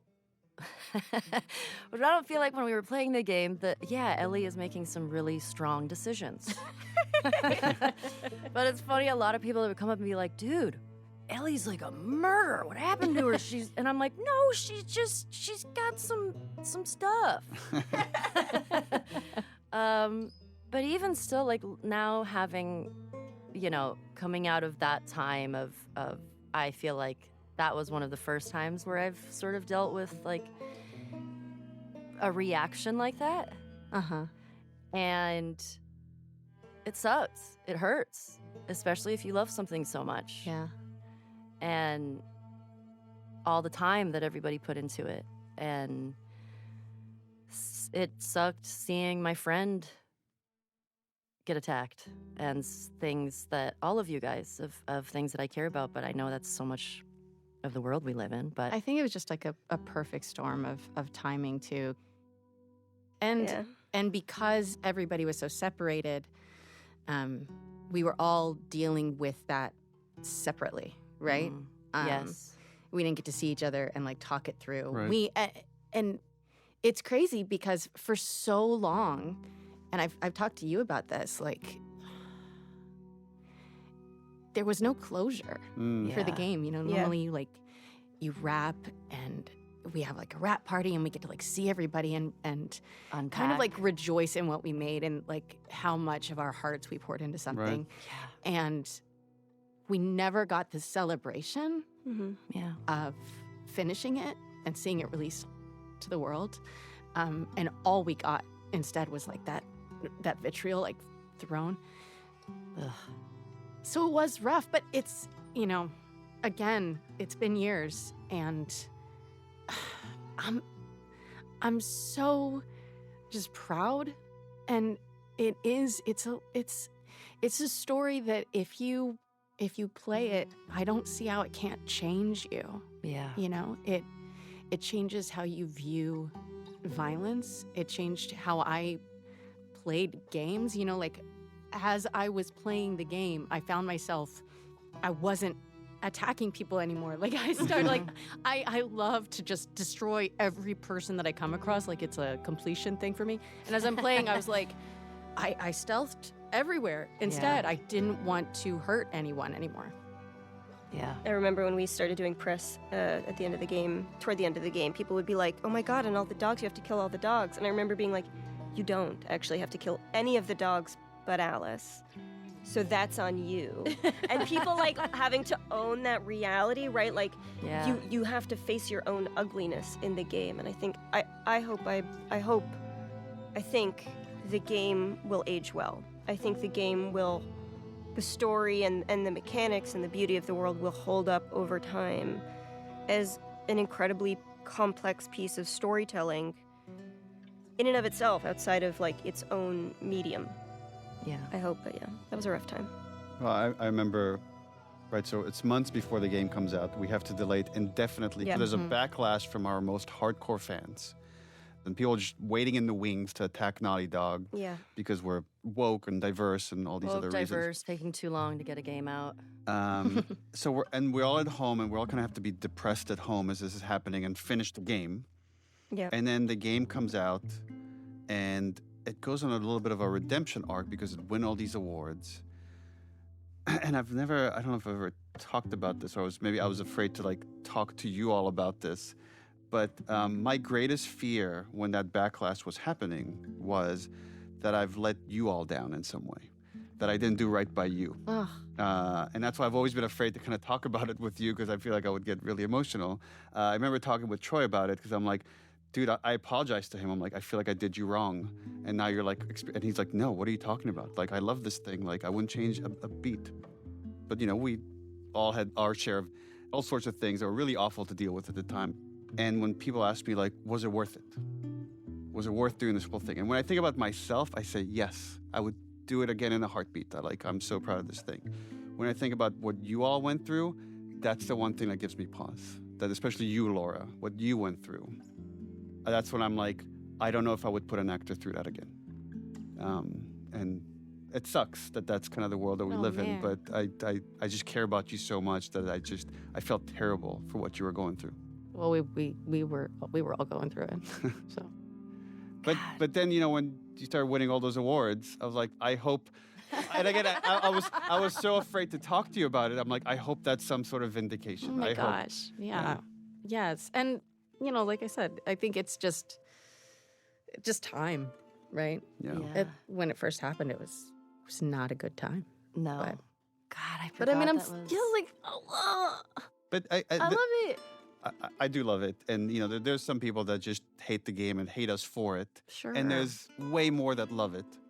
And some people say it's their greatest story they've experienced out of any media. And some people say it's the worst story they've experienced out of any media. But the interesting thing to me about it is, like, this game is so much about tribalism and saying I'm right and you're wrong. Yeah. And losing the nuance of that conversation. And so much of the conversation, years later now, people are still arguing about it on that level and not seeing the irony that they're kind of proving the point of the story, the way they're arguing about whether Joel was right or Abby was right or Ellie. And it's like, no one was right, no one was wrong. It's just messy and gross in the way that these conflicts usually are. Yeah. I feel like looking back on this, it's so funny because I think when all of the backlash was coming out, I had a similar feeling like you did, which I think I told you, where I was like, it's my fault. What? I fucked it up. What are you talking about? Well, it's just, it's such a, like, I don't know. I think, I don't know. I mean, it's probably the same thing that you felt, where you're just like, okay, cool. When it really just doesn't have anything to do with you. It's a lot of people, like Laura was saying, a lot of the frustrations that people were having and the timing that we were in. But when I think back on this game, I love both games so much, but I feel like the story and I don't want to say the message of the game because it's like there's so much to say. I'm so proud of what we all made. And I think as I get older, I still feel like this is going to be something that I hold so dear because of something that we were able to accomplish and the story that we were able to tell, especially in a video game. And that it's a bunch of, badass women that are taking on this world. And it's a perspective that you don't see a lot, especially in video games. And as hard as that time was, I'm so proud that we got to be a part of it, that I got to be a part of it. Yeah. I regret every moment. It's the worst thing I've ever done. I guess maybe to wrap it up here, it's a joy. It's been awesome working with you both. I can't wait to do it again on whatever project we might do in the future, but there's a reason that I keep coming back to working with the same people over and over again, because one, you try to find talent, but maybe even more important than that is you want to enjoy the people you work with. And despite we landed the plane, even if the landing was a bit rough with what happened there at the end. Again, just looking at myself, not for everything you've experienced, I would easily do it all over again. Same. I don't know. Well, you're out. I don't know. Well, I left. I would do it I would do it all again, but I would not have a Twitter account. Maybe that's the That's the final key. lesson of Last of Us Part 2, Yes. which is Get off social media. Get off of social media. Well, after several hours with us, this is the end of our commentary. Thank you for hanging in there. I hope you got some insight into our process.